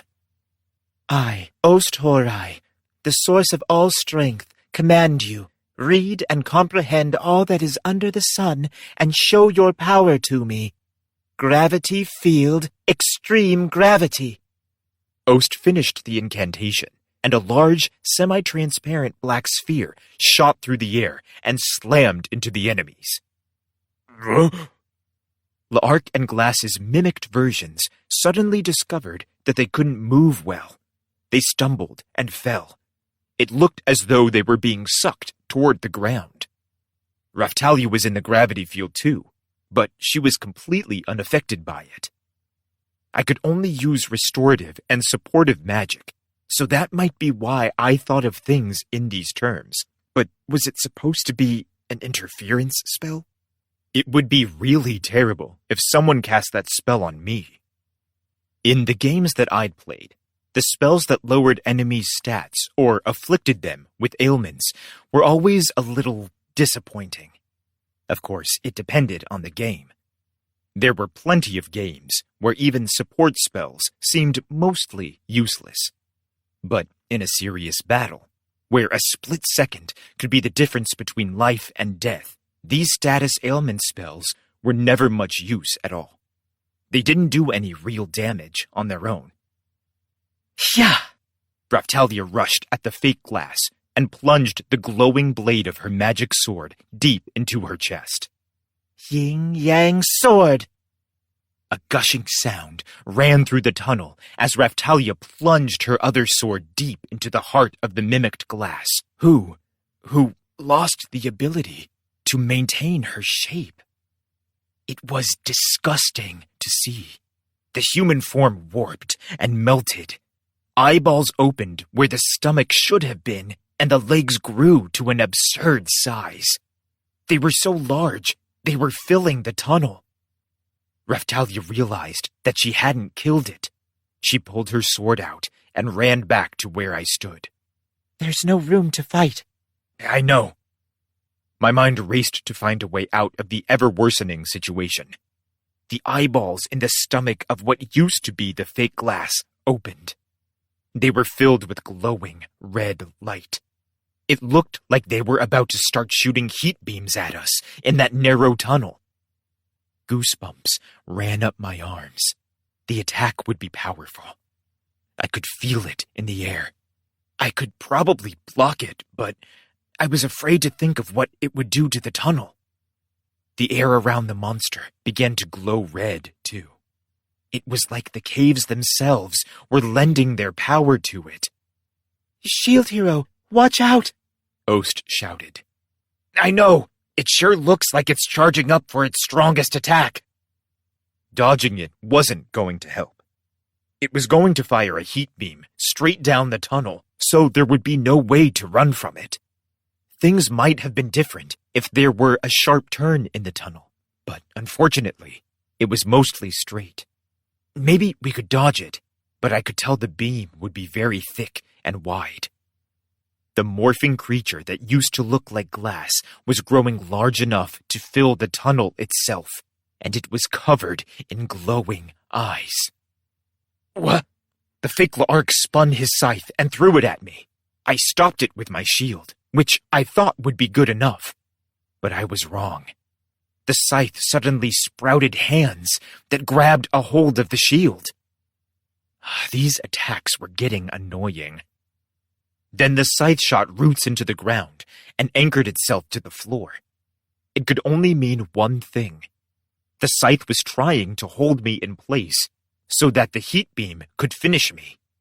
I quickly switched to a different shield. I'd been using the Soul Eater shield since the battle with the Spirit Tortoise, but its attributes clearly weren't giving us any advantage over the mimicked forms of La'ark and Glass. So, I decided to switch to the Whale Magic Core Shield, which had slightly better stats than the Soul Eater shield, as well as water-aligned attributes. Whale Magic Core Shield, awakened, +6, 45 out of 45 SR. Abilities unlocked. Equip bonus. Skill, Bubbled Shield. Naval Combat 2. Special effect, Water Attribute. Heat Beam Shield, medium. Magic Assistance. Magic Recovery, small.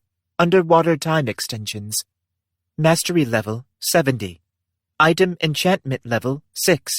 Fire Resistance, up 15%. Karma Penguin Familiar Spirit. Water Attribute.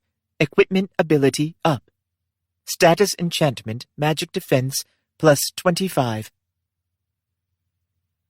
The surface of the shield was round, polished, and difficult to get a grip on.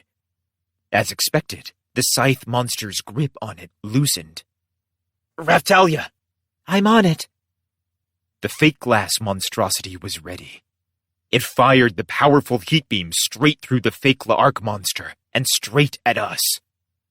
Air Strike Shield! Second Shield! Drita Shield! 3 shields appeared in the air, stacked one in front of the other. Just before the shields blocked my view, I saw the heat beam vaporize the fake La'ark in a flash. Because it looked like someone I sort of knew, it made me more upset than I would have expected. Then I couldn't see. I could hear the heat beam beating against the floating shields. It seemed to go on forever. I couldn't believe the monster could maintain an attack like that for so long. The airstrike shield had already run out of time. Soon, second shield and Drita shield would disappear too. Granted, the airstrike shield's effective time wasn't particularly long. I ran up to peek out between the shields, and it didn't look good. The disgusting beast that used to look like glass was still firing its heat beam, and it didn't show signs of stopping anytime soon. If this were a game, the amount of time it could use a heat beam would be limited. Even science fiction games that had heat beam weapons had a time limit on the attack. But this wasn't a game, and it looked like this monster could maintain a dense, powerful heat beam for as long as it wanted. I turned to see how things were looking behind me. Raphtalia, the Queen, Ost, and Rishia. Which one of them had a skill that stood a chance of killing the monster? Raphtalia? She'd have to get up close. As for magic users, the Queen or Ost might stand a chance. The Queen could attack directly with her magic, which made her the clear favorite. Ost's magic was interesting but weird, and as for Rishia, sorry, but she wouldn't stand a chance. Mr. Naofumi, what should we do? It won't kill us. The problem is, how do we kill that thing before it brings the ceiling down on us? And if we can't kill it, how do we escape? I could hold the shield for a while. Thanks to the water attribute, the heat beam didn't affect it too much. Raphtalia stood by me and extended the tip of her sword outside of the protective range of the shield. There was a loud, sizzling sound, and the blade started to smoke. Think you can make it? Raphtalia was using the Usauni sword, the one that the old guy from the weapon shop had worked on. If she messed up somehow and broke the sword, it would significantly affect her ability to fight from this point on. Yes, I think it will be okay. Good. Should I try to attack with a spell? Do all you can. Very well, the Queen said, and started to chant a spell. Damn. I was sure I could hold out, but the heat beam started to intensify. I saw cracks form in the ceiling. It would only be a matter of time before it collapsed. Icicle sword, the Queen shouted. She placed her hand on the backside of my shield, and a blade of ice grew out of the front and shot forward like a bullet. It didn't make it far before evaporating in a puff of steam. That didn't work. What about you, Ost? It didn't matter if she used gravity to slow the enemy down. She could probably use normal earth magic too, but if she threw a boulder at the thing, it would just end up vaporized like the icicle sword. It's fine. I don't expect anything from you. I was trying to tell her that I didn't expect her to have some special spell to get us out of there. Calm down already. Jeez. There's only one option left. The airstrike shield has already disappeared, so we just need to get up there, next to the monster. When we get there, Raphtalia, it's up to you. Kill it with one hit. Understood. We should have just gone with this plan from the beginning. Airstrike shield! I shouted. The shield appeared right in front of the monster.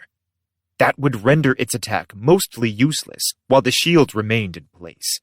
I angled it slightly downward. That sent the beam down toward the ground. I'd hoped that would protect the integrity of the ceiling. We ran forward. I couldn't help but imagine the beam deflecting and vaporizing my feet. That was a situation I would rather avoid. Shooting star shield! Let's go! I made sure that we were inside the barrier. I didn't want to lose my legs, and we made our way up to the monster. When we got there, Raphtalia flipped her sword, readied the attack, and brought it down hard on the monster's head. Yeah. The writhing mass that had once looked like glass split in two. But that wasn't the end of it. The two pieces started twitching, and it looked like they were about to regenerate their lost halves. I, the source of all strength, command you. Read and comprehend all that is under the sun, and shoot them through with diamond spikes. Drifa Diamond Missile. A huge ball of burning flames shot from the Queen's hands, and a large diamond spike shot from Ost's. The two attacks slammed into the two halves of the monster, where it writhed on the ground.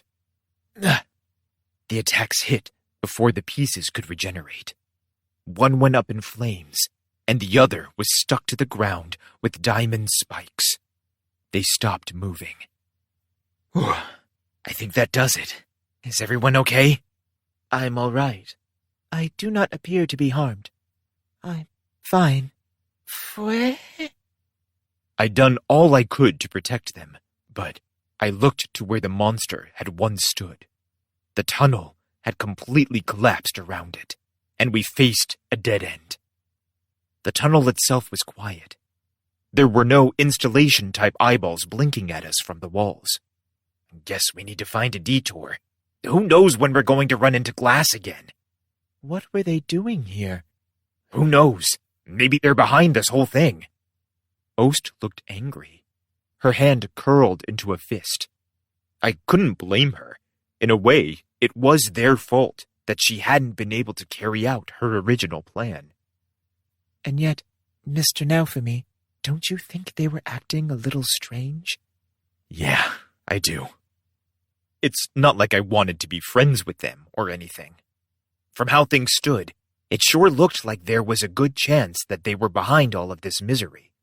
But I couldn't deny that they had been acting strangely. Oh well, there was no use in speculating. We'd have to find out the truth the next time we saw them. Whining again? I swear, Rishia! She really was useless. That's what I really wanted to say, but I didn't. She seemed to know what I meant anyway, because she just stood there, sniffling. Maybe if she realized how powerless she was, it would encourage her to do the work necessary to get stronger. Maybe. It's all right. You'll prove yourself someday, Ost said kindly. Right. Rishia sniffled. They could sit there and comfort each other all day for all I cared. Time to back up and find another way out of here. The search was back on. Chapter 11. The Heroes' Inscription. After wandering through the tunnels for a while longer, we found ourselves at the exit, facing the temple. We did not run into Glass or L'Arc on the way. The town around the temple had been utterly destroyed. Aside from parts of the temple and its surrounding buildings, I couldn't find any standing structures. Everything else had been destroyed by the emergence of the towering spikes. This is... The temple before us did not look like the same building we'd found the last time we climbed up on the shell. It is another temple. They must have been connected by the Spirit Tortoise Cave. I guess so. I suggest we take a look around, the Queen said, walking toward the half-ruined temple grounds. Ost and Rishia went with her. From the way things look, the temple we found the last time must have been completely destroyed when the Spirit Tortoise reawakened. The sketch had been a rubbing of an inscription on the wall, but there wasn't anything left standing that resembled it. There were only piles of debris. You mean the pillar? Or the writing we found on the wall of the other temple? That writing seemed to be based on the inscription from the stone pillar. The ancient heroes must have referenced the pillar to make it. The pillar itself was famous. The legends speak of others as well, but they had all been reduced to piles of rubble. I remembered the message we'd found. A hero named Kaiichi had written it. Can I see that? Of course. We will search through all this to see if there isn't something that you can read, Mr. Iwatani. Everyone, remember, something that might just look like a pattern or a design to you may actually be the writing of the heroes. Keep your wits about you. We started to look through the pieces of the stone pillar. Every few minutes, the air filled with the splitting sound of spikes launching into the air. In the distance, I sometimes caught sight of Vittoria jumping to avoid them. It was a surreal sight to behold. The pieces of stone were covered in elementary drawings that seemed to depict the spirit tortoise along with some writing. But the pieces were mostly too small to contain any useful information. Can you read it? How does it look? I sat there in the rubble, trying to arrange the pieces like a jigsaw puzzle. But the destruction was so complete that it was nearly impossible to assemble a large enough section to make out anything of value. I found something, Rishia shouted. She was holding a piece of the stone pillar over her head. Yes, It was large enough that I could make out some of the words on it. Goal is waves. World prevent. That was the same part that the sketch had contained. With the real article in my hand, I was able to make out 2 more words, head and heart. Think, what did Kaichi's writing say? Something about the brain, about how to kill the monster. It was so degraded, I couldn't make out much more. But it had said how to kill, not how to imprison. That had to mean that someone knew how to kill it before they built the temple. The knowledge had existed for hundreds of years. And even though they knew that, they decided to seal it away, to imprison it. But why? Even Ost said that she didn't understand. I guess it was sort of obvious. If she were part of the spirit tortoise, she'd probably be the last person to know about a special way to kill it. I couldn't figure it out. Time to move on. There was only so much I could hope to learn from one sentence. Head, heart. Those words had only shown up here. I had one idea, but it was like something you'd find in a game or a manga. I had no idea if it would actually work. It can't be. Mr. Naofumi, have you figured it out? In a flash, everyone crowded around me. Not really. It's so broken I can't read it. To read it, we'd have to try and reassemble the whole thing. It's all so old we're likely to never figure it out. But to guess from the words we have here... Everyone nodded and listened closely. It makes me think that we might be able to kill it if we destroy the head and the heart at the same time. That's the only idea I have. Raphtalia looked more confused than encouraged. The queen snapped open her fan and placed it over her mouth while she considered what I said. Do you think it will work? I don't know. Then let us keep it as a backup option, in case the imprisoning doesn't work. Ost hadn't said anything. She looked concerned. What is it? I don't know, but for some reason, I feel like the Shield Hero's conjecture is correct. But I don't think that he solved the entire puzzle. You mean there might be another place we have to destroy? If so, we'd never pull it off. It would mean that we'd have to destroy everything we found inside the tortoise's body in hopes that it was the right thing. All the organs, the magic parts, and maybe even its soul. We wouldn't know that we had destroyed the right parts until the spirit tortoise was dead. Let's do what we can, Rishia said, attempting to cheer up Ost. You're right. We have to kill my true body as soon as possible. She was right.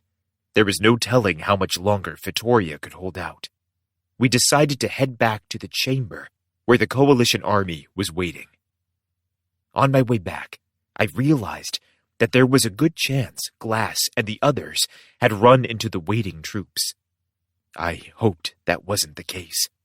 They'd said that their goal was to kill the heroes, but if they were controlling the spirit tortoise and killing swaths of the population indiscriminately, there's no telling what they were capable of.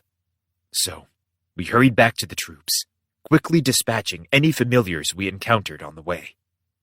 Luckily, we found the troops where we'd left them, safe and sound. Mr. Iwatani, Your Majesty! Holy Saint! Shield Hero! Eclair, the old lady, and the troops were thrilled to see us return. Philo and the Shadows still hadn't returned from their search.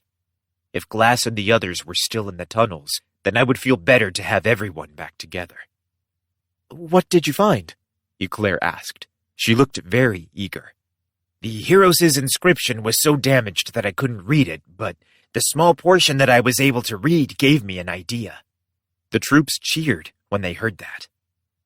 I told them about the plan to destroy the head and the heart at the same time. They weren't as excited when they heard the details. I couldn't blame them. Who knew if it would actually work? And besides, we didn't even know where the heart was.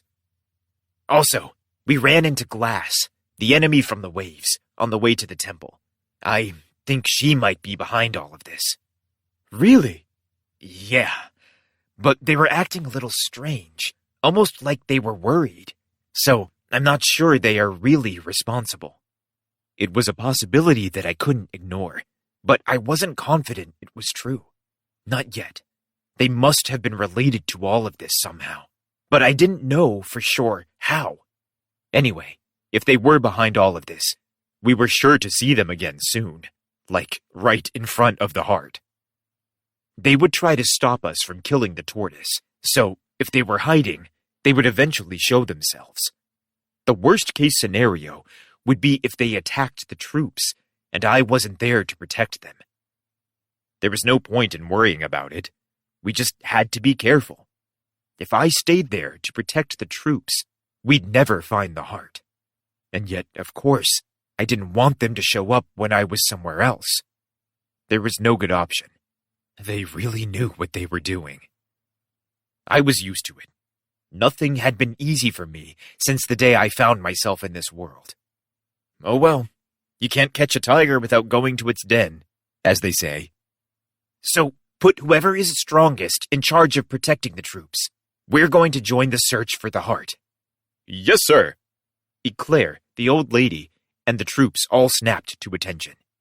I turned to the queen. You should stay and command the troops. Very well. If anything happens, I will send a shadow to inform you, Mr. Iwatani. Good. You too, Rishia. Honestly, I'm a little worried about it, but I'm counting on you. I know. I'll do my best. With the queen, Eclair, the old lady, and Rishia there, I hoped they could hold their own for a while. If Glass and the others showed up, we'd just have to hurry back to meet them. I'm back. It was a dead end. We have returned, said a shadow. Philo and the shadows came jogging into the chamber. They didn't bring any good news. They reported on the paths they'd investigated, and we started the search again. I guess it's good that the queen had an old map of the caves, but I sighed. If everything had changed since they made the map, what good was it? At least we had Ost, whose intuitions had generally been proving themselves accurate. But she wasn't any help in the search for the heart. She led us to a number of dead ends. We made notes on the map as we walked through the tunnels, but we weren't any closer to finding the heart. We ran into familiars sometimes, but Raphtalia and Philo got rid of them without any trouble. Every time we hit a dead end, we would trek back to the main chamber and check on the troops there. We had to make the trip back to the chamber plenty of times. According to the troops, familiars came to attack them while we were gone, but Rishia took the initiative and killed them. I don't know how she could do that with such low stats, but I assumed it was because of the Philo Kigurumi. Damn it. We kept wandering back and forth, and I became more and more nervous, thinking that Fitoria couldn't fight the tortoise forever. Besides, if the tortoise hadn't been artificially created, shouldn't the walls have been made of flesh or something? What was the problem? We couldn't even find the entrance. What if we were in the wrong cave? The map we had wasn't accurate anymore, but the tunnels didn't seem to lead deeper underground at all. The map indicated that we should be at the lowest levels. Shield Hero. A shadow appeared and updated the map. From the way it looked, the entire cave was nearly mapped. Why hadn't we seen Glass or the others yet? I followed the sprawling lines on the map and was shocked by what I saw. Every path was a dead end. What is going on here? Are the legends wrong? I do not know. We were sure to search for hidden passages. Hey, Master. Philo shouted. She was kicking at the ground. Watching her, Ost seemed to remember something. I decided to sit back and see what happened. It looked like Philo might have found a path that would take us further underground. Should we make another pass, or do we need to start digging? If we had to dig, We were going to need tools, but hey, I had access to digging skills. Hey, We will check with the army to see what tools they have. hey. What is it? Philo was shouting to get my attention, so I looked over at her. Don't you think the floor here is kind of weird? Philo asked as she kicked at the ground. I had checked the area to make sure there wasn't a trap door, but nothing had sounded hollow. Ost's eyes grew wide, and she came running over to me, shouting, Shield Hero! Shield Hero! I guess there really was a trap door. But Philo still hadn't said anything else, and she wasn't answering us. I couldn't figure it out. It's alive. Yeah, well, we are in a cave on the back of a giant monster. Of course it's alive. Ost looked at me and nodded.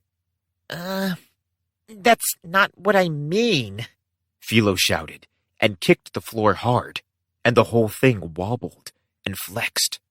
Uh-huh. There was a very strange sound echoing through the tunnel. This is one of the mimicked familiars. What? You mean the same kind of monster that pretended to look like glass is right here, pretending to be the floor? Yes. Really? I guess we'll just have to kill it then, I said. I wasn't sure how we were supposed to attack a monster that was hiding in the ground. We had to find a way. Judging from what we'd seen of the cave system, we were going to have to find a way to get deeper underground if we wanted to find the heart. We could hack our way through, but there was no telling how long that might take. If only there was an efficient way to punch a hole through it. I scratched my chin, and then I remembered that I had once seen a recipe in a book for acid water.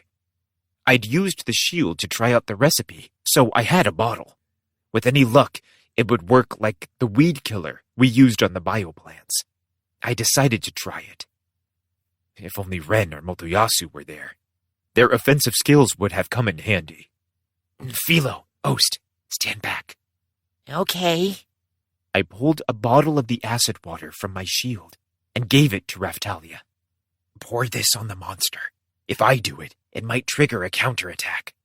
All right, she said, taking the bottle and pouring its contents out on the ground. The floor started to wiggle, writhe, and melt. And there, just beneath the ground, was a monster. And it wasn't just the spirit tortoise's back. It was puffy and sticky, like a rice cake. It looked at us through enormous eyes, and its back was covered with a giant shell. I see. It really is one of the mimicking familiars. We never would have found this. How could you have? It was hibernating. I never would have spotted it. We never would have found it without Philo. If the shadows couldn't find the monster, that proved how good at hiding it was. But was it really the same kind of beast that had mimicked the appearance of Glass and the others? Let's kill it. Okay. Yes, I will assist you. Everyone jumped forward and killed the beast. When it died, it shrunk up like a slug sprinkled with salt before vanishing in a puff of smoke. So, the path forward was hidden here. When the monster vanished, it was clear that it had been blocking the entrance to a tunnel that led further underground. If the path had been hidden so thoroughly, then how many of the other dead-end paths we'd found had actually contained mimic monsters? There was no point in worrying about it. We had to continue down this path. Let's go. Everyone nodded and followed me down the new tunnel. It wasn't long before the air and the texture of the walls began to change. It seemed to be getting warmer, too. Eventually, the rock walls vanished and were replaced with pulsing walls of flesh. This is pretty creepy. Yeah, I agree. It's disgusting. It feels like being inside my mouth. Philo shouted. She really had a way with words. It looks like we're finally inside the tortoise's body. It certainly does seem that way. The ceiling was still made of rock. things were going to start getting serious. The floor beneath my feet was soft, and I could feel it pulsing with a heartbeat. First things first, we had to find the heart. I tried to think of a plan when a white, bulbous monster came flying at us. It looked like a blood platelet I'd seen under a microscope once. I blocked it with Shooting Star Shield, and then Raphtalia and Philo jumped forward to kill it. From what I could tell, the tortoise's immune system was deploying familiars at us. If there are more of these, it's going to be hard to get all the troops down here. From time to time, we passed puffy, maggot-like monsters that wriggled on the ground. We sprinkled them with acid when we passed by. There were a lot of familiars in the tunnel. I hoped that meant we were getting closer to the heart, and that they were there to protect it. The only thing that would complete the picture would be Glass and the Ark. If we found them standing in front of the heart, arms crossed, wouldn't that just be great? If that happened, what were we supposed to do? The army troops wouldn't stand a chance against enemies like that. We'd have to deal with the enemy first, and then swing back to get the troops. Ost suddenly raised her head. She looked worried. What is it? She was acting strange. I stared at her to see what the problem was, and I saw the cursed burns on her hand disappearing before my eyes. What the? I am a spirit tortoise familiar too. As we approach the heart, my regenerative abilities are improving. How nice for you. My magic power is returning as well. I hoped that Ost's improving fortunes would help us in the battles to come. Should I return to inform the troops of our discovery? Not yet. We haven't found the heart yet. Let's hold off on telling them until we can be sure we're going the right way. Understood. A little further down the path, we came to a curtain of red sinews blocking the way forward. I'd seen this sort of gimmick in games before. You normally had to cut the right one to move on. I looked over at Ost for a hint, but she shook her head. I guess I couldn't expect her to know everything about the inside of her true body. I didn't really know what happened inside of my own body, after all. You can cook food in a microwave without knowing how the microwave works, if you know what I mean. So, of course, she didn't know. I shouldn't have expected her to. Raphtalia, cut that one. Oh, all right. She swung her sword and sliced through one of the sinews. The fleshy wall split and opened, leading to another path. What a lucky choice you've made. I just had a feeling. I've seen this sort of thing before. Very impressive. We continued down the tunnel, only to arrive at a similar setup, only this time the sinews were blue. If we cut them, we'd probably get a new path forward, just like last time. Raphtalia? Yes. She sliced through the sinew just like before. The path ahead of us opened up, but the path we'd come from closed again, and the red sinews grew back. What a pain. To make matters worse, when we cut the sinews, it seemed to activate the immune system. Hordes of the immune system monsters flooded the tunnel. If they didn't let up soon, we'd have a tough time making any progress. I could hear a loud, pulsing heartbeat coming from the other side of a door, and a cord of blue sinews grew nearby. Raphtalia cut them. But this time, the door ahead of us seemed to block itself further, and the door behind us reopened. I was starting to get irritated. If we didn't find the right sinew to cut, we would never find the heart. Shield Hero? Ost said, stepping forward and raising her hand. What? Leave this to me. You can do something about this? Yes, just a minute. She held her hand out to the closed door of flesh, and it suddenly started to twitch in spasms. Finally, it opened. Wow. A part of me wished she had done that sooner, but I decided to assume that she had just figured out how to do it. Oh! The room was filled with a loud pulsing. The path must have led to the heart chamber. But Ost's power over the door began to wane, and the door of flesh strained to release itself. "Let's go." Yes. We dashed through the door and moved on. Soon, we came to a knot of white sinews, and when we cut them, the path behind us opened. The sinews were capable of regeneration. It took about 30 seconds for them to grow back. I guess we just had to hack our way through. Shadow, we might need you to focus on keeping the paths open. Understood. Should I start now? Not yet. In a little while. If we run into glass, you separate from us and keep your distance. Understood. Finally, we came upon a strange artificial object that seemed remarkably out of place.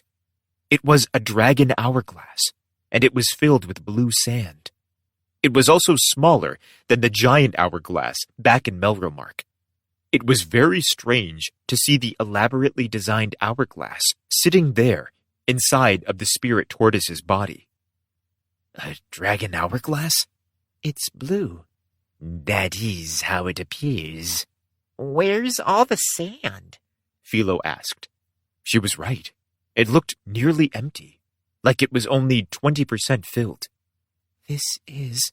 Ost muttered to herself while she approached the hourglass. This is filled with the soul energy of those who became sacrifices to the spirit tortoise. When this hourglass is filled, the spirit tortoise can create the barrier that protects the world. Oh, so we were looking at the source of the spirit tortoise's energy? So, where's the person that is supposed to have control of the tortoise? I believe we may find them in the core. This is only a projection of the true hourglass, which is held elsewhere. What? Do you know where it is? Yes, destroying the head and heart will only stop the movement of the beast. After that... The story was getting more and more complicated. What was all this about a core?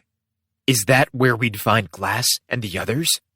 There was a familiar symbol, not from this world, written on the hourglass. 7. Ost had explained that before. She said that it meant the power level was equal to the 7th wave. I reached out to touch it, but my hand slipped right through the glass, unable to make contact with anything. It was definitely different from the dragon hourglasses back in Melromark. I guess there's nothing for us to do here. Time to move on. All right. We can return to investigate this later. Great. I guess we need to find this core thing now. Yes. If we cannot free the tortoise from whoever is controlling it, these people will have died in vain, Ost said, hard and determined. We walked past the hourglass and found the heart a bit further down the tunnel. It stood more than 6 meters tall and was divided into 2 colors. Each side had an eyeball. So, this is the heart. Glass was nowhere to be seen. I guess we would be likely to find them at this core that Ost was talking about. It seems to be the heart. It is very ominous indeed. This was what we had to imprison. The eyes looked at me when I spoke, and they didn't look very welcoming. Sure enough, a second later and they were shooting heat beams at us. I blocked them with Shooting Star Shield. Whoa! The eyes opened even wider and started to shake. Suddenly, the room was flooded with familiars. I had no idea where they came from. I got the unsettling feeling that the heart was capable of summoning an infinite amount of them. It wasn't going to be an easy fight. We'd left all the troops back in the chamber, and we were supposed to be just investigating now, so we didn't need to fight it yet. Let's try to weaken it a bit. Shadows, you stay back. Ost, back us up. Yes. Okay. Understood. I'll do all I can to weaken it. Philo and Raphtalia jumped out from behind my force field and sprinted straight at the heart. Zweit Aura! I shouted, casting the spell on both of them. It dramatically improved all of their stats. Yin Yang Sword. They They each attacked one of the eyes. The heart freaked out. The whole chamber shook violently. Suddenly, a huge mandala-like magic pattern appeared on the floor around the heart. It was preparing to do something drastic. Raphtalia! Philo! Get back! Ost was behind us, fending off the familiars. I couldn't ask her for anything. Understood. Okay. Both of them ducked back into the force field and rushed to get behind my shield so they could prepare their next attacks. The heart formed a black ball of magic and shot it straight at us. When I blocked it, the force field shattered with a loud crack. The black ball slammed into my shield, and the light around me bent and warped. My body suddenly felt very heavy. It must have been that gravity type of magic that Ost was fond of. I felt heavier and more tired than I ever had, but my defense ability was unaffected, and I could still bear it. Here! I shouted, shoving the shield to the right and sending the ball careening through the tunnel. The heart wasn't using any of the super powerful attacks that the tortoise used outside. Of course, it wouldn't be able to, not without hurting itself. That was good news. I could use the whale core shield to mediate the effects of the heat beams. I was mulling over my strategy when I noticed a bunch of the clumpy white monsters crawling over the heart. The whole surface was nearly covered with them when, bam, the clumps exploded out from the heart to cover the whole room. Shooting star shield! Raphtalia! Philo! Can you kill the heart? I can try. Yep. Both of them started to charge up their most powerful attacks.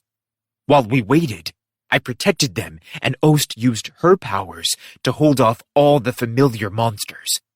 Whenever there was a space, she sent an attack spell flying to buy us more time.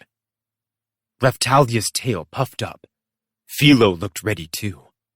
Then Raphtalia's sword burst into light, while Philo crossed her arms in front of her.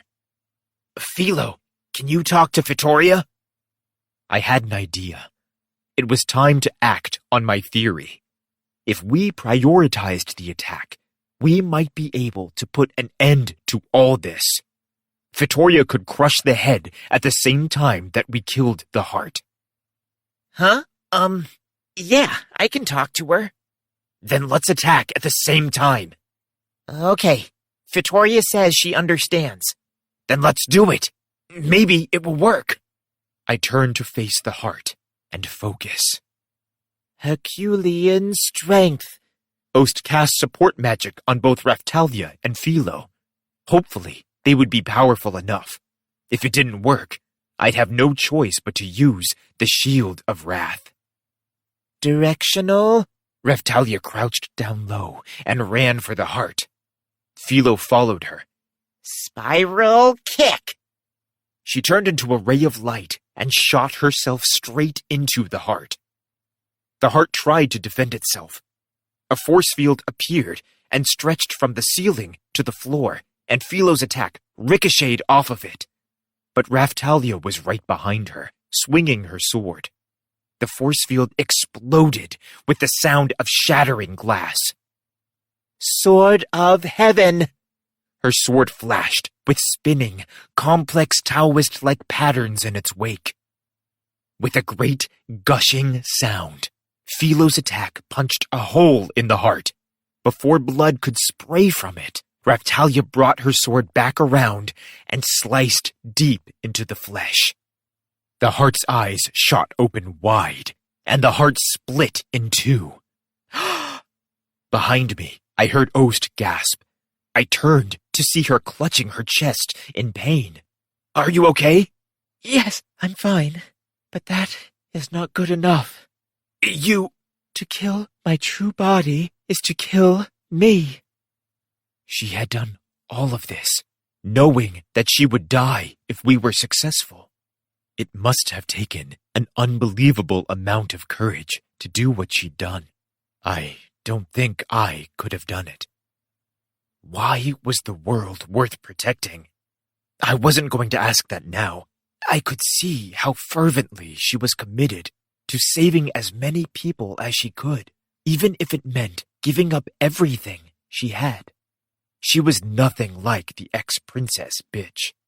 Bitch would sacrifice anyone to get what she wanted. Ost would do anything for the sake of the future. She thought her very life existed to safeguard the world for others. I certainly didn't want to die for the sake of the world. No, thank you. But Ost's goal was that exact thing, to sacrifice herself for the good of everyone else. I couldn't help but respect that. She helped us so much in such a short amount of time. She'd put our needs ahead of her own from the minute we met, and she'd earned my trust. Killing the spirit tortoise would mean killing Ost, but that was what she wanted. Just like always, this world forced me into the worst situations imaginable. I turned to face the heart. "Philo!" I shouted as Philo came around after finishing her attack. "Did Fitoria mess it up? Had I been wrong?" She says she crushed the head. Then it must not have worked. Either that, or the monster had another heart. Maybe it was the core that Ost had mentioned. Maybe we needed to crush the core, too. A loud sound echoed through the walls. I assumed it was the sound of the head falling. But Ost was still standing. Thump, thump, thump. Already regenerated, the heart resumed its shape. Damn it! We'd better retreat. My theory was wrong, so we better get the troops down here. It was just a feeling, but I felt a slight energy flow. The sealing spell might be necessary to defeat my true form. Really? She fell silent. She must not have had the confidence to say for sure. We had no choice but to try. Got it. Philo, we're falling back. Okay. Shadow, I'm going to need your help, just like we talked about. It was going to be a rough battle, but the Shadow nodded as if he'd been waiting for it. Understood. Sorry. It is my job. We retreated. Running back down the tunnel, we left the heart behind. Chapter 12. The Spirit Tortoise's Heart. Are you all right? Rishia came running over to meet us with the troops. We found the heart. Oh! The troops exclaimed in unison. They hadn't yet realized the problem. How were we supposed to get them to it? We weren't going to have much luck if we just tried to march them down the tunnel. How are you all holding up back here? Monsters attacked 9 times while you were away. There have been a few casualties. The troops will have to come with us. The monsters' attacks are only going to get stronger, so make sure you're prepared for that. I can't protect everyone all of the time. I'll do what I can, but make sure you can protect yourselves. The group of troops cheered and nodded. Now, although their strength didn't exactly fill me with confidence, I had to take them down to battle the heart. How many of them was I about to lose? A variety of anxieties ran through my mind as I led the troops toward the underground tunnel we'd found earlier. On the way there, I told them about how the heart had attacked us and about the different attacks it had used.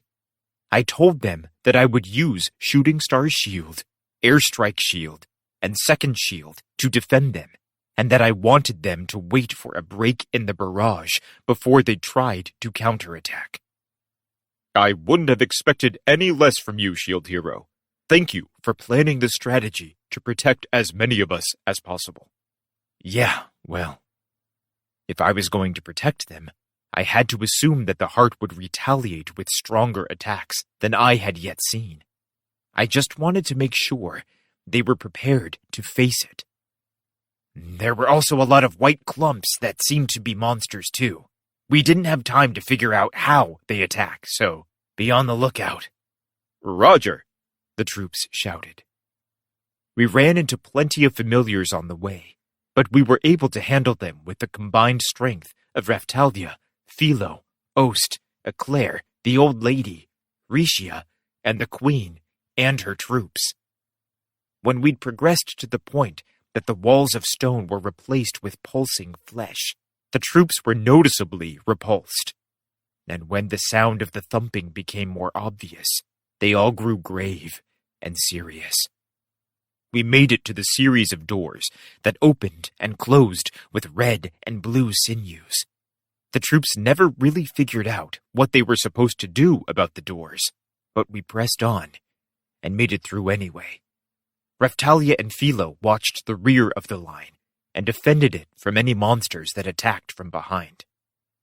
The biggest problem we ran into was when the parasite-like monsters suddenly appeared by tearing through the walls of flesh. They were on us in a flash, and we weren't able to respond as quickly as I would have liked. We lost a few troops, and the morale of the survivors suffered for it.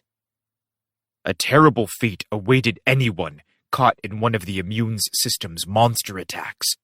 People were sucked up and melted down right before their friends' eyes. Some of the troops with weaker stomachs threw up when they saw it. "Keep moving. If you stop here, you'll end up as feed for these things. Your fallen friends wouldn't want that." I protected the troops while Raftalia and Philo took care of the monsters. Finally, we made it to the last door, where I'd posted a shadow on the other side. "Hey!" I shouted, and the door opened. "Have any trouble while we were gone?" "If I had, I couldn't have opened this door for you." Good point. They were very good at hiding and hadn't gotten into any trouble while we were gone. "All right, listen up. The heart is just over there. Are you ready to cast the sealing spell?" Yes, but you'll have to weaken the heart if the spell is to be effective. I guess that made sense.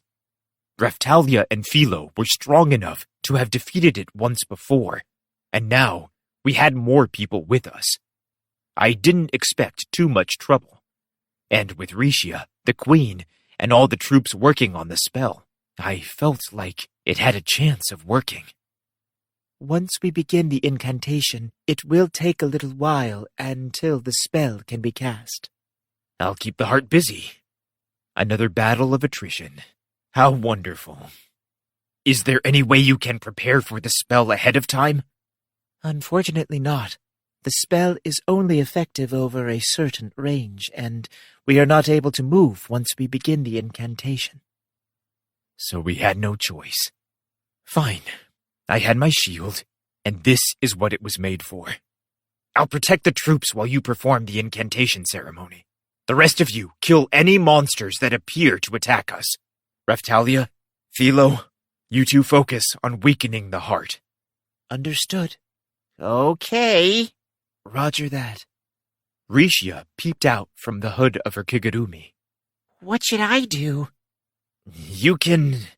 I had to be careful about what I entrusted her with. She was more useful than the troops were, but I couldn't ask her to team up with Raftalia either. She moved faster than she used to, and she was a better attacker too, but I still didn't feel comfortable putting her on the front lines. Her nonstop whimpering didn't help.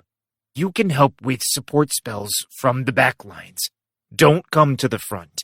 The most important thing you can do is keep an eye on the battle and let me know when anything unexpected happens. Oh, all right. That was all I could think of for the time being.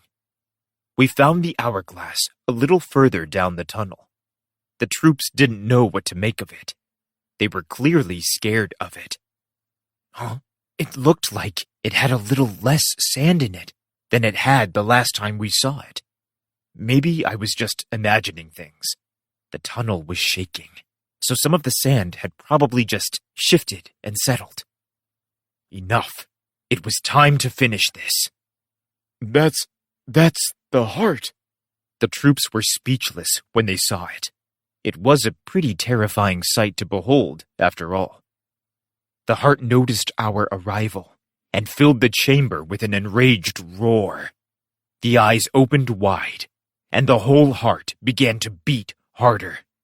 It must have remembered us. Good. We'd be the last people it ever saw. We weren't retreating this time. "Let's go!" I shouted. The troops shouted back and immediately began to prepare the ceremonial sealing spell.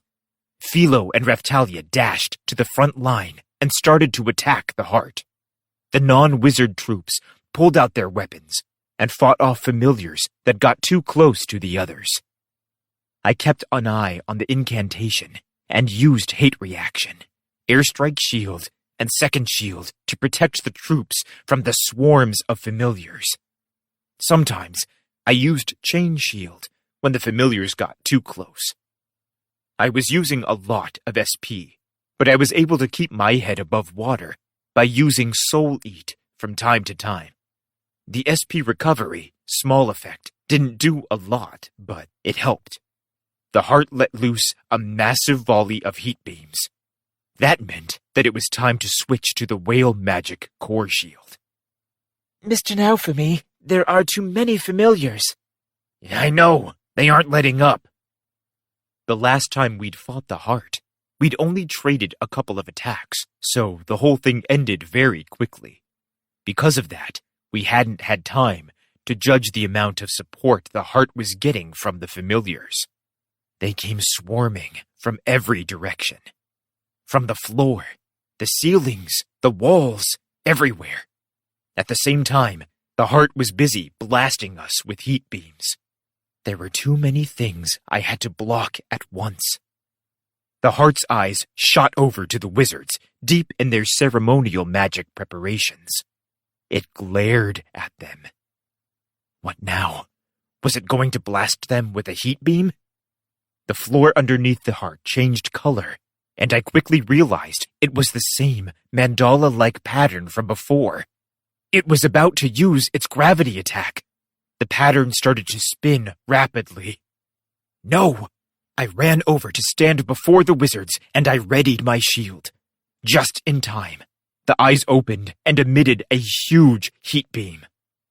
Yeah! A few people were caught in the blast, and they instantly vanished, leaving no trace.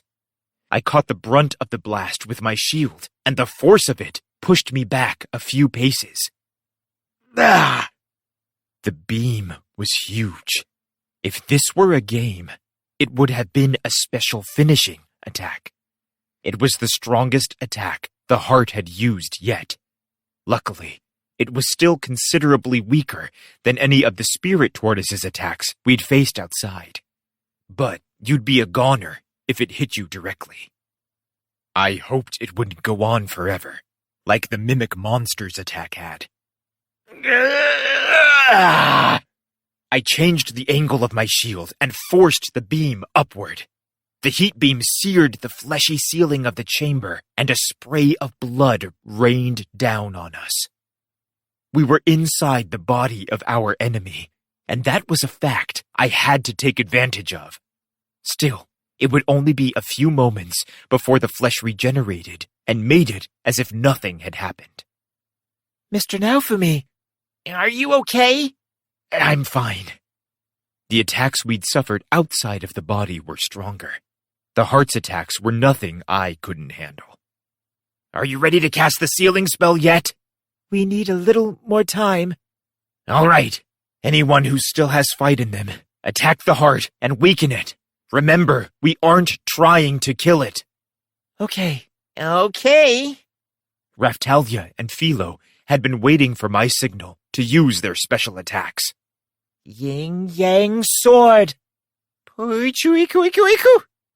With the damage the beam had done to the ceiling and the weight of Philo and Raphtalia's attacks to deal with, everything started to shake violently. Weren't they ready yet? The monster was so full of life energy that it restored itself almost instantaneously. How were we supposed to weaken a monster like that? All I could do was have everyone focus on attacking it, but I was starting to get a bad feeling. How's that? Take this! Raphtalia and Philo flew forward and sliced through a number of the sinews that were connected to the heart. The heart immediately began to have trouble beating. You could tell with a single glance. That ought to give the wizards enough time to cast their spell. We're ready. Great! Do it! Roger. The wizards all shouted in unison. We are the source of all power, and we command you. Hear this truth and heed it. Drive a wedge to stop the spirit tortoise, one of the 4 spirits of destruction. Did it work? The heart began to twitch. White blobs covered the surface and then shot out in all directions. High ceremonial magic! The blobs flew through the air. There was no time. I quickly cast Shooting Star Shield, Shield Prison, Airstrike Shield, and Second Shield to protect the wizards. Damn! I wasn't fast enough to save them all. Some of the blobs made it past me. I kept my shield up and turned to survey the damage. It was worse than I'd expected. Are you all right? I'm sorry. We failed, one of the wizards said, his head hanging. There's still time. Report. We've lost some men. I'll report back when I know more. How are the front lines doing?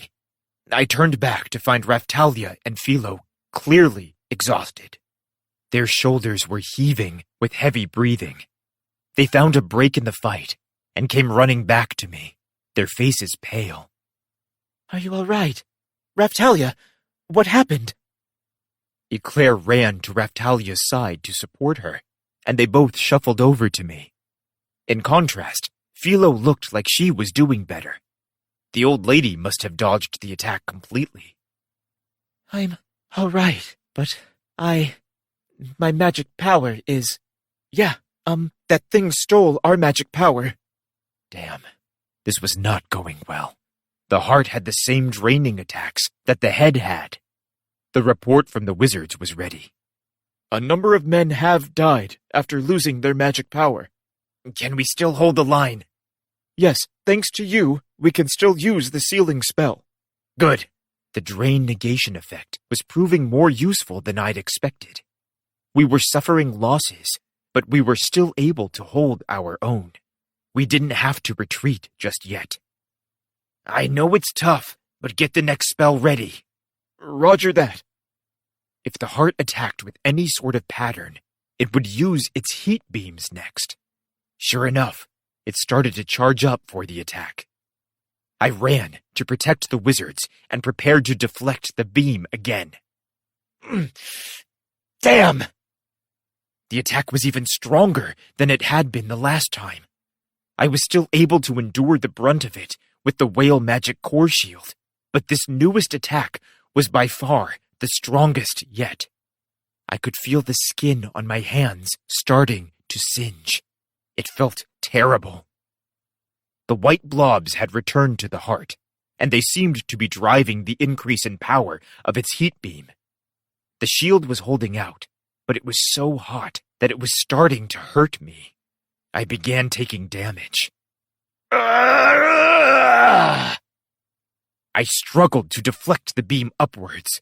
With all the additional power behind it, it was proving difficult. I was afraid that I couldn't control it. It reminded me of trying to open an umbrella in a powerful windstorm. If I couldn't control the angle, I might end up vaporizing the troops.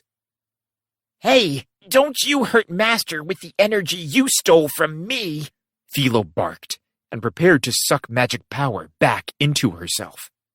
Everyone, keep the monsters away from Philo. All right. Understood.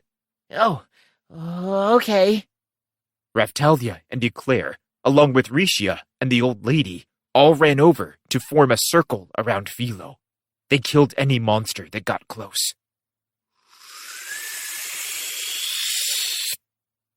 Philo started sucking in a lot of air, so much of it that I could feel the wind she was causing on my skin.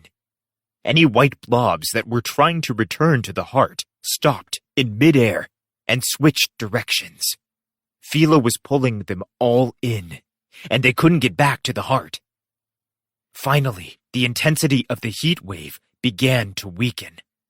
Oh, the Holy Saint's monster is very impressive. I did not think that she would have mastered aspects of Hengen Muso in secret. It was no time to stand around feeling impressed. Hey, old lady, if you can do that too, do it already. Very well. The old lady began to suck in air, just like Philo was doing. The more air she pulled in, the more the old lady's skin started to change.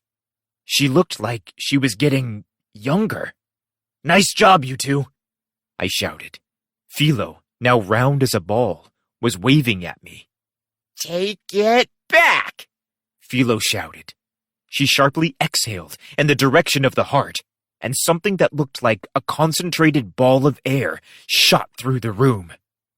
Hengen Muso technique. Full moon.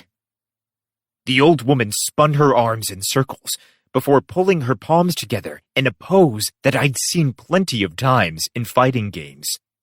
A ball of magic formed between her hands, then shot across the room at the heart. To be more specific, it was just like that move you get when you hit down, right diagonal, and right on the controller. Whoa! The heart formed a force field around itself to block the attacks. At the same time, all the familiars in the room turned and flew at the ball of magic, trying to stop it before it could reach the heart. But they weren't strong enough. The ball ripped them to pieces without even slowing down. For a minute, all the powers in the room were focused on the ball of magic, locked in a draw. If the wizards were going to use the sealing spell, now was the time. Do it now! All right. We are the source of all power, and we command you, hear this truth and heed it. Drive a wedge to stop the spirit tortoise, one of the 4 spirits of destruction. An enormous mandala of light appeared in the air surrounding the heart. It had been so focused on dealing with the old lady and Philo's attacks that it was shocked to find itself surrounded by swirling patterns of magic. High ceremonial magic seal. The mandala multiplied until there were many layers stacked on one another, then finally contracted around the heart. Thump, thump, thump. The heart beat slower and slower. Then it stopped altogether. Yes! The whole room erupted in cheers. We did it! Whew, but it was disappointing. Ost seemed to feel the same way, and the queen wasn't able to hide the worry written all over her face. If we'd bought ourselves some time here, then at least we could focus on finding the core. I'll give these back, big sis. What? No, Philo, I don't want them. The white blobs flew out of Philo's body and slammed into Raftalia. When they hit her, color began to return to her pale face, but Raftalia didn't look happy about it. She squirmed, like a bunch of bugs had crawled up into her clothes. She'd shoot them at Eclair next. Unnecessary. None of my magic was stolen. Give it to someone else. Eclair shouted, but Philo wasn't listening, and she shot more of the white blobs at her. Raftalia threw one of the white blobs to the floor and started angrily chasing Philo around the room. Hey, Philo, I won't forgive you for this. Uh-oh, she's gonna get me. Phew. Well, we'd finally managed to imprison the heart. As far as I understood what Ost had said, the real seal had never been properly broken, so I guess it was safe to say we'd pulled it off. So, we're safe for a little while? It's hard to say, the queen said, hiding her mouth behind a fan. She was right. Besides, Ost looked very grim. Philo, has Vittoria said anything yet? It sounds like the tortoise has stopped moving outside. So I guess we Juan? I didn't even have time to finish the thought. Master! Philo stopped running and shouted at me. She looked scared. Thump, thump. The heart started to beat again. A sickening, shattering sound filled the room, and the seal around the heart broke. The heart's eyes opened wide and immediately shot a huge heat beam at us. I ran to block it before it could hit the troops. What a sore loser! Yeah! It didn't work? The spell was successful, but the heart was able to break free somehow. Damn! What were we supposed to do? We destroyed the heart and head at the same time, and it didn't work. We used a sealing spell on the heart, and it didn't work. There had to be another way. I couldn't give up. Think, what else could we do? We had already tried everything that the reports had suggested. There was only one other thing we hadn't tried. Finding the core. Ghost, are you sure you don't know where the core is? When the sealing spell restrained the heart, I felt a glimmer of something. It may show us the way. What? Where is it? Beneath the chamber we are in now, there is another. The core can be found there. It was underneath the heart. Do you think I can punch a hole in the floor if I deflect the heat beam downward? I don't think that will work. The core will not be so easy to reach. Then what are we supposed to do? Ost closed her eyes, then opened them again, with a look of determination. She pointed at the heart. Shield Hero, friends, troops, I have an idea. What is it? Why did she have to drag this out for so long? I was getting tired of blocking the heat beam.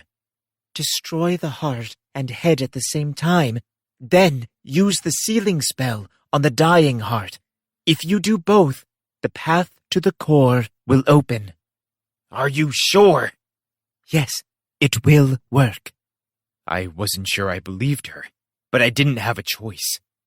All right, let's do it. Philo, tell Fatoria what we're doing. Make sure she's ready to crush the head. Raphtalia, get ready. Okay. All right. I turned to face Eclair, Riscia, and the old lady. Eclair and Riscia, you two keep the familiars away from the heart. We can't have them interfering. Old lady, if the heart tries to drain our magic power, you stop it. Understood. I'll do my best. I won't disappoint you, Holy Saint. Last but not least, the hardest problem remained. Queen, you and the wizards get ready to cast the spell again. We'll have to get the timing just right, so make sure you're ready. As you command, Mr. Iwatani. Everyone accepted their orders, but they looked exhausted. I was exhausted too. I needed a break. We'd been fighting all day. But it wasn't time to relax yet. The fight wasn't over. We had to finish it. Raphtalia and Philo prepared to use their special attacks. I kept holding my shield against the brunt of the heat beam, and then turned to check on the wizards. The familiars were swarming, and Eclair and Riscia were keeping them away. The heart shot out hundreds of those white clumps, but the old lady used her skills to keep them from hitting any of us.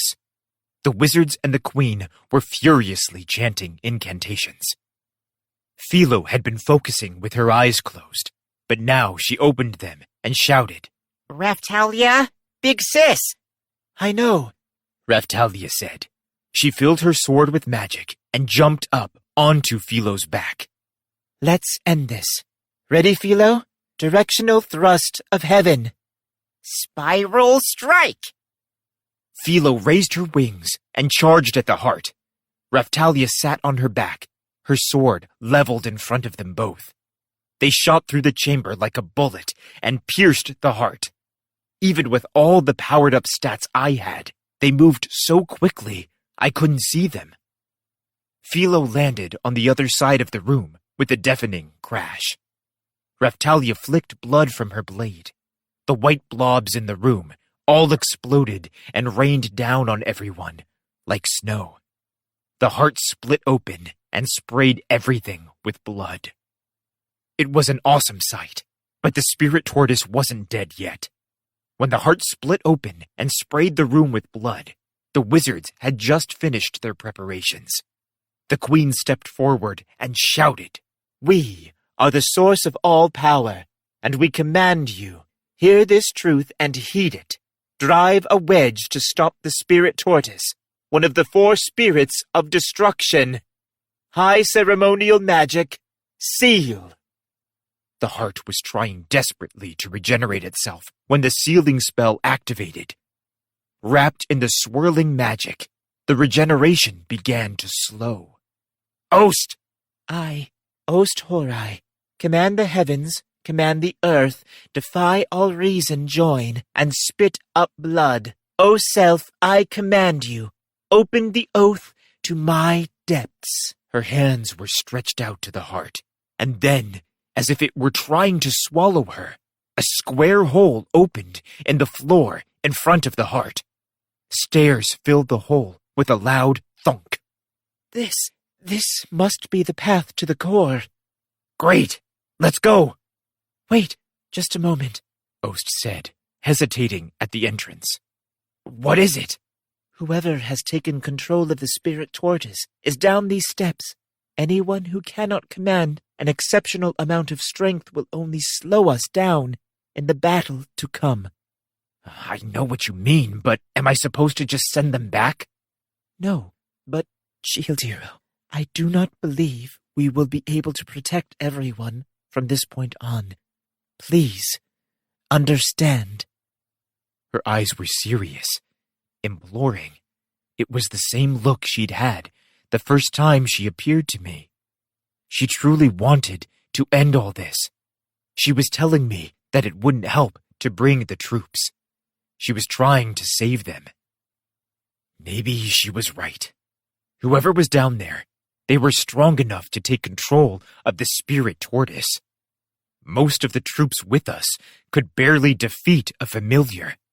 What hope did they have against this new enemy? All right. Shield Hero? The troops shouted in disbelief. Troops, retreat to a place where there are no enemies and wait for us to return. As for your protection, I would need Raftalia and Philo for sure, and obviously Ost had to come. Should I have Eclair, the old lady, and Rishia protect the troops? Mr. Iwatani, leave the rest up to me, the queen said. Your priority must be to stop the spirit tortoise as soon as possible. You do not need to concern yourself with the rest of us. Okay. Honestly, I sort of wanted to leave Rishia behind. But thanks to the Philo Kigurumi, she was proving herself more useful than she had in the past. And she'd been studying Hengen Muso tactics too. Maybe she could offer an attack when we needed it most. There was no need to split us up any more than necessary. All right, everyone, let's get going. Okay. There, before the slowly regenerating heart, we split into 2 parties and went our separate ways. Chapter 13. Who Pulls the Strings? The stairs went on forever. We'd been descending a dark, fleshy hallway for about 10 minutes when the tunnel began to level out. Finally, I saw light at the end of the tunnel. Something felt strange about it all. It was like my shield was pulsing in my hands. I looked at Ost for confirmation. She was gazing at the light, determined. If we didn't defeat whoever was at the end of the hallway, then we wouldn't be able to stop the spirit tortoise. But if we did defeat the tortoise, then Ost would die too. Everyone knew it, and they trudged on in silence. I pinched my cheek to bring myself back to reality. We had to keep our priorities in mind. Everyone, this is it. Don't give up. All right. Yep, I'ma do my best. We'll get out of this alive. That's the spirit. There's no better time to put your training to use. That's right. Ost nodded. It's time to stop my true body. Shield Hero, everyone, let's go. Yeah. We ran for the light, and when we reached it, we found ourselves in a large room, much larger than I'd expected. The walls were solid, yet they seemed somehow alive. I couldn't put my finger on it. It was like they were made of marble, but they was pulsing. When my eyes adjusted, I couldn't believe what I saw. What the? The first thing I saw was a strange object hovering in the air. It must have been the core. It was a giant, shining green crystal, and it spun very slowly on its axis. The light it gave off must have been the collected souls of those who had lost their lives in the rampage. But I couldn't look at the core forever. Something behind it drew my attention. There were 3 large, transparent crystals set in the far wall, and locked inside of them were the 3 missing heroes. Yeah. They seemed to be unconscious, but they all had pained expressions on their faces and were muttering in agony. What is this? Master Itsuki? Rishia ran to the crystal where Itsuki slept, but something fluttered down and knocked her away before she could get close. Ah! It was a sheet of paper. The paper was covered in electric sparks of some kind. It had knocked Rishia to the ground. I can't believe my eyes. To think you would make it this far. Not that I ever doubted you. Nice work. That voice. I felt like I'd heard it before. When we were searching for the heroes. I searched for the source and found it. A man stood before the faceted green crystal. He was about as tall as me. His hair looked white, but it also seemed to have a sheen to it. Maybe it was silver. It was long and shaggy and hung around his white face. His face itself wasn't so bad looking. But meeting him for the first time, I immediately knew that we weren't going to be friends. It was his eyes that made me feel that way. They were stagnant, rotten, like the eyes of a dead fish. The air around him was dark and gloomy. He reminded me of the sort of person you never wanted in your group of friends, the sort of person who only thought of themselves. He felt like the sort of person who talked nonstop about what they liked, but never contributed to anyone else's conversation, all the while telling themselves it was because they were smarter than everyone. His face looked very self-satisfied. He wore a long coat, which made him look a bit like a scientist. He wore a strange belt around his chest that almost looked like it was made of test tubes. It's hard to find the right word to describe him, but he sort of looked like an alchemist. Not that I really knew what an alchemist looked like. I'd only seen them in anime. He wore leather gloves and shoes, and seemed to be the kind of guy that worried incessantly about his appearance. I'd learned a bit about medicine formulation since I arrived in this world, but I still didn't know anything about alchemy. I'd seen books and tools related to it in stores, though, and I could tell that the person standing in front of us was the real deal. I couldn't ignore the evil look in his eyes, or the strange book he gripped in one hand.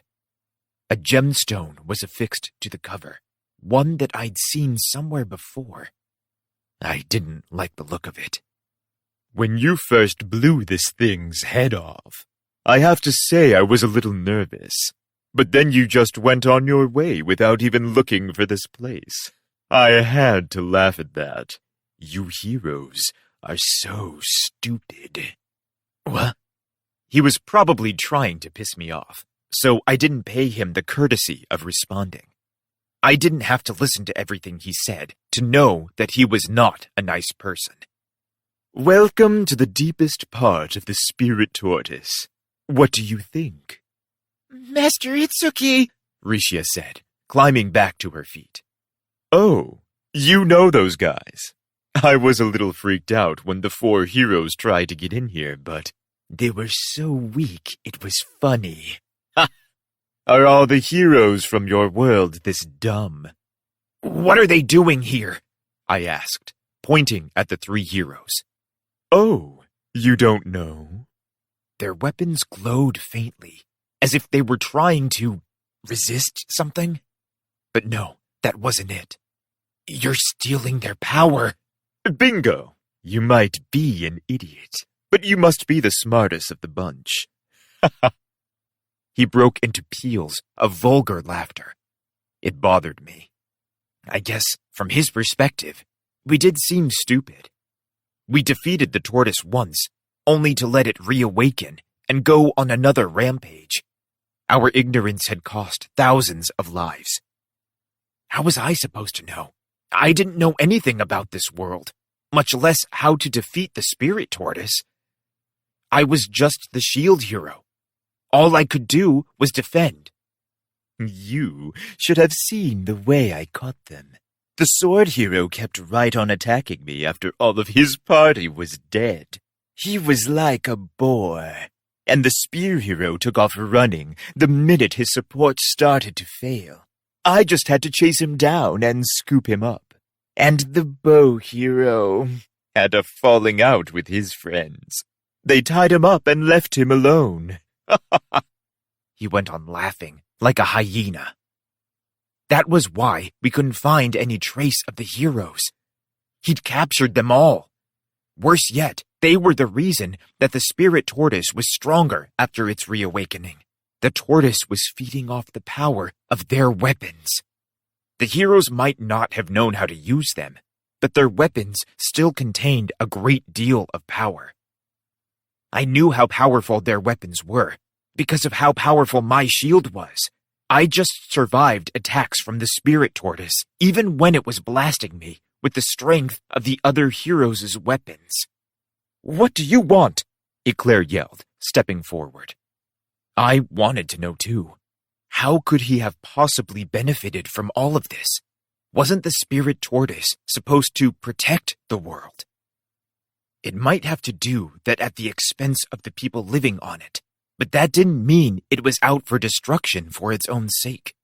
But this man was using it to kill as many people as possible. To what end? Oh, it has nothing to do with you people.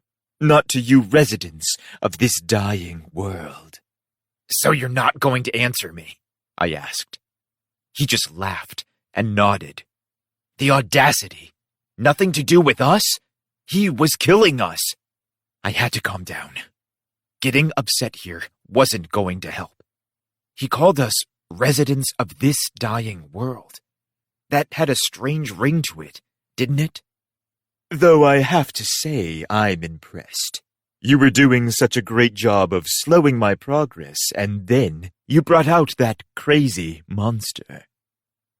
Everything that the spirit tortoise saw through its eyes was projected onto the wall of the chamber. At the moment, it showed Fitoria fighting against the spirit tortoise's many heads. I'd had a hard enough time holding my own against one head. Fitoria was really powerful. I had to agree with him. She really was a crazy monster. But she was on our side. She was amazing, but I could tell that she was starting to tire. She was doing all she could to buy us time. It was time to get things moving. That damn thing is in my way. I can't get any more energy.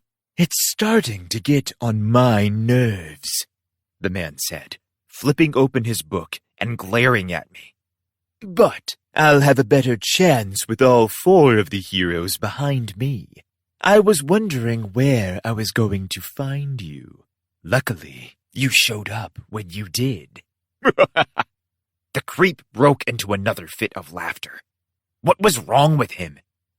You'll have to get through me, Oast said. Oh, who do we have here? Who knew you could do that? These protective beasts are so stubborn. Why can't you just do as you're told? What good is a protective spirit that cannot carry out its duty? None at all. That is why I have decided to help he who holds the holy shield. That is the bond that connects the spirit of the shield to the spirit tortoise. Uh-huh. So that's why the familiar attacks didn't work against the shield hero. I was wondering what was going on. What were they talking about? There was a connection between my shield and the spirit tortoise? Sure, they were both pretty focused on defense, but they made it sound like there was a deeper connection. I would have invited you here once you were a bit weaker, but there's no fighting fate, is there? You've brought all these pretty ladies with you too. I'll brainwash them and keep them as souvenirs or something.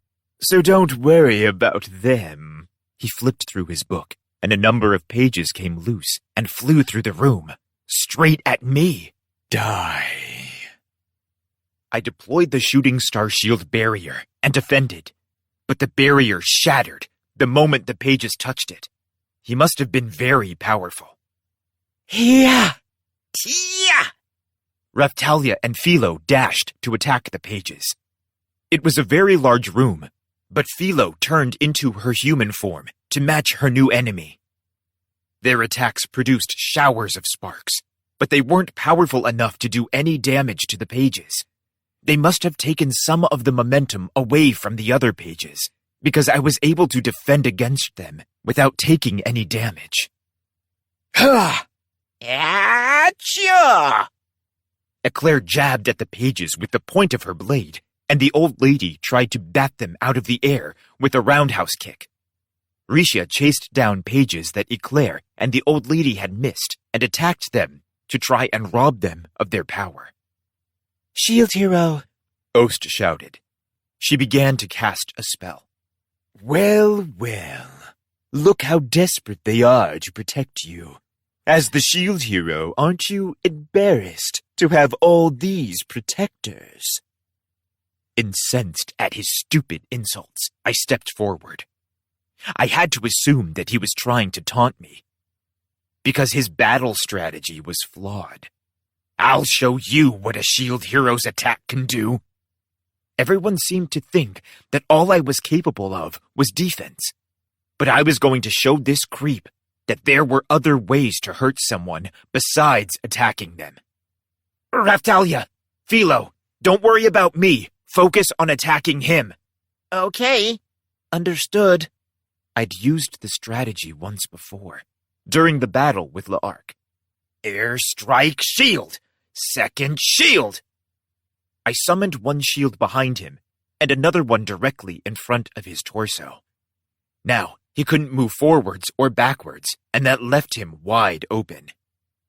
Oh, damn!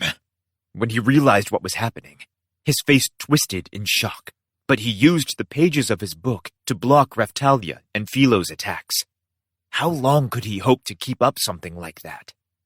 To be honest, I was starting to like the strategy I'd come up with. The air around him was filled with flutter pages, flitting back and forth between offensive and defensive maneuvers. With Raphtalia and Philo determined to get at his throat, it would only be a matter of time before they broke through. Yeah. Yeah. Book pages flew around behind him and broke the airstrike shield. Too bad. Drita shield! I quickly summoned a third shield to take its place. Raphtalia and Philo were attacking him from both sides, and I used a third shield to cover the loss of the first one. I kept an eye on him. If he tried to escape by jumping up and over the obstacles, I'd use shield prison. I don't want to pat myself on the back, but it was a pretty good plan. I felt good about it. Maybe I was born to irritate people like this. It was inherent in my personality, and I like it that way. Too bad I already know how many shields you can make. You can only use 3 shields at once. How pathetic. Raphtalia and Philo only needed a few more seconds, but the enemy turned to break my shields. He wanted to shatter my pride. He must have been watching me through the eyes of the tortoise the whole time I'd been fighting it. He'd probably been watching ever since I first started fighting the familiars. That made me want to use a skill that he'd never seen before. Chain Shield! I quickly turned the shields into versions of the Whale Magic Core Shield, which had a counter effect called Heat Beam Shield, Medium. When the fluttering pages attacked the shields, they responded by targeting the main enemy and firing laser-like heat beams at him. And they were right on top of him. And yet, yes, it looked like the counterattack even activated when they were hit with a ranged attack. The heat beam slammed into the enemy, filling the room with a deafening roar. Damn! The man spat and shot a hate-filled glare at me. At the same time the last pages fell, Raphtalia and Philo finally slammed into him. Fwing! A transparent shell appeared around him, and their attacks clattered against it, useless. Well, you got me to use my barrier very quickly. That's... Ost stopped casting her spell and muttered to herself in disbelief. You think you'll get control of the battle that easily? Composition Form 1. Bird of Flame. Pages from the book flapped and gathered in one spot before transforming into a flaming bird that flew straight at Ost. Watch out! I shouted, and I was in front of her in a flash, stopping the bird with my shield. Damn, it was more powerful than I liked. I was using the Whale Magic Core Shield, which had fire-resistant properties, and the attack was still hurting me. This guy was really strong. No wonder he'd managed to destroy so much. But that didn't mean he was going to win. We were really strong, too. What was that barrier that had blocked Raphtalia and Philo's attacks?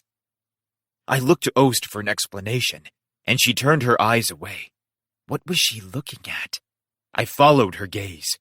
I thought it would be the enemy, but I was wrong. Now I see. That's what she was after. He's using the Spirit Tortoise's energy to produce his defensive barrier. Breaking through it will require an enormously powerful attack. Right, Raphtalia, Philo. Ha! You think it will be that easy? Don't you have any other ideas? Only fools try the same thing twice. The crazy man shouted, holding out his hands to the crystal core. It started to glow, and the heroes encased in crystal behind him writhed in pain. And then 10 new enemies appeared from the wall. They were familiars, and they were wearing full suits of armor. Spirit Tortoise Familiar, Neo Guardian type. They looked really strong. They each had a single eye that was visible through the slits in their helmets, and they were carrying all different kinds of weapons. I counted swords, spears, bows. It was immediately clear where each of them were getting their energy. They came stomping at us from across the room, their armor clattering loudly. It'll take you some time to prepare for those special attacks you like, won't it? Then I won't let you have that time. It's not that much time. We can take care of you. Eclair, the old lady, and Risha all ran to meet the approaching familiars. Eclair and Risha each took on one, while the old lady managed to hold her own against 2. They were at their limit, dealing with 4. Risha couldn't handle one of them. She was on the verge of Eclair saving her when Ost cast a spell in the nick of time. The remaining 6 familiars were still heading straight for us. Could I hold them off? I didn't have a choice. I stopped a Neo Guardian type with my shield. There was a loud clang when it slammed against me. They weren't too strong for me. I could stop them, but I couldn't do it without getting hurt in the process. They must have been the most powerful familiars that the tortoise could make. Shit! 2 of the familiars had gotten behind me. They raised their bows and fired lightning shots at me. Crap! I immediately switched to the Soul Eater shield and blocked the shots. If I could get the timing right, the Whale Magic Core shield would be more useful. I'd have to stay on my toes. The enemy burst into laughter when he saw how I'd been caught off guard. How much more of this can you take? Come on, use that brain of yours. Let's have some fun. Damn, the odds weren't looking good. To make matters worse, more book pages flew around the room and tried to disrupt Raphtalia and Philo's preparations. With all the chaos in the room, with all the threats coming from every direction, there was no way they were going to be able to use their attacks. Unless we used our most powerful attacks, we'd never make it through the barrier. This guy wasn't the sort of enemy that we could beat if we just leveled up a little more, but that didn't mean we were out of options yet. I could use the Shield of Wrath to burn everything in sight. Maybe Raphtalia and the others could retreat to the stairwell to survive it. I already used the Shield of Wrath when I was fighting the Spirit Tortoise, so the enemy knew that I had that option available. There was always the chance that he could survive the attack. Besides, the other 3 heroes were stuck in the room. They looked very weak, and I didn't want to accidentally kill them with an overzealous attack. This guy had important hostages. The other option was blood sacrifice. The problem with that was that I'd have to score a direct hit, and I wouldn't be able to defend myself in the meantime. He could kill me while I prepared to use it. How could I get enough time? I could use Shield Prison and Shooting Star Shield to defend myself while I charged up for the attack. But no, he'd already broken through the Shooting Star Shield barrier, so I knew I couldn't count on it. I was starting to run out of ideas. How were we supposed to punch through his barrier? What if I charged up all my rage into the Shield of Wrath and then Ost used it as a base for an attack spell? That might work, but it would take just as much time to prepare. Still, it felt like it was the most realistic option I'd come up with yet. Ost had her hands full supporting Eclair and Rishia in their battles with the familiars. If I had Raphtalia and Philo take over with the familiars, then he'd know what I was planning. I looked over at Ost to see what she thought, but the man saw me and started laughing. That's not a very good idea. Don't you care what happens to the other heroes? These guys are strong. Eclair and the old lady were beginning to lose ground. Rishia could barely manage to stay alive, and the enemy had the other heroes as hostages. How were we supposed to win this fight? Damn it, things kept getting worse. If we had no choice but to accept a slow massacre, then I might as well use the Shield of Wrath now. Yes, I made up my mind, but then... Flying Circle Disc! A blinding disc of light flew past my face. A shining arrow followed it a split second later. Circle Dance, Destruction Form, Tortoise Shell Split. An enormous crackling ball of fire flew straight for me. I flipped up my shield to deflect it, and it didn't hurt me at all. Those flames, I'd felt them on my shield before. It flew past me and set the Neo Guardian types ablaze. I turned to see where the attacks came from. I could hardly believe my eyes. It was L'Arc, Glass, and Therese. Chapter 14. Liberation. Damn it! Things were already looking bad, and now we had even more enemies to fight? Now we were stuck between 2 major threats. What could be worse? They must have been waiting for the right time to spring their attack. We'd played right into their trap.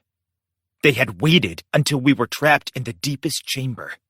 That way, there would be no chance of escape. Come to think of it, the mimicked forms of Glass and L'Arc had appeared just in time to guarantee their escape from the tunnel. Could this have been their plan all along? You! Everyone on my side of the battle bristled with caution. There was no way out. Could I use Portal Shield to escape? I concentrated on the idea, and that was when I noticed a blinking icon next to the skill name. Unavailable. Ah! Lark leapt at me. I decided to block his attack, and then send Raphtalia and Philo after him. Yes, I readied my shield.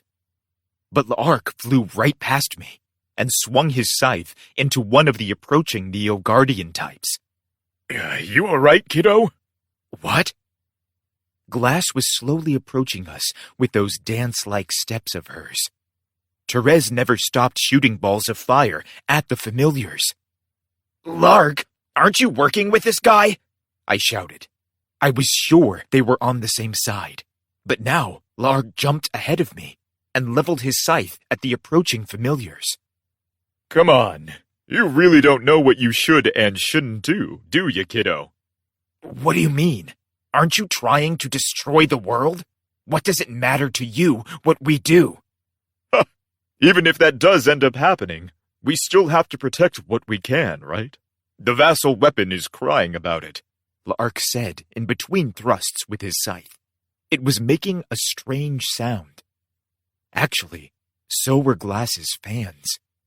As one who possesses a vassal weapon, you've entered a space you should not have. Therefore, we must join forces with our enemy, Naofumi, to defeat you, Kaio Ithnina, he who holds the book of the vassal weapons, Glass said, stepping up to stand beside me. Huh? What the hell is going on? Everything was changing so quickly, I couldn't keep up. So this guy, Kyo, was Glass's enemy too? They were going to fight him? Because he'd done something he wasn't supposed to? Get it, kiddo? You can stand back for a bit. Answer my question! I already told you. We're on the same side. For now. You're not very good at explaining things, Lark. Mr. Naofumi, please listen to me. This man you are currently fighting is from our world, and he holds the book of the vassal weapons. The vassal weapons we hold demand his punishment. Therefore, he is our enemy, Therese explained. Glass spoke next. Unfortunately, we don't have the time to explain everything. To make it simpler, even if one is from another world, they must not be permitted to take control of the protective beasts. Therefore, we must join forces with you to stop him, despite how unpleasant it may be. What about how the mimicked familiars that had seemed to protect Glass and the Ark when we'd met in the tunnel? Was that the enemy trying to confuse us? Come to think of it, Lark and the others hadn't attacked us. For a second, it had even looked like they were trying to attack the familiars that were after us. I guess I hadn't imagined that. I thought it would take you longer, but you got here pretty quickly, Kyo barked angrily. Yes, no thanks to all the trouble you sent after us. You even managed to keep us from teaming up with Naofumi's party earlier on, didn't you? You expect me to tell you anything? That's all the answer I need. Damn it, Kyo spat. That was stupid. Didn't he realize that by pretending not to answer, he was telling them what they wanted to hear? He was obviously just pretending to be intelligent. I didn't like him, not one bit. He really was Glass's enemy. Oh man, after we saw you, kiddo, things got pretty rough. The floor caved in and we ended up in a really weird place. Lark started to complain, but I didn't have time to listen to him. Kyo's mouth twisted into a cruel smile, and he summoned more Neo-Guardian types from the walls. At the same time, the three heroes squirmed in their crystal prisons, their faces growing more and more pale. They looked like they could die at any moment. Lark and his friends were going to help us, but the familiars in the chamber were increasing exponentially. Let's go! Hiya! Lark swung his scythe and dispatched two of the Neo-Guardian types at once. He strained to bring the scythe back around. Come on, you're stronger than that. La'ark was a strong fighter. He could even manage to get through my defenses. Raphtalia could have taken down 2 of the familiars without too much trouble, so it was hard to believe that he had to strain himself to pull it off. Was he just pretending to be on our side? I guess you don't know.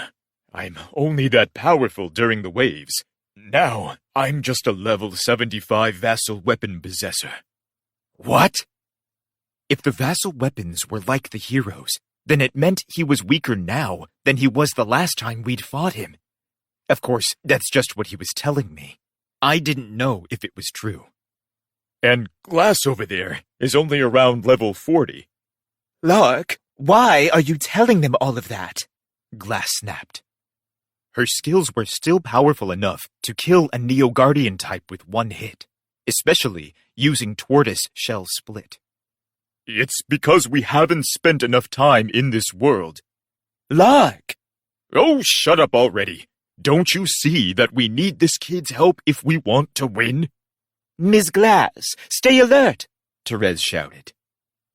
Glass quickly turned around to find a Neo Guardian swing a sword at her. She quickly flipped open her fan to block the attack. They were right. She wasn't as strong as she had been the last time.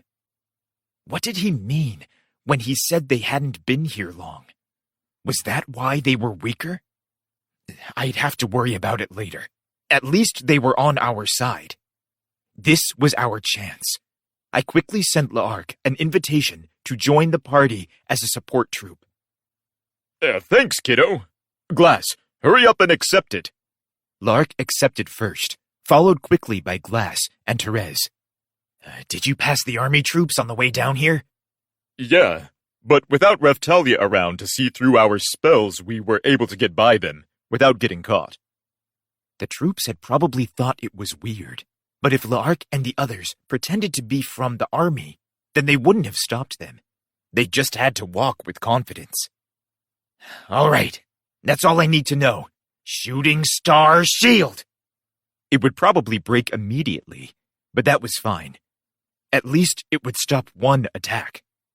If we could just get a quick break from the onslaught, La'ark and the others could get a few attacks in. Yeah! La'ark swung his scythe at one of the Neo Guardians. Achoo! The old lady shouted as she charged one of the Neo Guardians with her shoulder. It must have been a defense rating attack, because the familiar went flying. Tia! Ha! Raphtalia sliced at one of the monsters, and Eclair followed up with a thrust to finish it off. Ta! Philo shouted, clawing at a familiar with all of her body weight behind it. We were actually holding our own. All right, Philo, Raphtalia. I didn't have to finish the sentence. Both of them jumped back from the front line and started to charge up their attacks when... You think I'll let you get away with that? Kyo shouted, filling the air with fluttering pages from his book. He muttered a spell to himself and threw a glass bottle at the ground. It shattered with a big puff of smoke, and the whole room filled with green light, followed by a creepy, dull sound. It was like the buzzing of insect wings. Expanding composition form 6. Invigorate. The fallen Neo Guardians all noisily climbed to their feet. They moved faster and more powerfully than before. Oh no! La'ark shoved Glass out of the way and blocked an attack. Lark! Damn it! These things have gotten stronger! 3 of the Neo Guardians turned to attack him at once. Airstrike shield! I shouted, deploying a shield to protect them. Thank you, Naofumi. Thanks, kiddo. Save it for later, I shouted. We weren't out of this yet. I cast second shield to protect Eclair. Behind them all, Ost and Therese seemed to be doing okay on their own, or so I thought. A Neo Guardian in the distance leveled an arrow at them. They might have been able to dodge it, but I didn't want to take the risk, so I used Drita's shield to block it. I was surprised that the shooting star shield barrier was still in place. Philo and Raphtalia were still focusing on preparing their skills, so they couldn't defend themselves. I'd have to do it for them. The chamber was absolute chaos. Familiars were everywhere, and the air was filled with fluttering book pages. If we used a big, powerful skill, there was a chance that some of our allies might get swept up in it. Therese was using a convenient type of magic that distinguished between friend and foe, which helped a little, but the spells weren't strong enough to turn the tide of the battle. I had to start thinking about retreat. But if we escaped, the other heroes were as good as dead, and who knew what that madman would do next? No, escape wasn't an option. Come at me. Give me all you've got. Kyo burst into a fit of laughter, but kept his dead eyes trained on me. The odds weren't looking good. Worse yet, our enemy was using the three heroes and the spirit tortoise itself for an energy source. So we were getting tired, and he wasn't. If we could destroy the core, maybe we'd have a chance of stopping one of these energy streams. But the core was too well defended. Well defended? Lark! I locked eyes with him, then raised my shield, pointed, and motioned to Kyo with my eyes.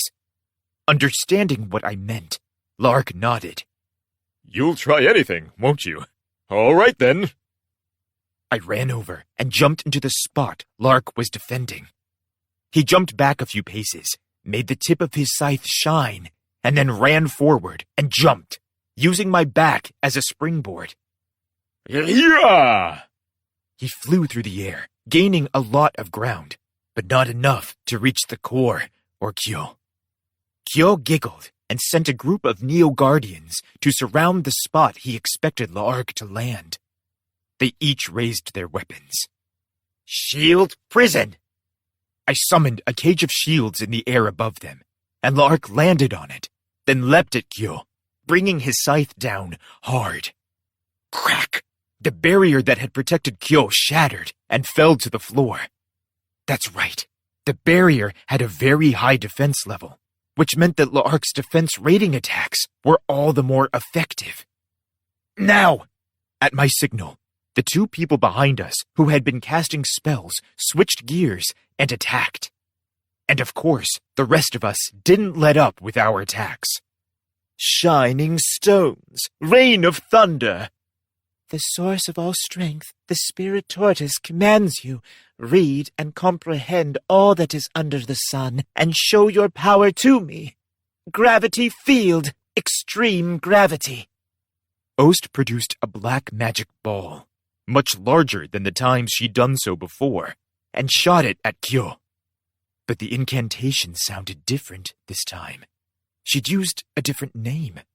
Was she? Damn you! Kyo shouted.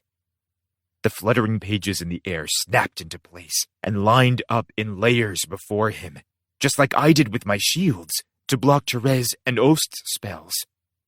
Yeah! Lark had another chance. He spun his scythe and sliced at Kyo. Kyo shot his hand out, and the air before him crackled with magic, repelling the scythe blade. Then, reflexively protecting its commander, a Neo-Guardian ran to attack Lark. Lark wasn't going to go down so easily. He knew when to pull back, and he did, jumping away to get some distance.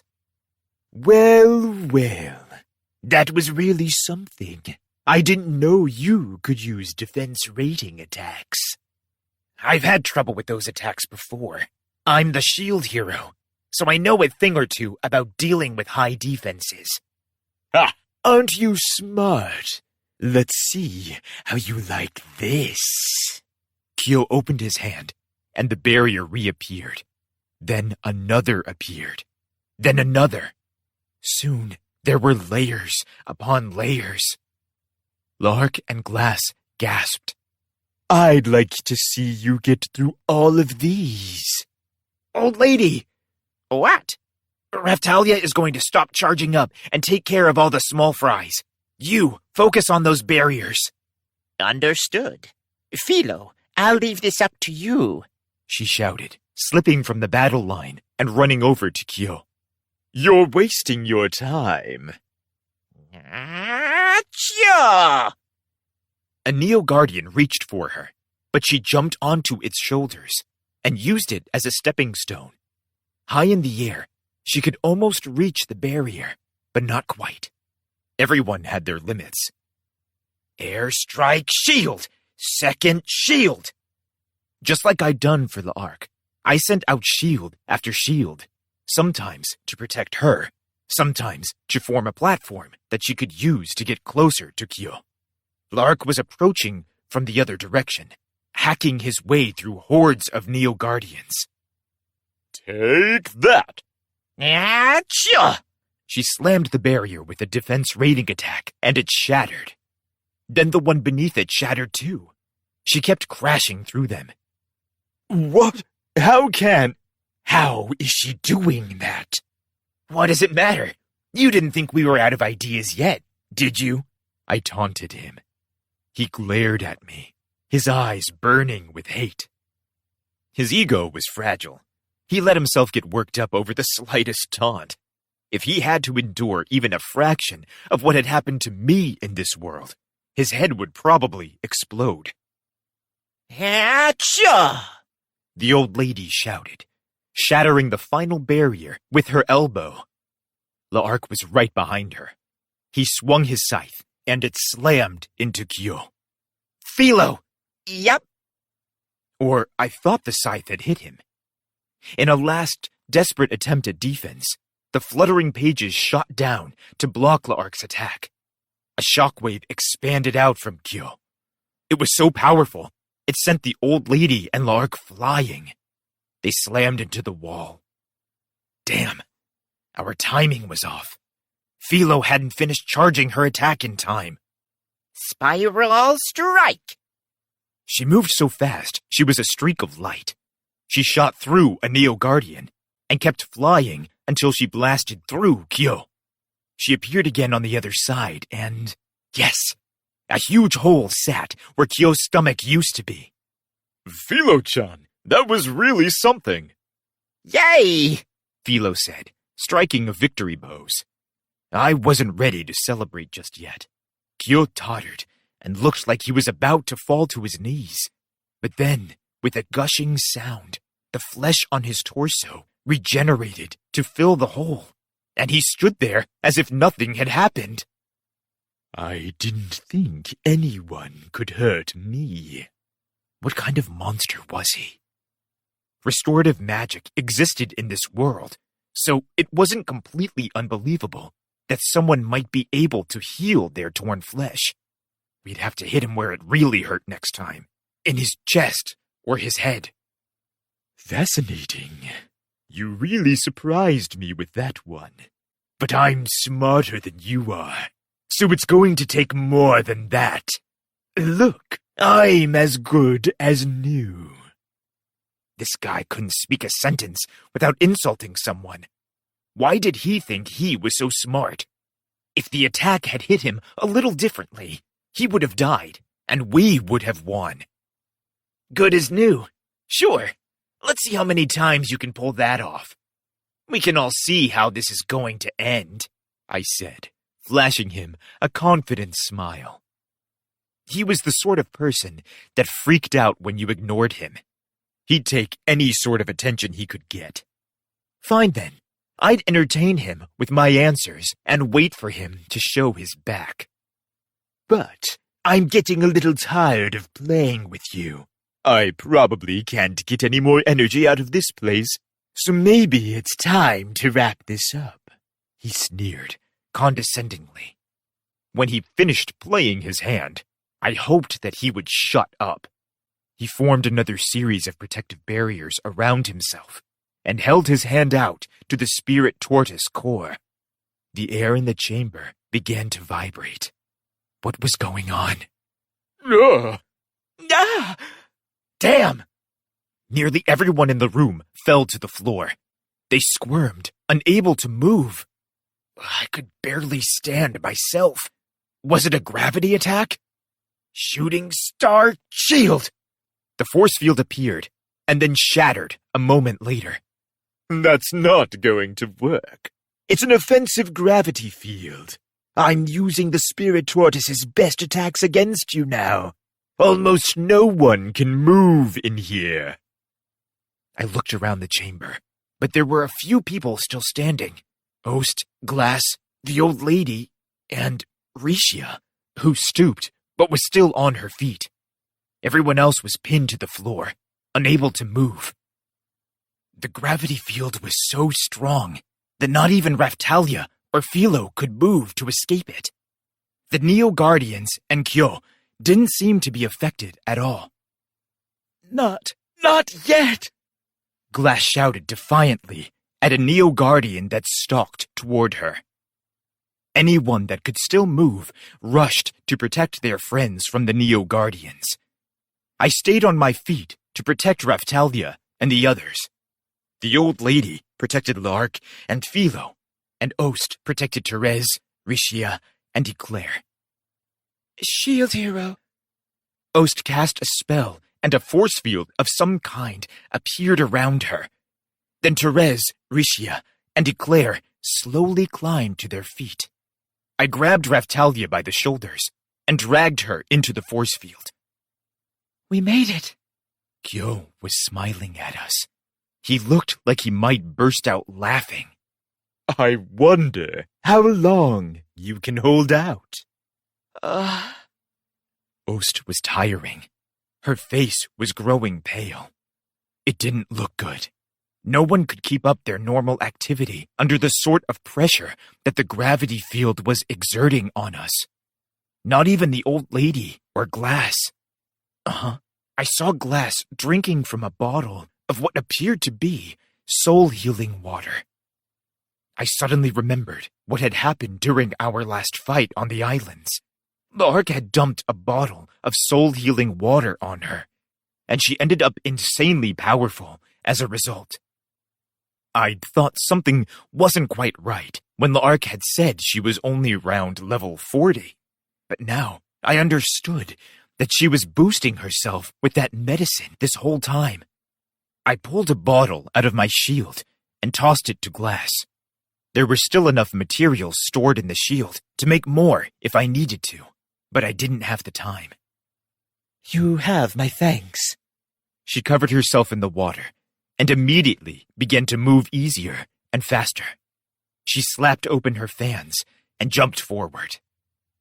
Her attacks seemed to carry the same weight they had when we fought on the islands. She physically smashed through Kyo's barriers, knocking aside any Neo-Guardians that got in her way. Well now, look at that. The spirit strives. Come on then. Come on. Her attacks landed powerfully as she beat her way across the room, but she began to slow down. Before she reached Kyo, she seemed to be losing power and speed. Yeah, that's what I thought. The spirits have no endurance. What was this spirit he kept talking about? Glass? I'm not done yet. She opened her fans and looked like she was about to use her special move, Reverse Snow Moon Flower. What could I do? Was I supposed to just sit there and watch? Ost reached out and touched my shield, resting her weight against me. Lend me your power. As the shield hero, lend us that magic power. Let us move in this gravity field. Let us shatter the barriers. The voice was very weak. It was like it was speaking to my soul. It was different from a human voice, but I heard it speaking to me. I quickly imagined myself casting White Aura. That's not it. That will not overcome this. But I... Relax. Think of the spells you know. Imagine yourself spinning the highest magic. What was she talking about? Before I could say anything, she continued.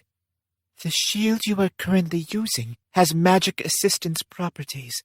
It is not so difficult, so please concentrate. I will help you.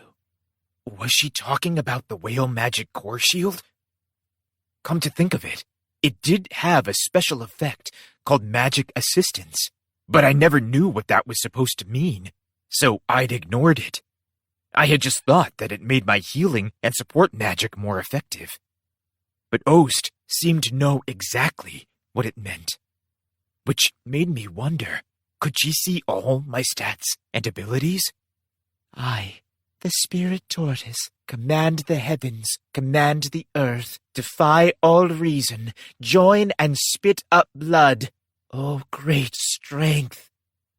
As Ost spoke, I thought I could feel the power in the room gathering around us. What was happening? I knew that she was using that unique form of magic she had, but something different was happening. I could feel something flowing into me. A while ago, I told you that I wanted to teach you this spell. I'm sure you'll be able to cast it on your own someday. Please, remember this feeling. I nodded silently. Ost was our last hope, and she was using me to carry out her plan. I had to do all I could. Something appeared in my mind, like a puzzle. It was fuzzy and hard to make out, but it looked like a series of pieces that could fit together. My intuition told me that different magic spells would result from different arrangements of the pieces. With what I currently knew, there weren't very many shapes I could hope to make from the pieces. But Ost was arranging them for me, indicating the pieces and where they needed to go. Each time I placed a piece incorrectly, it faded away and disappeared. Luckily, they reappeared after a moment. In all likelihood, without Ost there to help me, the disappearing pieces would probably be lost for good. When the shape assembled the wrong way, Ost somehow reversed the process. To finish the puzzle, I just had to follow her lead. Watching the pieces arrange themselves, in my mind, I almost felt like laughing. The puzzle was so difficult that I didn't see how anyone could have possibly figured it out.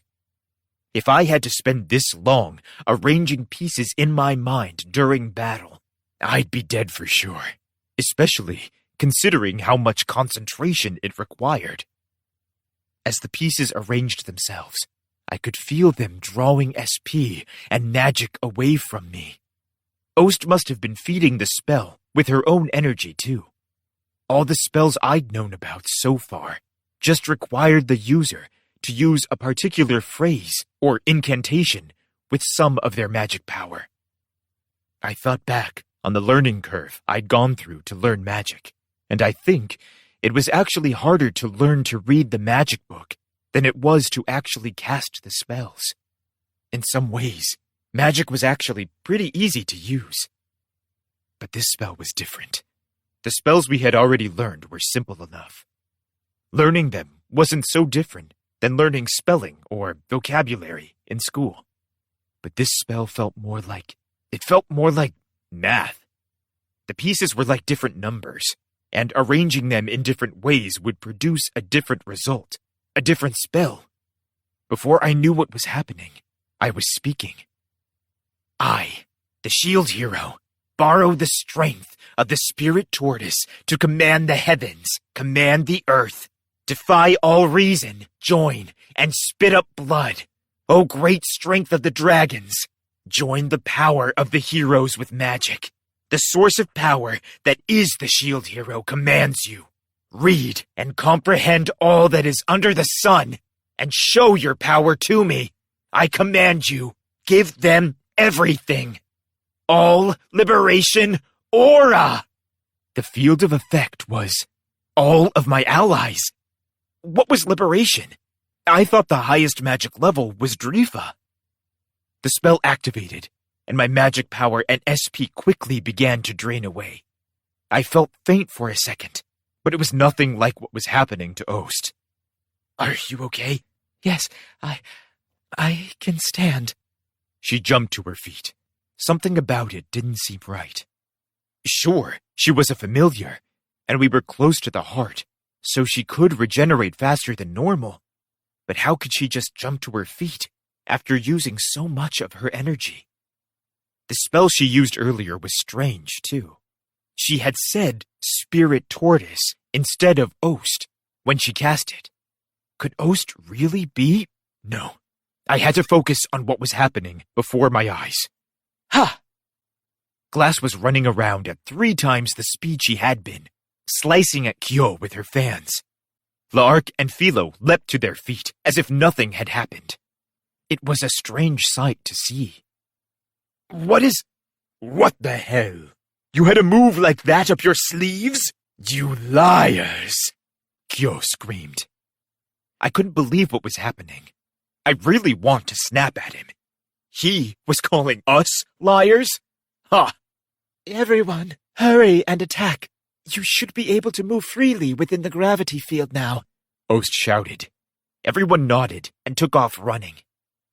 Rixia was still tottering on unstable legs. She was the last to start moving. This magic power, it's unbelievable.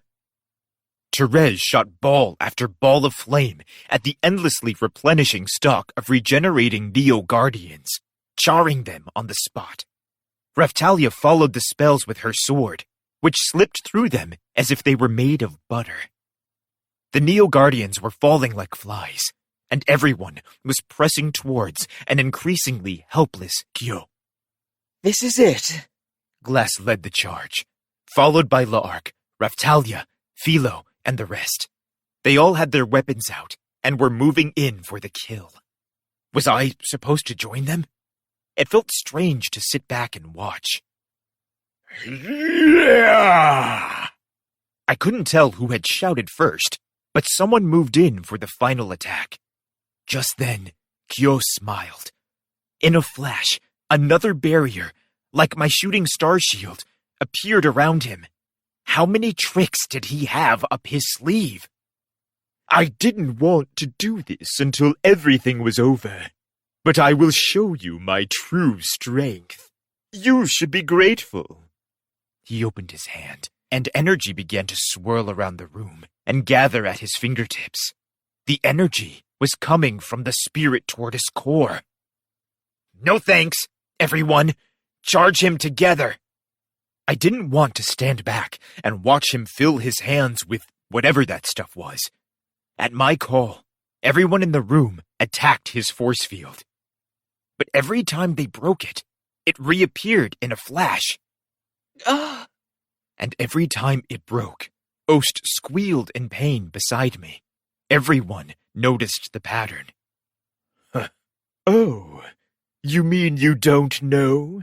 Well, now's as good a time as any to show you, Kyo shouted.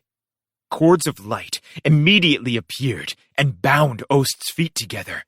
They pulled her up into the air and then inside of his barrier. When she entered it, it grew even thicker. Desperate to save her, everyone furiously attacked the barrier.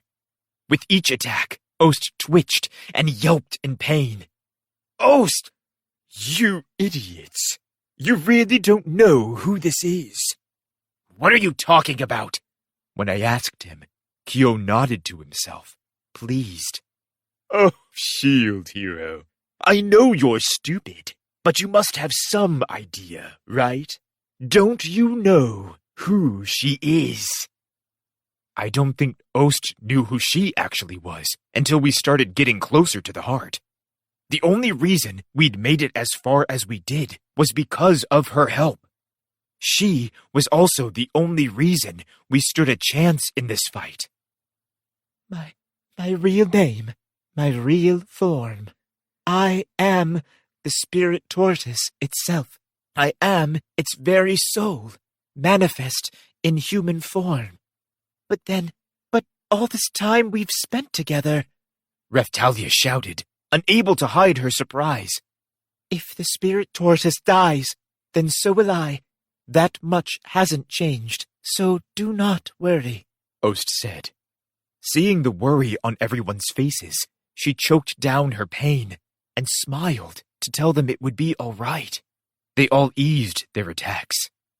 Well, this is a good time to take the energy she's absorbed this whole time. The cords of light around her arms and legs started to drain away Ost's remaining energy. At the same time, a translucent blue ball appeared in his hand. It almost looked like it was filled with water. I knew that color. It was the same color as the sand in the blue dragon hourglasses. It started to shine. Ain't it pretty? It's the energy that the spirit tortoise gathered. And now... The ball flashed and became transparent before melting into his hands. The air in the chamber began to vibrate. What was going on? I'd seen something like it in a manga and video games. It was the kind of thing that normally happens at the end of a major battle, when the enemy's power skyrockets. Chapter 15. The Spirit Tortoise's Soul. This makes me so much stronger. Kyo stepped out from behind his barrier and walked slowly toward us. The magic energy swirled in a vortex around him. He seemed to vibrate for a second, and then he appeared directly in front of me. There was no time to think. I threw my shield up just in time to block a stream of pages from Kyo's book. They slammed against the shield with so much force that I couldn't absorb all the energy. I dug my heels in, but the pages sent me flying backwards. Luckily, I managed to regain my balance before falling over. The most basic composition form. Is that powerful? Amazing! Kyo laughed, pointing his book at everyone in the chamber. Not bad. All right. Now, I'll show you what I can really do. He flipped open the book and sent pages flying out in all directions. There were too many of them to dodge, and a lot of people were forced to parry them, getting knocked off balance in the process. It wasn't over yet. The enemy had become so powerful that the support magic we'd been relying on until that point had been rendered useless. Yes, that's better. This is the way I like my battles. Let the enemy think they have a chance before, wham, you crush them. What could be better? Shield Hero, Ost shouted. that man is using the energy that the Spirit Tortoise collected. He's using the core to channel it into himself. Hurry. If we can destroy the core, then we may be able to weaken him. That sounded like a good idea to me. Now, don't you be naughty. I have some tricks left too, you know, Kyo said, laughing. Aren't you forgetting about my precious hostages? Not that I need them. I'd still be able to do whatever I wanted, even if I didn't have them. Kyo motioned to the three heroes behind him. You coward! Kyo turned back and frowned at Glass. Not that you would care about my hostages. Glass didn't move an inch. She glared at Kyo, anger burning in her eyes. Oh, please. You're not so naive, are you? Were you really not going to kill them just because it isn't a fair fight? Lucky me. He was so vulgar. I could hardly stand it. He'd found Glass's weakness and was mocking her, pointing his finger at her and giggling like a child. I wasn't friends with any of the other heroes either, but I wouldn't leave them to die. You coward! The shout rang out like a shot, echoing through the chamber. Uh-huh? Kyo mumbled, looking for the source. I cannot allow you to take these weakened heroes as your hostage. I will not allow it. It was Rishia. If it isn't the little girl who's been standing uselessly on the sidelines. You're going to tell me what to do now. Ha! That's right. I might not be the strongest person in the room, but I'm not going to stand by and let you get away with this. Rishia shouted, flipping back the hood of her kigurumi to glare at Kyo. Her eyes looked different. They weren't pathetic or imploring. No, they were filled with passion and anger. This weak little girl doesn't know her place, does she? Have you even thought about how Ost must feel coming here? Don't you realize that we've all come to fight for our futures, for our very lives? Master Itsuki taught me about justice, and I cannot allow you to get away with your scheming. Justice? Ha! Give me a break. You're so weak it's pathetic. If evil exists, that's it. You want justice. I am justice. The ground around Rishia seemed to squirm and crawl. Philo and the old lady had been gathering energy during Kyo's speech, and now it was starting to overflow. You are getting on my last nerve. I'll kill you first, Kyo barked. He turned and sent a page flying at Rishia. I returned to my senses and ran to protect her, but he was too fast. Damn it, he was going to kill her. But she didn't need me. She dodged the attack. She continued to glare at Kyo. What? You cannot be proud of this power you've stolen from another. However powerful it may make your attacks, it's not your power to begin with. You don't know how to use it. Rishia shouted, unsheathing her sword. Ah, now I'm being lectured by the baby in the room. Kyo laughed and sent another stream of pages to kill her. There were a lot more pages this time. There were so many of them, and they were moving so fast, I wasn't sure if even I could block them.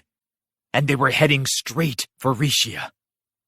But she dodged them without making any unnecessary moves, and kept walking toward the increasingly furious Kyo.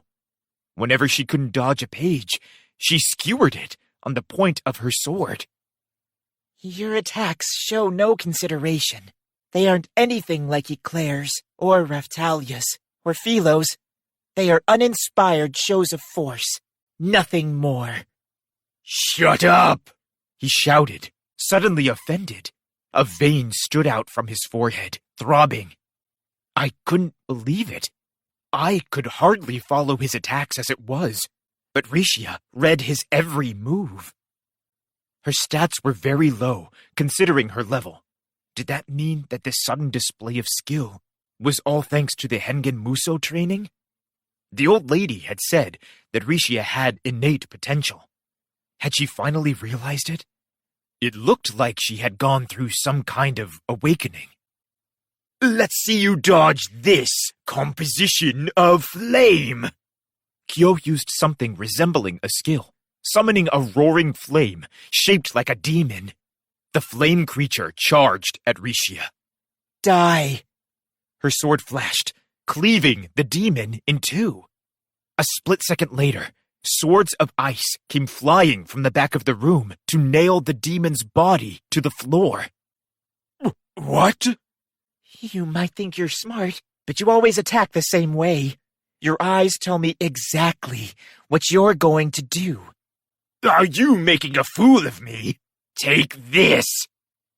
Kyo furiously used another skill. He was so upset that he wasn't thinking clearly.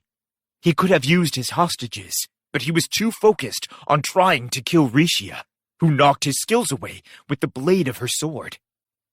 After Kyo powered up, none of us stood a chance against him. But now, Rishia, of all people, was holding her own. Kyo smiled. You almost had me coming to get you. But I have my hostages over here, so you'd better just stay put. And after the power boost I just got, you're only delaying the inevitable. You can try to buy yourself time, but I'll only keep getting stronger. When you realize you can't win, you turn back to your hostages, Rishia said, her eyes cold. She was like a different person, and yet I could tell that the passion she was displaying, this new persona, was who she really was. I don't have the strong willpower that Naofumi does, and I don't have the excellent sense of purpose that Master Itsuki does. I'm not as kind as Motoyasu, and I'm not as cool-headed as Ren. No, she was wrong about that. She selflessly fought for others. After being saved herself, she knew what it meant to save another. In truth, she was more selfless and caring than any of the heroes. At the very least, she was more heroic than I was, and now she was holding her own in battle. She had thrown herself into battle completely and was ready to sacrifice herself for the chance to defeat Kyo. She'd done it without hesitation, just like Ost. Maybe she was a simple person, but she had all the passion to back up her decision. Her very soul was shouting its resolve. She was enraged at the evil she'd seen.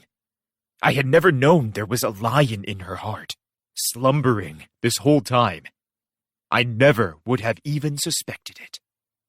Her stats were so low for her level that it had always seemed a little unnatural, and the old lady had insisted on Rishia's innate talents. She must have been right. Everything unfolding before me at that moment proved it. I'm not as strong as Raphtalia, and I don't have Philo's pure heart. I'm not talented with a sword like Eclair, and I certainly don't have the experience of the Master. Yeah, I get it already. I've heard enough of your whimpering, little girl. Why don't you just get out of here? If you don't, I'll kill your hero friend. Rishia's hand filled with light, which shaped itself into a blade. But I can beat you. I can beat you! She shouted. Her conviction rang out through the chamber. Then she turned, aimed, and threw the blade of light at the heroes imprisoned on the far wall. The blade didn't hurt them, but burst into a warm, enveloping light that settled on their crystal prisons. The crystals cracked. You let them go? You're next. Yeah! Rishia raised her sword and charged at Kyo. Kyo raised his book and used it to block Rishia's sword. For a moment, their weapons were locked together, neither one overpowering the other. Sparks flew. Who the hell are you? Die already! Kyo yelled, jumping back to get distance from Rishia. The crackling barrier reappeared around him. It must have disappeared while he attacked. You're the one that needs to give it up. You don't have any hostages left, Lark shouted, standing before the collapsed heroes and brandishing his scythe. Kyo smirked, ignoring him. Don't you get it? This world is dying anyway. At least I'm putting its energy to use. You're fools for not understanding that. You're the fool! The vassal weapons decide what we can do and what we can't do.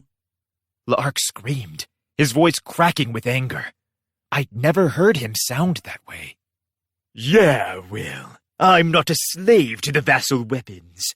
What does an object have to teach me about anything? Damn, there wasn't much I could do to help.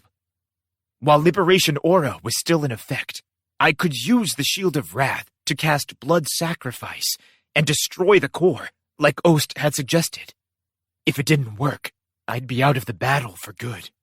But with how things stood at the moment, I didn't see another way to win. There was no way out. I was actually impressed that we'd made it as far as we had. I moved silently so that I wouldn't draw the attention of Kyo, who was still in a shouting match with Lark. Silently, I touched my shield and changed it into the Shield of Wrath. But the shield wouldn't let me. No, that shield cannot break the core. I heard a mysterious voice. I turned to its speaker and saw her there, struggling against the cords of light that bound her. Her face bore the same pleading expression she'd had when I first met her. So, it is finally time for my remaining strength to find shape in the Holy Shield. The sound of rushing wind filled my ears, and the shield in my hands changed shape. Spirit Tortoise Heart Shield conditions met. The information appeared in my field of vision. I quickly knew that it was by far the best shield I'd come across.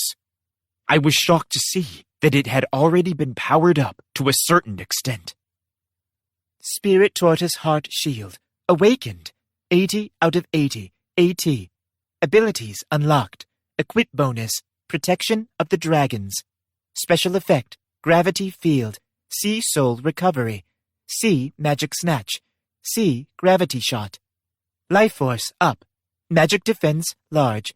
Lightning Resistance. SP Drain Nullification. Magic Assistance. Spell Support. Exclusive Special Effect Energy Blast 100%. Mastery Level 100. The physical shield looked a lot like the Whale Magic Core Shield, but the specifications were incomparable. When I used the new shield, it changed the efficacy of protective magic, and the shield stats rose to be more than twice the previous shield. Please, you must defeat me. The shield's energy blast option was blinking.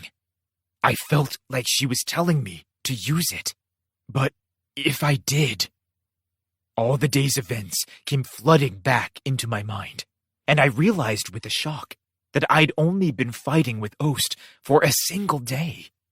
I felt as though we'd spent so much more time together than that, which spoke to the depth of the difficulties we'd faced together. Do not hesitate. You must. But if everything had gone according to plan, we would not have met.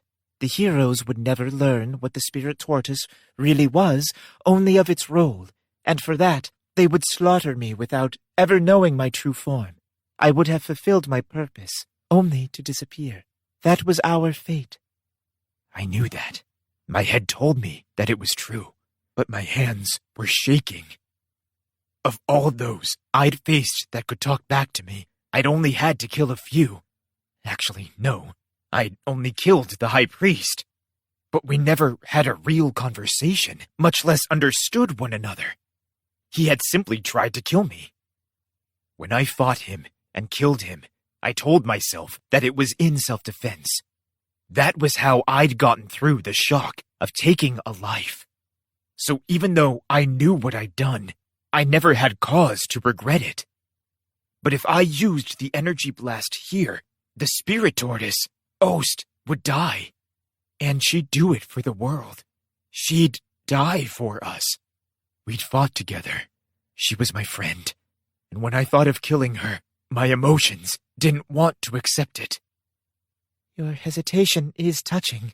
Possessor of the Holy Shield, Shield Hero, please, help me to fulfill my mission. Aren't you upset by her fate? People hated her. They wished for her death. She was destined to be killed by heroes, the embodiment of justice. It was too sad to bear. Upset? No, of course not. I can nourish all the life in the world, helping it to thrive. I am not sad. Even I felt like I could understand the draw of sacrifice. But why? Could I really die for the sake of others without hesitation? I'd been framed for a crime, thrown out into the streets penniless and alone. I'd hated the world with all my heart. And now, Ost's sacrificial, selfless love was threatening to undo all of that pain. I know that you understand. If you did not, you would not have fought so long, so hard to stop me. I remembered how I felt when Raphtalia and Philo believed in me, and I knew she was right. I wanted to protect my friends. I wanted to protect the people that believed in me. I understood what Ost meant. She was saying that that feeling extended to everyone in the world. Now, I know it is much to ask of you, but it is all that remains. What the hell are you doing? Kyo suddenly noticed me and sent a stream of pages flying straight at me. I blocked them with my shield. I didn't flinch. His attacks no longer bothered me. What? How did you block that? Whatever. You won't stop this one. No, Rishia shouted. I will. The justice of which Master Itsuki speaks compels me to stop you. She took aim and threw her sword straight at Kyo. Ha! Good luck! This barrier is stronger than it's ever been. You'll never get through it. It's more flexible than the last one. You don't stand a chance. Kyo shouted condescendingly.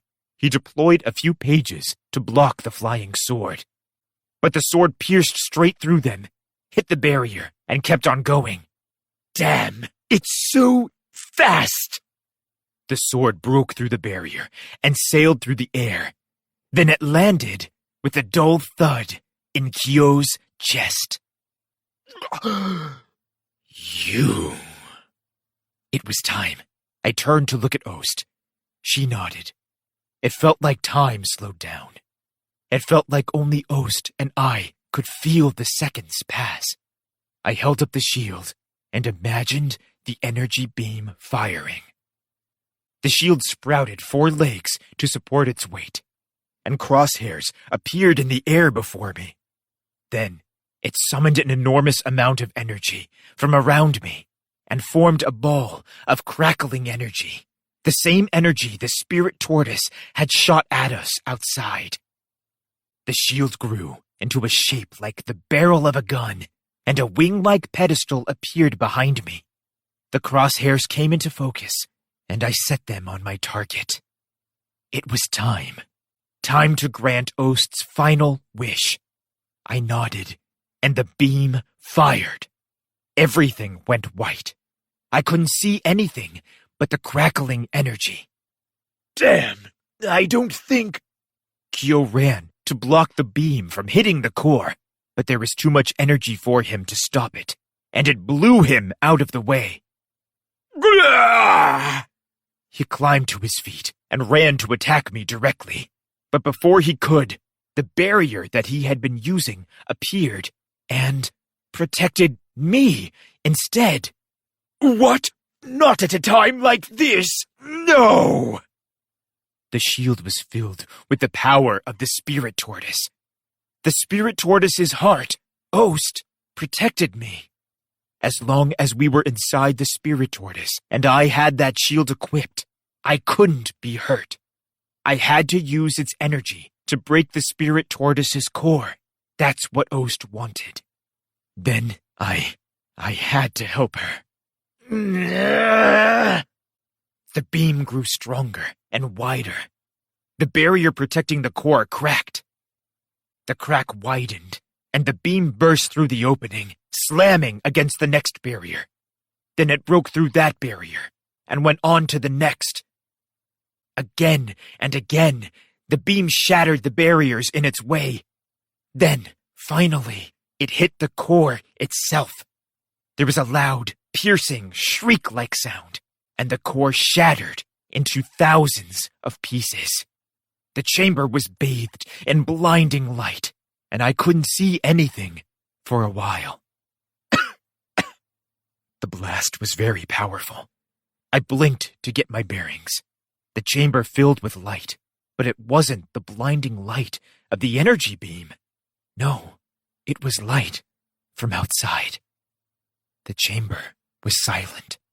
The projection on the wall that Kyo had used to monitor what was happening outside had vanished. A column of smoke rose from my shield. The gun barrel shape that had appeared when I fired the energy beam turned into glowing light before vanishing. Finally, I saw my friends lying on the ground, where they had ducked under the beam. Mr. Naofumi. Kiddo, I smiled and waved to them. All right, back on your feet. We still have work to do. The enemy wasn't gone yet. It wasn't over. You! That's right. The enemy was still standing. You ruined my plans. Ruined by the stupid shield hero. Stupid? Coming from you? Yeah, Risha shouted, running over to support me. A sphere of magic hovered over her outstretched hand. She had defended herself against Kyo's powered-up attacks and had scored impressive critical hits against him, too. What had caused her awakening? Her emotions? Her Hengen Muso training? She moved so quickly, so fluidly. Come on, everyone. Let's get rid of him, once and for all, Risha shouted.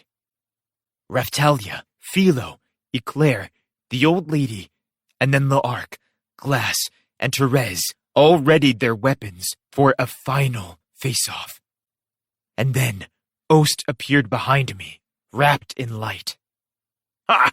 None of you stand a chance against me, so you all have to team up. Is that it? What a laugh! Oh well, I guess it's time. Kyo barked, a pained expression crossing his face. He looked like he'd swallowed a bug. You're not getting out of this one. You'll pay for your crimes. With your life. Will I? I've already accomplished what I set out to do. A genius knows when it's time to step away. Soft light spiraled into Kyo's hands. It looked like the spirit tortoise's energy. I looked back at Ost to find her trying to stretch out her arms, but she couldn't move fast enough. Glass and Eclair leapt at Kyo, but he was just a little too fast for them. Ha ha! You didn't think all the energy would disappear when you destroyed the core, did you? Too bad. I developed this thing myself, so don't expect that energy to return to the Earth. The energy formed a ball in his hand, then floated into the air above him. It glowed with a faint light before quickly condensing to form a ball of gravity so powerful that it warped space and tore a hole in the air. Thanks for the fun. Later, Kyo shouted. He jumped into the hole and vanished. But before he vanished completely, he pointed at Risha and I and shouted, I'll kill you for what you've done here. Prepare for your execution. He was really pissing me off. Wait! I ran after him, but he vanished into the hole before I could catch up. I couldn't let him get away. If he escaped now, he'd only show up again later, even stronger. I couldn't let that happen. When I reached for the hole to chase after him, it sparked and repelled me. Action not permitted. Holy heroes are not allowed to invade another world. Invade? Another world? Did that mean that the hole led to yet another world? Mr. Naofumi. Naofumi? Raphtalia and Risha called after me. I turned to face them, only to see Ost lying there, half transparent. She looked like she might disappear at any moment, but she didn't seem to be in any pain. Hey, I tried to protest, but there was no point. I destroyed the core, so it was only a matter of time before Ost disappeared. We'd talked about it before I fired the beam. There was no time to wallow in regret. I had a responsibility to her. I had to make sure I listened to her final words. I had to make sure she left us without leaving anything unsaid. On my way back to Ost's side, I passed L'Arc, Glass, and Therese. They were walking towards the hole in the air, their weapons and arms outstretched. We will find out where he has run to. Please, wait for our return. All right. They would carry on the investigation where I wasn't able to follow. Glass had appeared through the rifts that came with the waves, and so had L'Arc. They knew where they were going. Epilogue. Ost Horai. I turned back to Ost. She wavered, like a fragile mirage, but she looked satisfied. Thank you, Shield Hero. You finally defeated me. Don't thank me. I didn't want to do this. I wasn't happy at all. I felt awful. I kept thinking of ways I could have changed things. My mind flooded with what-ifs. I thought you might say that. We didn't have a lot of time together, but I feel like I know you. Shut up. Mr. Naofumi, you don't need to speak that way. You're right. We haven't spent very much time together, but in that short time, I realized you were a friend that I could trust. A friend? I am destined to be destroyed by the heroes, but I became your friend instead? That's right, my friend, even if you are a crazy monster. She'd put herself at risk to protect me in all the battles we'd faced together. I wasn't sad to lose her because of her skills. I was sad to lose her as a friend. That's how much I had come to trust her. Damn it! Why was it that every time I started to trust someone, they turned out to be my enemy? How's the turtle lady? Philo, calm down. Ost is finally free from her mission. We have to see her off. You see? Raphtalia said, patting Philo's head. Philo was just starting to realize how sad everyone looked. Philo had been pretty upset when our journey with Melty ended. I didn't want to think about how she would react to the death of a friend. Do we have to? Yes. Where are you going? Nowhere. I am part of the world. Really? Ost smiled as she cushioned the blow with kind lies. Maybe they weren't lies. She was the spirit tortoise, a benevolent beast that absorbed sacrificed lives to protect the very world itself. Maybe she really was part of the world. Maybe the world needed her sacrifice to go on surviving. Please, express my gratitude to the Queen of the Philolials. It was because of her that we were successful today. Okay. Ost turned to Rishia next. Thank you very much. We were only able to destroy my core because you distracted the enemy. Our success is due to your efforts and the efforts of the Queen of Melromark. She was right about that. It was Rishia and the Queen that first realized the spirit tortoise was the cause of the calamities. They were the ones that read through those thick, ancient reports. We never would have made it this far without their research. And, of course, Rishia's actions during the final battle were decisive. Don't look so sad.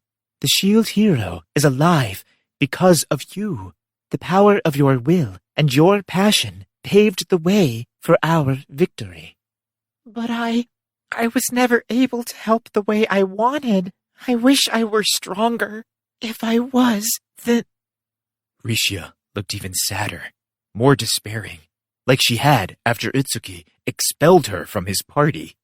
She thought that if only she'd been stronger, we'd have secured a better future for ourselves. If only. And so, she faced her regrets. Was there no other way forward? Did we have to overcome our regrets to make progress? It sounds like a joke, but I was starting to realize that it was true. There was nothing left to do now. There was nothing that could change the harsh truth of what was happening. People say that you have to keep moving forward. But I was never going to forget what had happened that day, and I felt like doubts and regrets would always plague me. It felt like a curse, something I would always have to deal with. Spirit Tortoise, damn you. I tried to hate her, thinking it would alleviate my guilt, but it didn't work. I had to accept it. It is okay. I'm happy. Besides, I was destined to stand against the heroes to guard the earth. I'm supposed to be an enemy, Do not let my death sadden you. She was asking for the impossible. How could she even ask that of us? Who could watch a friend die without feeling sad? And if you have the time to spend worrying about me, please, spend it on the heroes that were held captive. Oh, you're right. Master Itsuki. I'll accompany you. Me too. Eclair and the old lady accompanied Rishia to go check on the other 3 heroes. Ost had managed to change the subject. I glared at her, and she smiled back at me. Damn her. She had such evil-looking eyes, but she was so selfless and pure. Why couldn't she just present herself honestly? Good, they're still breathing. That doesn't mean they're out of the woods yet. We better hurry. It could be a matter of life and death. I will try to supply them with energy to help heal. Rishia and the others looked after the 3 heroes. They'd taken a real beating, so I couldn't say for sure. But still, those 3 seemed to survive everything they went through. They would probably be fine. Ost, if you don't want people to be sad when you die, then you should treat them worse. Why can't you just pretend to be a jerk? Have you thought about how we are supposed to move on after you're gone? I'm sorry, but if I had done that, Shield Hero, no, Naofumi, could I have earned your trust? She hit me where it hurt.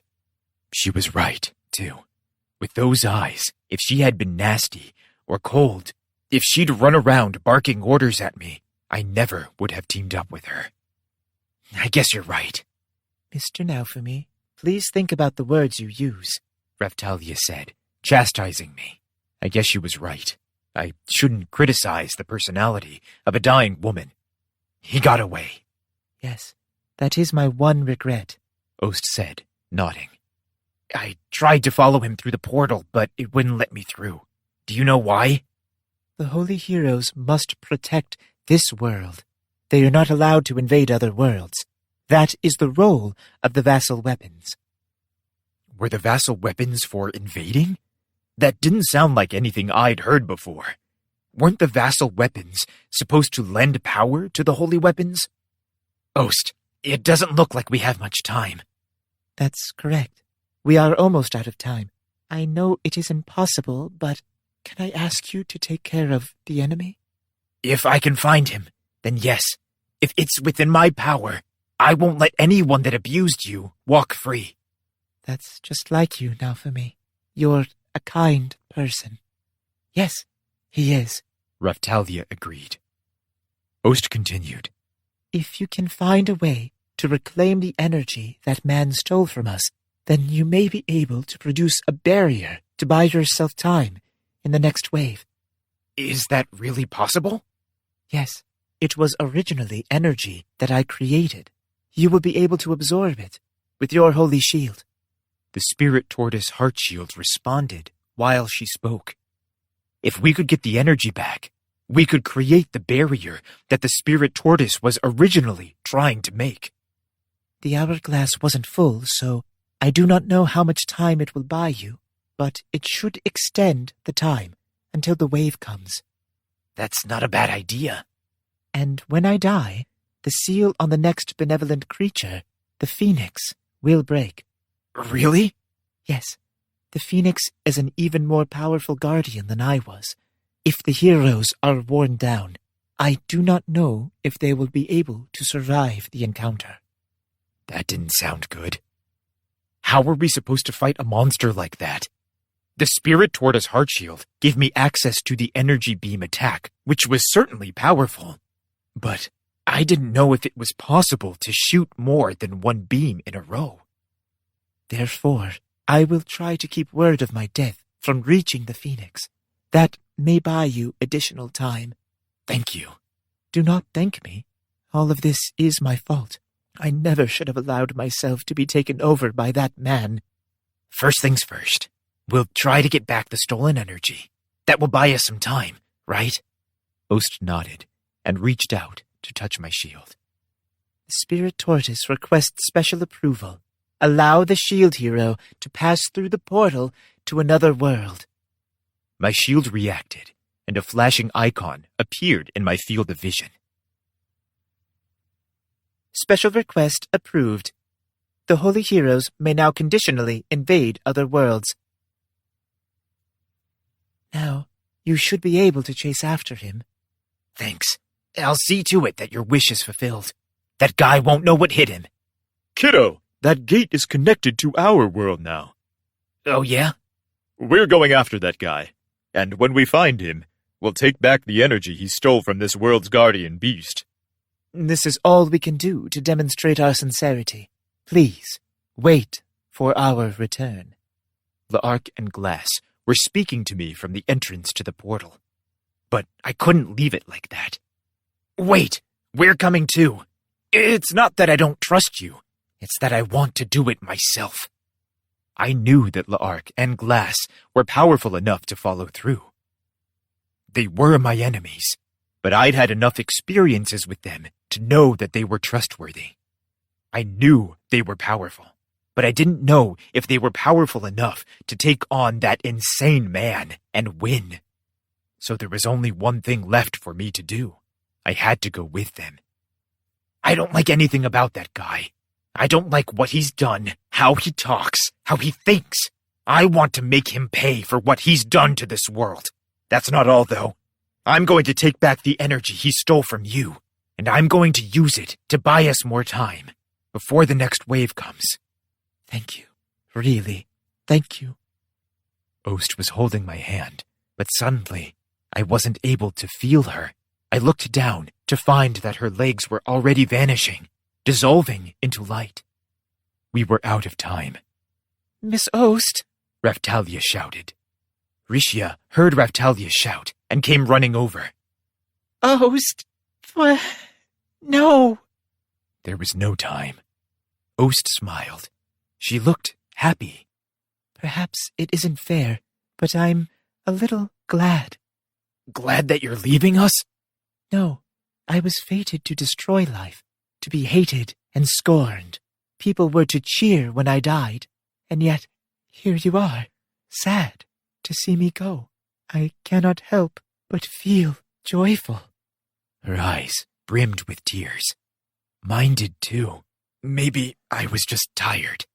Philo understood what was happening too. She wiped at her eyes with balled fists. So, please understand that this was all I could have hoped for. I was a scourge on the earth, but here you stand, crying for me. It's I. Ost, the spirit tortoise, dissolved into beads of light, leaving us with only her words. If I had another chance at life, I would spend it with you. She vanished, leaving nothing behind. And that was the end of the spirit tortoise. It was extinguished, along with the tortoise's own heart, with its soul. There was nothing I could do. I just stood there, watching the light filter in from outside, through the hole I'd made using the energy blast. The world asked for sacrifices from everyone. It was a terrible place. It summoned heroes to save its people from the waves of destruction, and then it forced them to fight. If it meant saving itself from the waves, the world would sacrifice all its life to the spirit tortoise. And so, to protect the lives of the people, we had to take the life of the tortoise. The tortoise even begged us to kill it. The world begged the heroes to save it from the waves.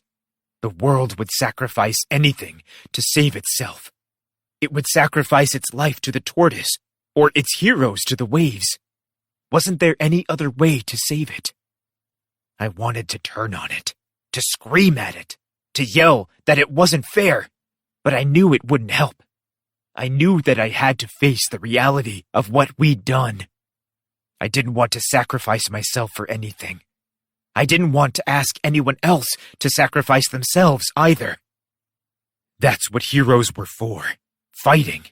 What did I know about people like Trash, who sat back in safety while other people fought on their behalf? The spirit tortoise fought for the world. So did everyone who fought against the tortoise. Everyone was fighting for what they believed in, and I wasn't going to forget it. Kiddo! We will soon close the portal to our world. You must hurry. Glass and L'Arc yelled. Eclair shouted back. If we don't get the heroes to a hospital soon, I cannot guarantee they will survive. What should we do? We're going after him. Eclair, old lady, you two take the heroes to the closest hospital. Understood. I will tell the Queen what has happened here. Do so. Also, tell her I'm sorry to leave her with all the cleanup. Understood, Mr. Iwatani. I expect to see you again, safe and sound. You will. Oh, and make sure you look after Keel too, okay? Yes, he'll be a decent warrior by the time you return. I turned to Raftalia and Philo. They would have to serve as my attack squad. Mr. Naofumi, we're going, aren't we? Yeah, you're coming, right? Of course. I'll always follow you. I'm coming too. I'ma kick that guy good. For the turtle lady. I liked Philo's enthusiasm. All right, let's get going. Just a minute, shouted Rishia. Please, take me with you. I thought you would want to watch over Itsuki's recovery. As you say, there is a part of me that wants to remain and watch over Master Itsuki's recovery, but the sense of justice he instilled in me will not allow me to let that man go. I must see to his punishment. Her emotions were probably overpowering her judgment, and I wasn't sure if she was strong enough to make it back alive. But I wasn't going to tell her she couldn't come. I have to leave Master Itsuki to bring justice to that man. I have to. Rishia had a power that still slept within her, and she'd used it to get us out of a pinch in the last battle. She might prove useful again. And besides, I'd promised her that I'd help her get stronger. I couldn't turn my back on her now. I get it. Rishia, you come too. All right. How long are you going to keep us waiting? Hurry up. We're coming, everyone. Goodbye. And so, we joined forces with L'Arc and the others to chase after Kyo, in hopes that we might recover the energy he stole from our world. We were about to enter the portal connected to the world that Glass was from. What would be waiting for us on the other side? What were the waves? What was this other world? I didn't know the answers, but I knew the name of my enemy. I knew his face. I knew his voice. I knew what he'd done. I knew what to do. There was only one thing to do. I had to kill him. I was the shield hero, so I couldn't do it on my own. But I wasn't alone. If I couldn't swing my fist, one of my friends would step in on my behalf, and I would be there to protect them. In the end, we were coming back with everything he stole from the spirit tortoise, with everything he stole from my friend, Ost. We slipped through the portal to take back what was ours, and entered a new world. Naofumi Iwatani, the possessor of the Holy Shield and of a kind heart. A spirit floated in the air above where the spirit tortoise's body lay. Please, save the lives of this world, just as you saved mine. The queen of the Philolials stood back to watch it. A small rift to another world opened, became a pillar of light, and flew away. Vittoria, the queen of the Philolials, clasped her hands in prayer and watched it sail away. The soul of the spirit tortoise watched with her. I hope the Shield's hero's destination is a fortunate one. Thank you, Naofumi, the Shield hero. Had I the opportunity, I'd protect you with this world. For what it's worth, someday, together. Extra chapter. Searching for soul-healing water. You call this soul-healing water? That's right. I was asking L'Arc about the mysteriously effective liquid he had sprinkled on me. Glass? I'll say this. I was irritated when you said you wanted to learn more about the world of our enemies, but finding something like this almost makes it worth it. Soul-healing water. The mystery liquid dramatically increased all of my abilities. But even with my abilities improved, I hadn't been able to defeat Naofumi, that holy hero of the enemy world. What would have happened if I'd been forced to fight them without La'ark's help? There's a significant chance I might have lost.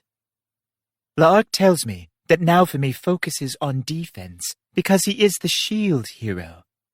If that were the case, then I wouldn't expect him to be a very capable attacker. It makes me wonder, if I had to face any of the other holy heroes in battle, would I survive the encounter? I looked at my fans. They existed to protect the world, and they were special. We called them vassal weapons.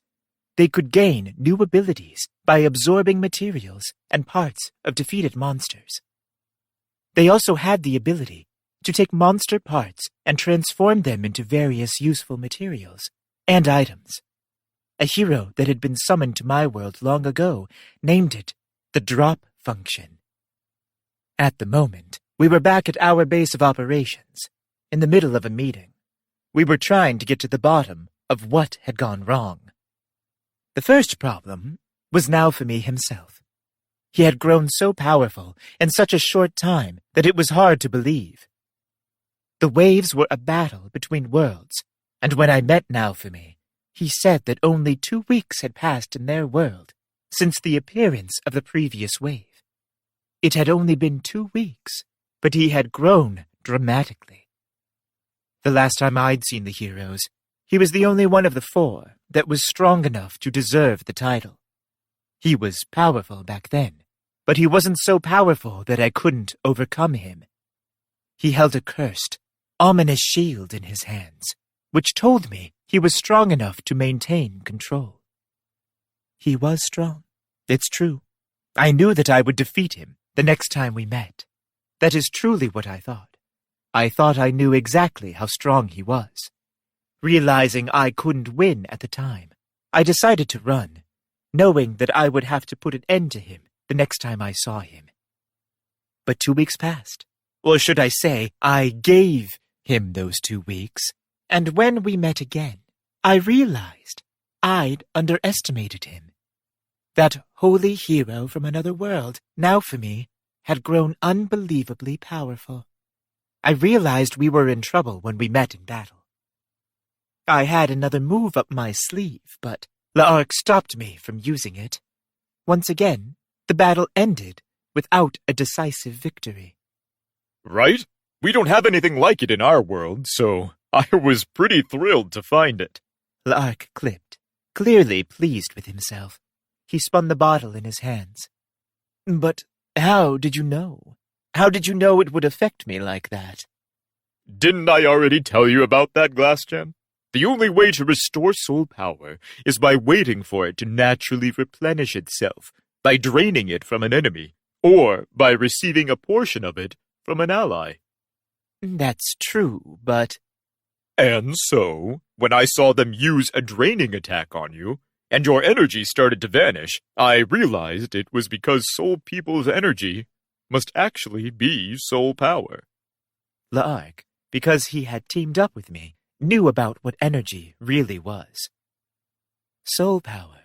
Only those who held a vassal weapon could discern it. But I was a soul person, so I was able to use my vassal weapon through other means. When a human used a vassal weapon, they became aware of this soul power. But because I was a soul person, that very same power was just normal energy for me. I understand, in theory, but do you see the problem with this? Oh, you mean how it started to leak out after hitting an upper limit? Yes. It was true that the liquid had greatly enhanced my abilities. For us soul people, they call us spirits, our strength is tied to our energy. For humans and other creatures like them, their strength is most directly related to something called their level. Energy is much like stamina for us, and when we use up our energy, we grow weaker. In a short battle that can be decided quickly, we are unparalleled in a fight. And while humans gain levels as they defeat monsters, spirits like me only regain a small portion of their energy. If we are forced to battle powerful monsters for a long time, we can use up all of our energy. However, our energy levels also restore themselves naturally over time, a small amount each second. If nothing interferes, our energy levels will rise to a certain level on their own. We grow stronger over time by using our energy to acquire various abilities, and, well, perhaps I will save the specifics for another time. Lark and his friends must have known all of these things too. Among them all, the overall energy capacity we command is most directly linked with our strength. This capacity refers to the amount of energy we are capable of collecting at one time. The capacity cannot be enlarged by any simple, everyday exercises. My vassal weapon helped me to enlarge my capacity beyond that of the average spirit, but to gain more power than I already had, it would require a great deal of additional time. The amount of energy I received from the soul-healing water greatly exceeded my capacity to store it, so I was only able to use that energy for a short time. If only there were some way that I could extend that time limit, I might have a chance to defeat Naofumi. I'll be honest, with how strong he has become, I won't be able to defeat him. If nothing changes, then I will be forced to use my final option the next time I see him. I'll have to trade my life for victory. So we could beat him if you had more capacity? In theory, yes. La'ark was an easygoing accomplice of mine. He also held a vassal weapon. I do not deny that he fights sincerely for the good of the world, but sometimes I feel that he lacks drive. I often found myself lecturing him. He was an idealist, through and through. There was so little time left until the next wave that any attempts we made to level, as the humans say, would be mostly meaningless. I could easily accept monster parts and materials from my friends, and it would increase my strength slightly. But if I've already reached the limits of my capacity, what else could I do? Let's use the next wave to move over to the other world. What are you saying? Glass, I swear, you have to learn to loosen up a bit. You're too stuck in your ways. What? Who is stuck in their ways? What would Kazuna-chan say if she saw you like this? You have to relax. Relax! How cowardly of you. Don't use Kazuna's name like that. Kazuna was one of my closest friends. She was the one who wanted to protect the world. It was her commitment that inspired me to love the world too. But Kazuna was not the sort of person we could send to battle in the waves. Even worse, she had gone missing. Glass-chan, you make the funniest face whenever I bring up Kazuna's name. Don't you mock me. Oh, stop that. You're both just little girls to me. Blasphemy! Don't say another word! I snapped, opening my fans and pointing them at La'ark. Calm down. Listen to me. We are very busy preparing for the wave battles. We don't have time to spend exploring other worlds.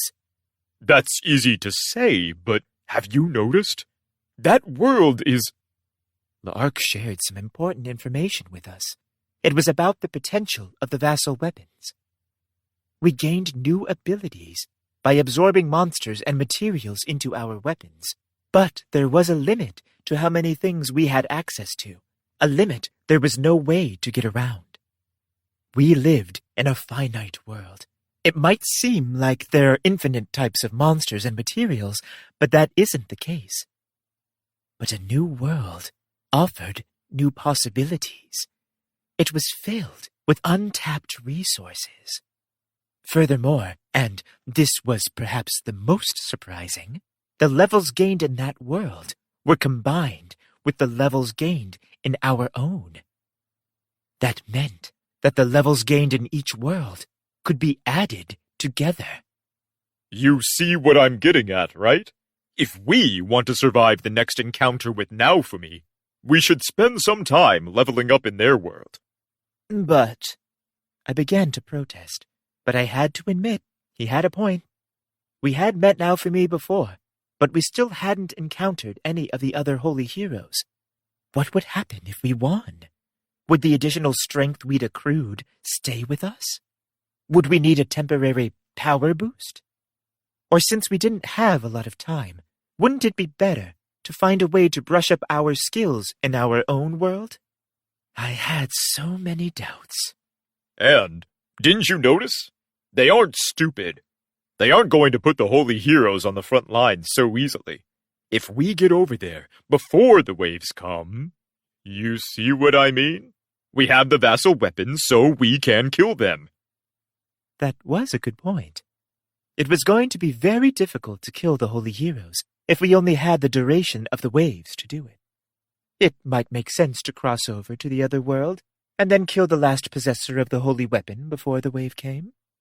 In Naofumi's world, I couldn't even find out where the other heroes were.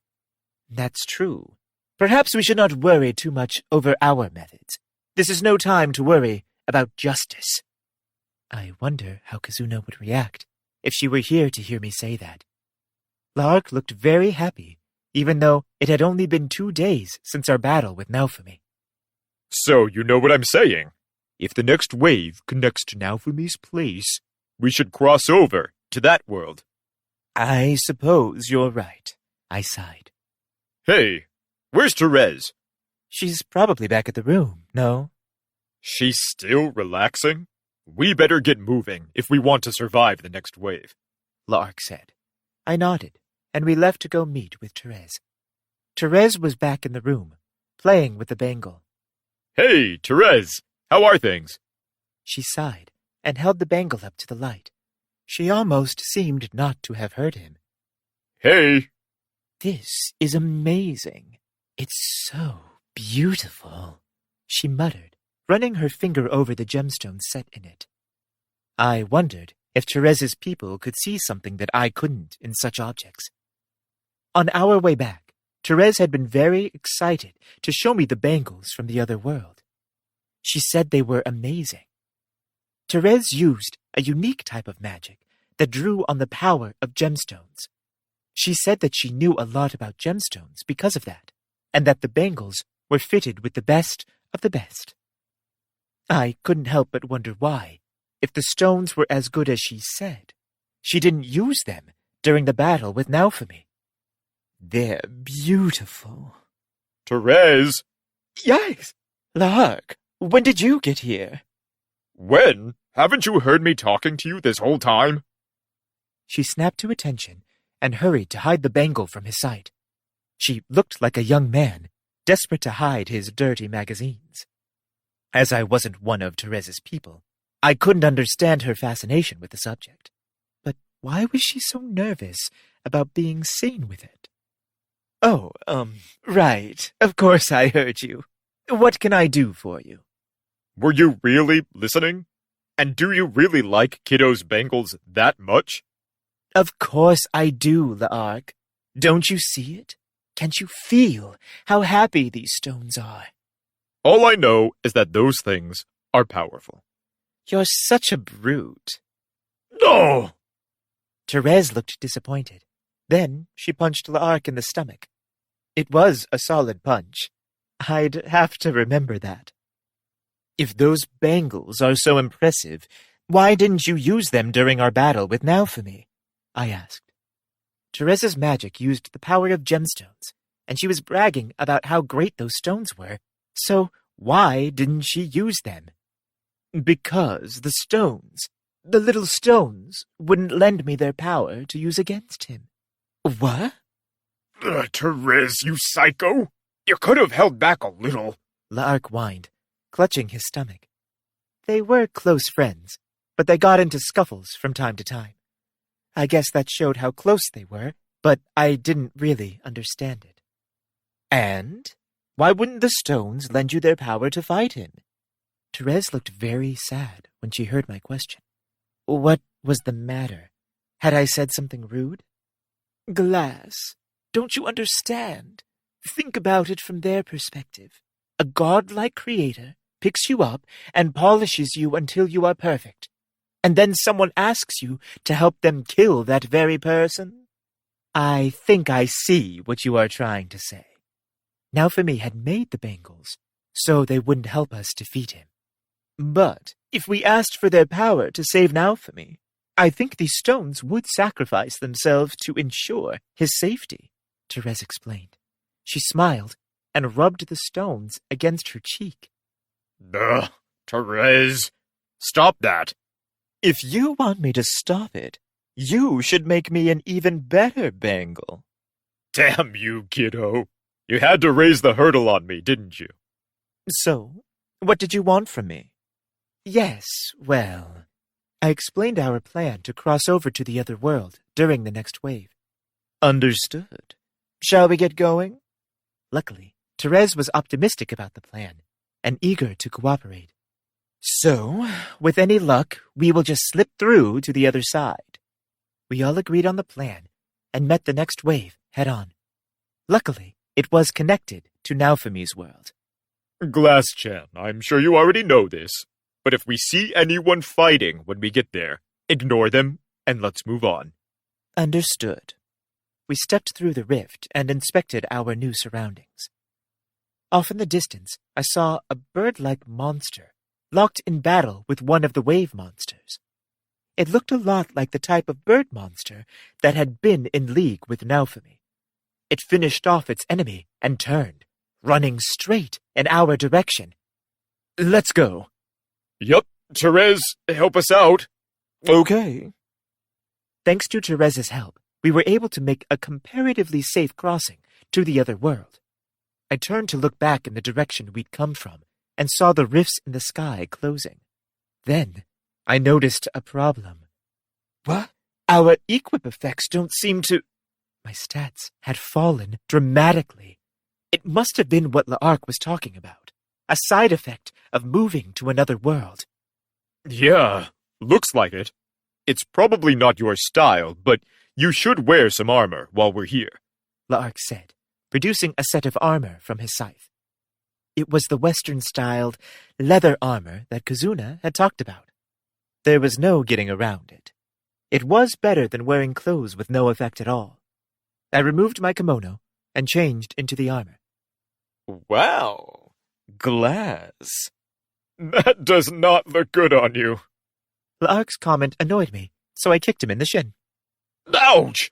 What the hell? You're the one that gave me the armor. How is that my fault?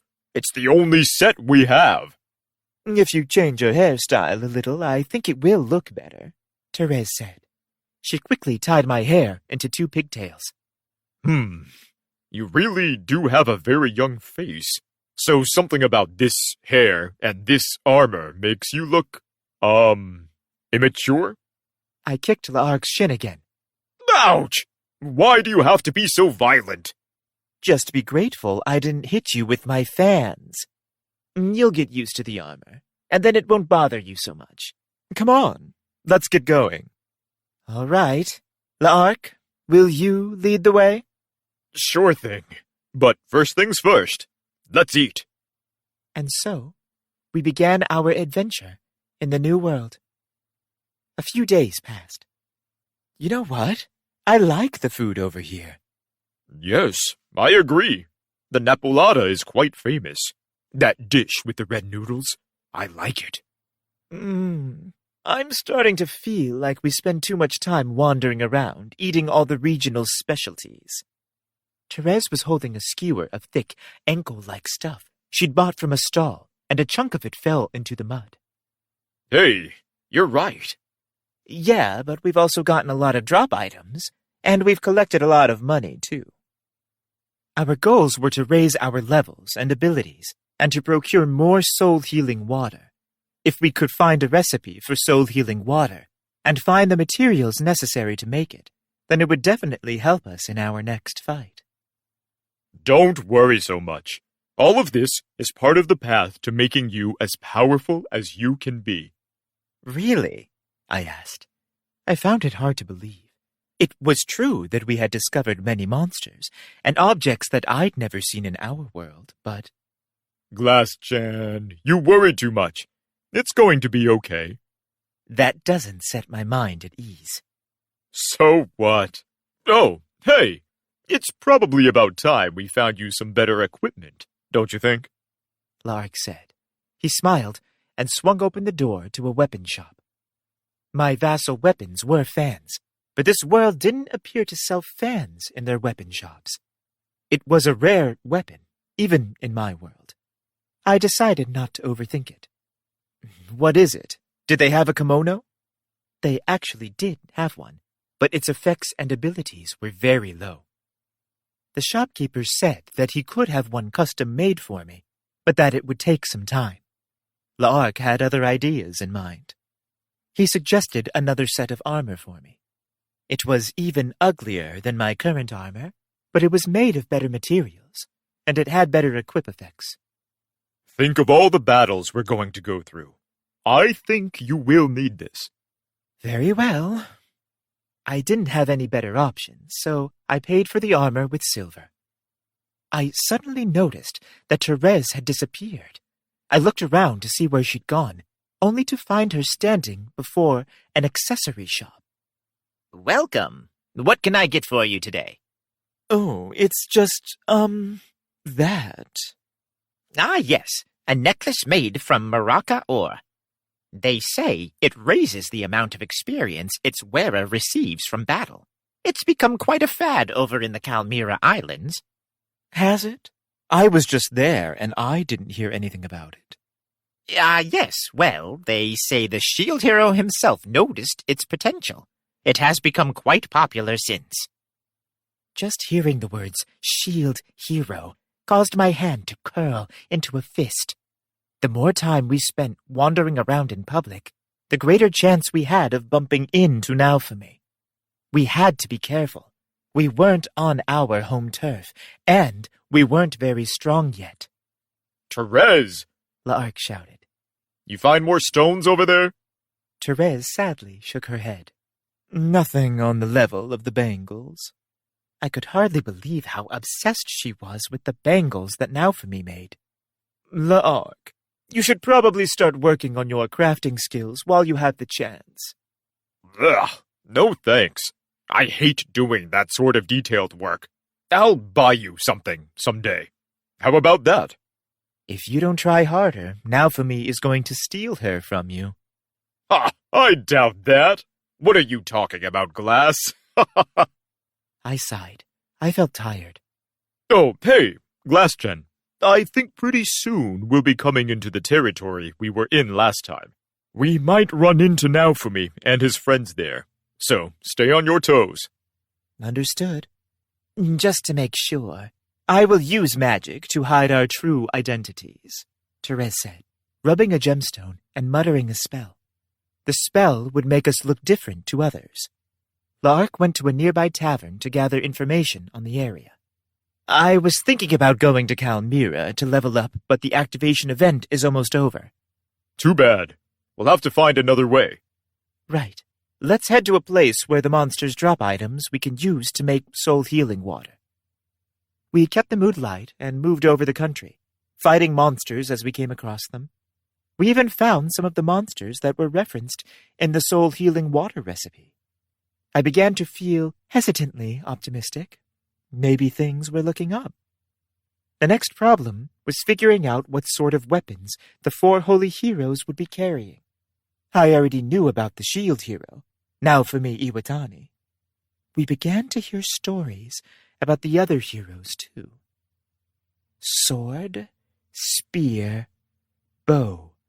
As expected, they carried different weapons than the heroes from our world, but they were all very simple. The adventurers I'd met before the battle with Naofumi, the ones who had called themselves heroes, had carried those very weapons. They had been so weak that I was sure they were lying about being heroes, so where had the real heroes gone? Then, when I found La'ark fighting Naofumi on the islands, those same 3 adventurers were there. Could it be that the other 3 heroes were so weak we didn't need to worry about them? No, that would be far too optimistic. Even if they really had been the remaining heroes, it might have been a ploy to hide their true power until the last moment. So, this place is called Melromark. On the road there, we came across a lot of monsters that looked like bats with tortoise shells on their backs. They must have only existed in this new world. I'd never seen anything quite like them before. That's right. We aren't going to the islands anymore, but there should be plenty of monsters in this area that will drop the stuff we need to make soul-healing water. Let's go. We entered Naofumi's country. I didn't recognize the writing system, the culture, or the way that people thought. Even the drinks seemed unfamiliar. I didn't even recognize the fish jumping in a nearby river. Kazuna would have been thrilled to find a new fishing spot. I couldn't wait to tell her all about it. Naofumi and the other holy heroes spend their time in this country. What better place to find out more about them? Yes, let us see what we can find about Naofumi and about the others. A few days passed since we entered Melromark. We were walking through a thick jungle, and heavy red fruit hung from branches all around us. The monsters around here are supposed to drop great materials. Since we came to the new world, we'd spent days hunting around for soul-healing water materials. I was starting to doubt that La'ark knew what he was talking about. Not to mention, those strange shelled bats were appearing more and more frequently with each passing day. None of them dropped anything useful. Are you sure? You need to be more trusting. We should head somewhere with stronger monsters. I was a spirit, so I wasn't going to benefit from fighting stronger monsters. I could just get materials from La'ark and Therese, so there was no reason for me to go with them. It would take too much time to power up that way. We don't have the time to waste. It's fine. We are here to help you. Let's just keep doing all we can until the next wave. Right, I muttered. Was I the only one losing confidence in the mission? La'ark didn't seem to know what he was doing to get us through all of this. He didn't have the backbone. Glaz-chan, you waste energy being so tense all the time. You're the one who's making me tense. You're becoming more like Naofumi every day. What was that supposed to mean? I remembered the way Naofumi had looked in battle. So angry, so tense. La'ark was right. I didn't want to be like that. Another few days went by. We hunted monsters and leveled up our weapons while we collected materials. Then, our vassal weapons started to vibrate. A warning appeared in my field of view, saying that a guardian beast had reawakened. It looks like one of this world's guardian beasts has started to move. Yeah, but what to do about it is up to the people here. They can either kill it or let it construct its world-saving barrier. But it doesn't mean there still isn't a way for us to return home. Yes, the waves in this world would stop for a time, but the waves would continue back in our world. The timer in my field of view was still ticking, counting down to the arrival of the next wave. So it didn't matter what choice the people of this world made. It didn't even matter if we ran out of time. Anyway, that's what I told myself as I killed one of those strange monsters, a spirit tortoise familiar. Either way, our chances of getting in another fight with Naofumi are lower now, right? Isn't that a good thing? If the spirit tortoise created a barrier to protect the world, then we wouldn't have to fight anymore. And if they killed the spirit tortoise, then we could at least have a long period of peace. Either way was good for us, because we needed more time to grow stronger before we were forced to face Naofumi and battle again. If we could find a way to make something like soul-healing water back in our own world, then we would stand a better chance next time. The armies fighting for and against the Spirit Tortoise were of little concern to me. It didn't take very long for word of the Shield Hero's victory over the Spirit Tortoise to reach us. That kid, he can really pull off some impressive stuff. When he puts his mind to it, that is. Indeed. Some of his actions leave a bad taste in my mouth, but there is no doubt that he is a true hero.